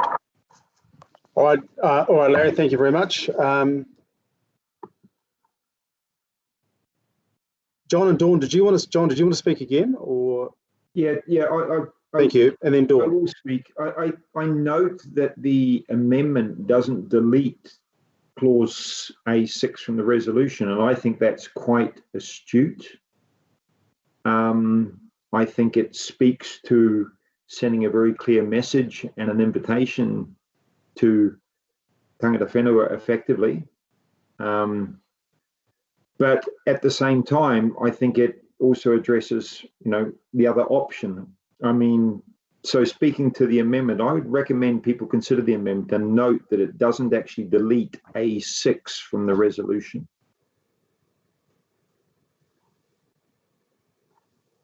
Can we please have that clarified?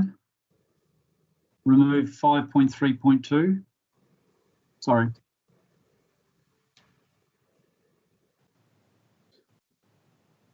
Sorry, I'm just. What does he want to clarify, Kelvin?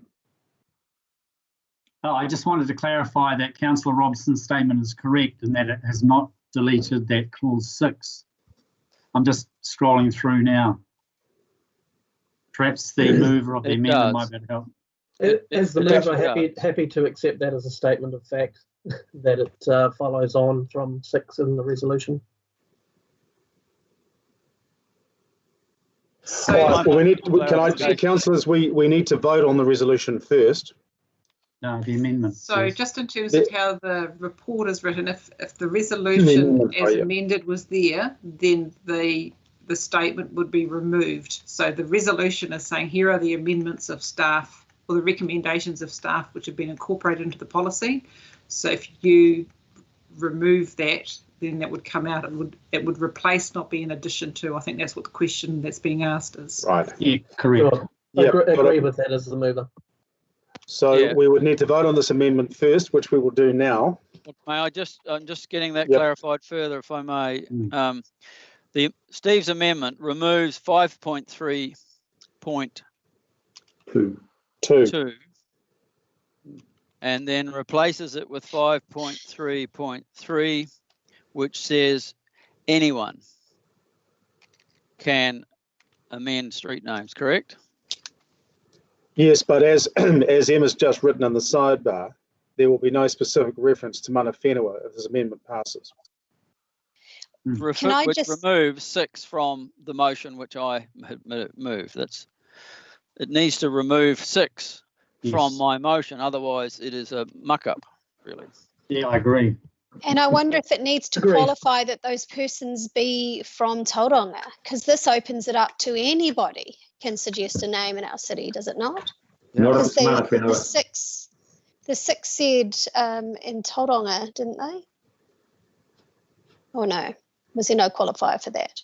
Tina, Te people Manawhenua from shift Tauranga around. City. It did.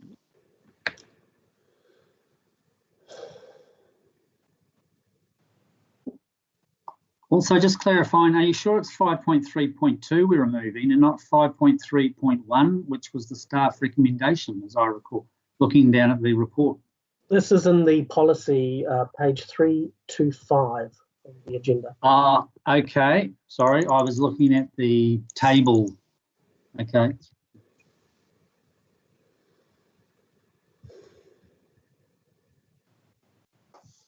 Sorry. Thank you. I do believe we need to hear clearly from the staff about this amendment and its effect upon the motion I have moved in order for it not to become a little muddled. Can we have clarification, please? Yeah, I think we do need that. Through you, Mr. Mayor, I'm happy to address those concerns. Thank you very much. So if you look at the draft policy on your agenda, which is page 325, you will see clause 5.32, which currently says we do not permit private applications to rename streets.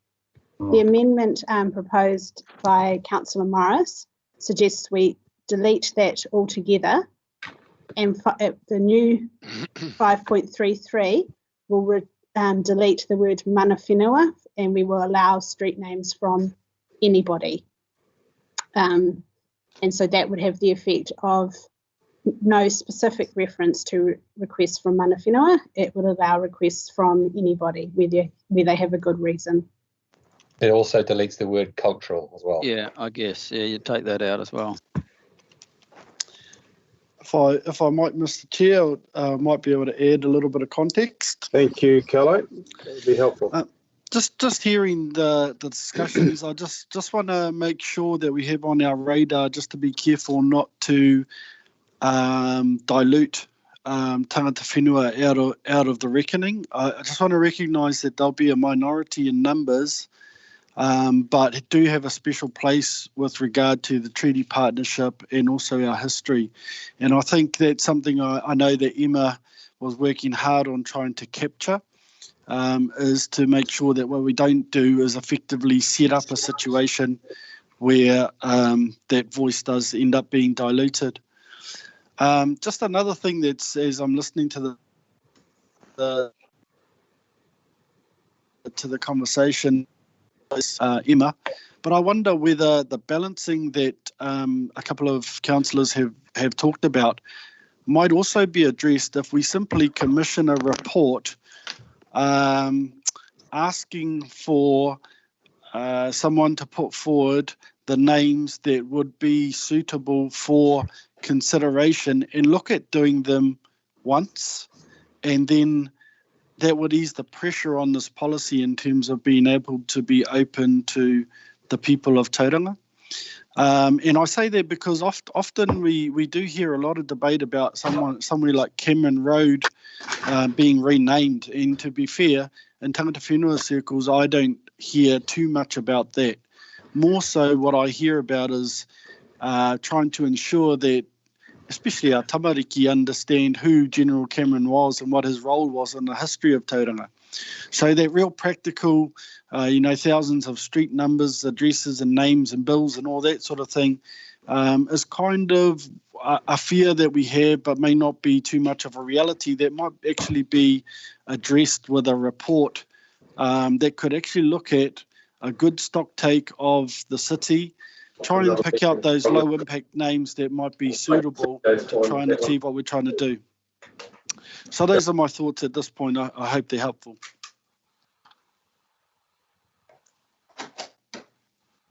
Thank you very much, Carlo. Just so everybody's aware, Marty's had to go to another meeting, so we'll defer to Christine for any issues that may be required in that regard.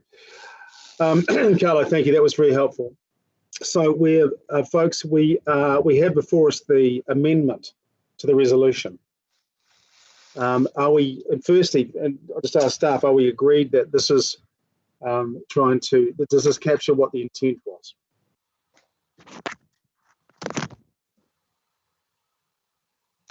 Coral here speaking. Yes, I think it's very clear what the amendment is. All right, thank you, Coral. That being the case. Sorry, Mr. Chair, but that still needs to say and deletes 6, A6, I'm sure, from the motion that's been moved. Does it not? I thought it was actually a new 6. Well, it starts with. It's a new 6. I get you. It replaces the 6. Yes. Yeah, apologies. All right, replaces the current 6 with this new 6. All right, councillors. So I am taking at this time that the mover and the seconder have had their opportunity to speak, and I will put it to the vote. All those in favour of this amended clause, say aye. Aye. Aye. Aye. Can I just get the names called out, please? So I can't quite see it here online. In fact, I'm just going to go through the roll call, which might save any embarrassment. If you don't mind, Councillor Arbery. Against. Councillor Baldock. Against. Councillor Clout. 4. Excuse me? 4. Yes. Councillor Granger. Aye, 4. Councillor Hollis. 4. Councillor Hughes. Sorry, against. Councillor Kitty. 4. Councillor Morris. 4.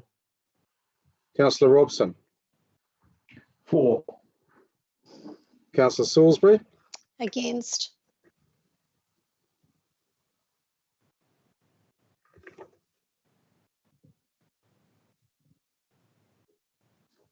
Okay, and just me, and I am for it, which is 1, 2, 3, 4, 5, 6, 7. So carried. Now, this leads us back to the original. Robin, can we just have that off the screen now? Yeah, thank you. Great. Thank you very much. So, councillors, firstly, are you happy that we take this all in one block? Having now voted on the, thank you, Robin, for putting that in, as amended. Sounds good. And did we have an original so let's go back to my notes here very quickly.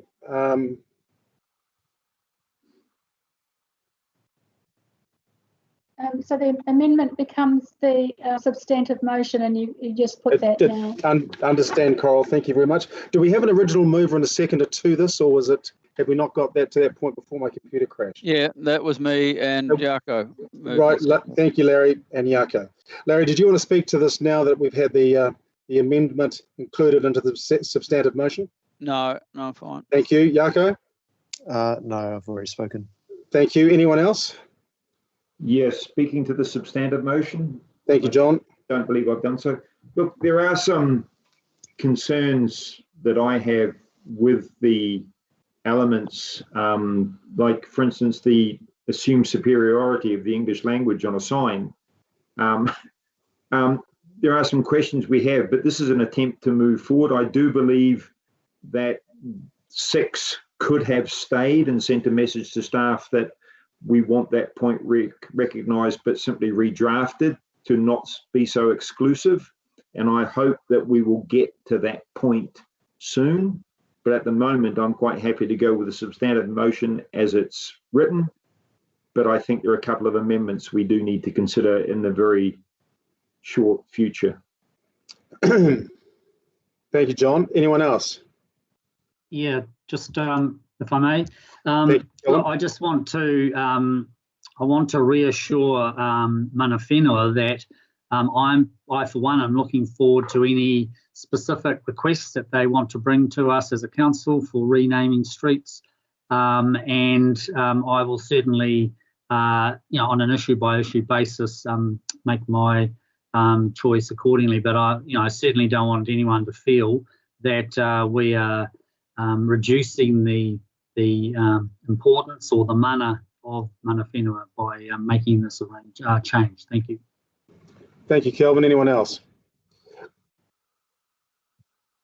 I'll exercise the right of reply, Mr. Chairman, when if no one else is speaking. Well, can I just, if no one else is speaking, I just wanted to reinforce what Kelvin has said. Agree entirely with his sentiments. I won't repeat them, but agree entirely. Thank you, Larry. Yeah, and I'll just briefly, I think the original would have been fine, but at least there is still the opportunity for some streets to be, for proposals to be heard for renaming. And I urge mana whenua to make haste in bringing proposals forward so that we could address the imbalance as I've addressed in my main speech. So for that reason, the door is still open, and I will therefore support the amended motion now. Very good, Larry. Thank you very much. Well, I'll put to you then the amended motion as it stands. Councillors, all those in favour say aye. Aye. Aye. Against? No. Yako. Oh, Yako, was that you? Yep. Yep. So Yako against, and any abstentions? Excuse me. Carried. Thank you, councillors. To my knowledge, there's no discussion of late items, and as a consequence of the discussion, we no longer have the public excluded session. So I will call the meeting to an end. Thank you very much for your attendance today. It's been a long meeting. Thank you. Thanks, Mayor guys. Temby. Thank you for your chairmanship. Thank you, Larry. Thank Cheers. you. Bye-bye.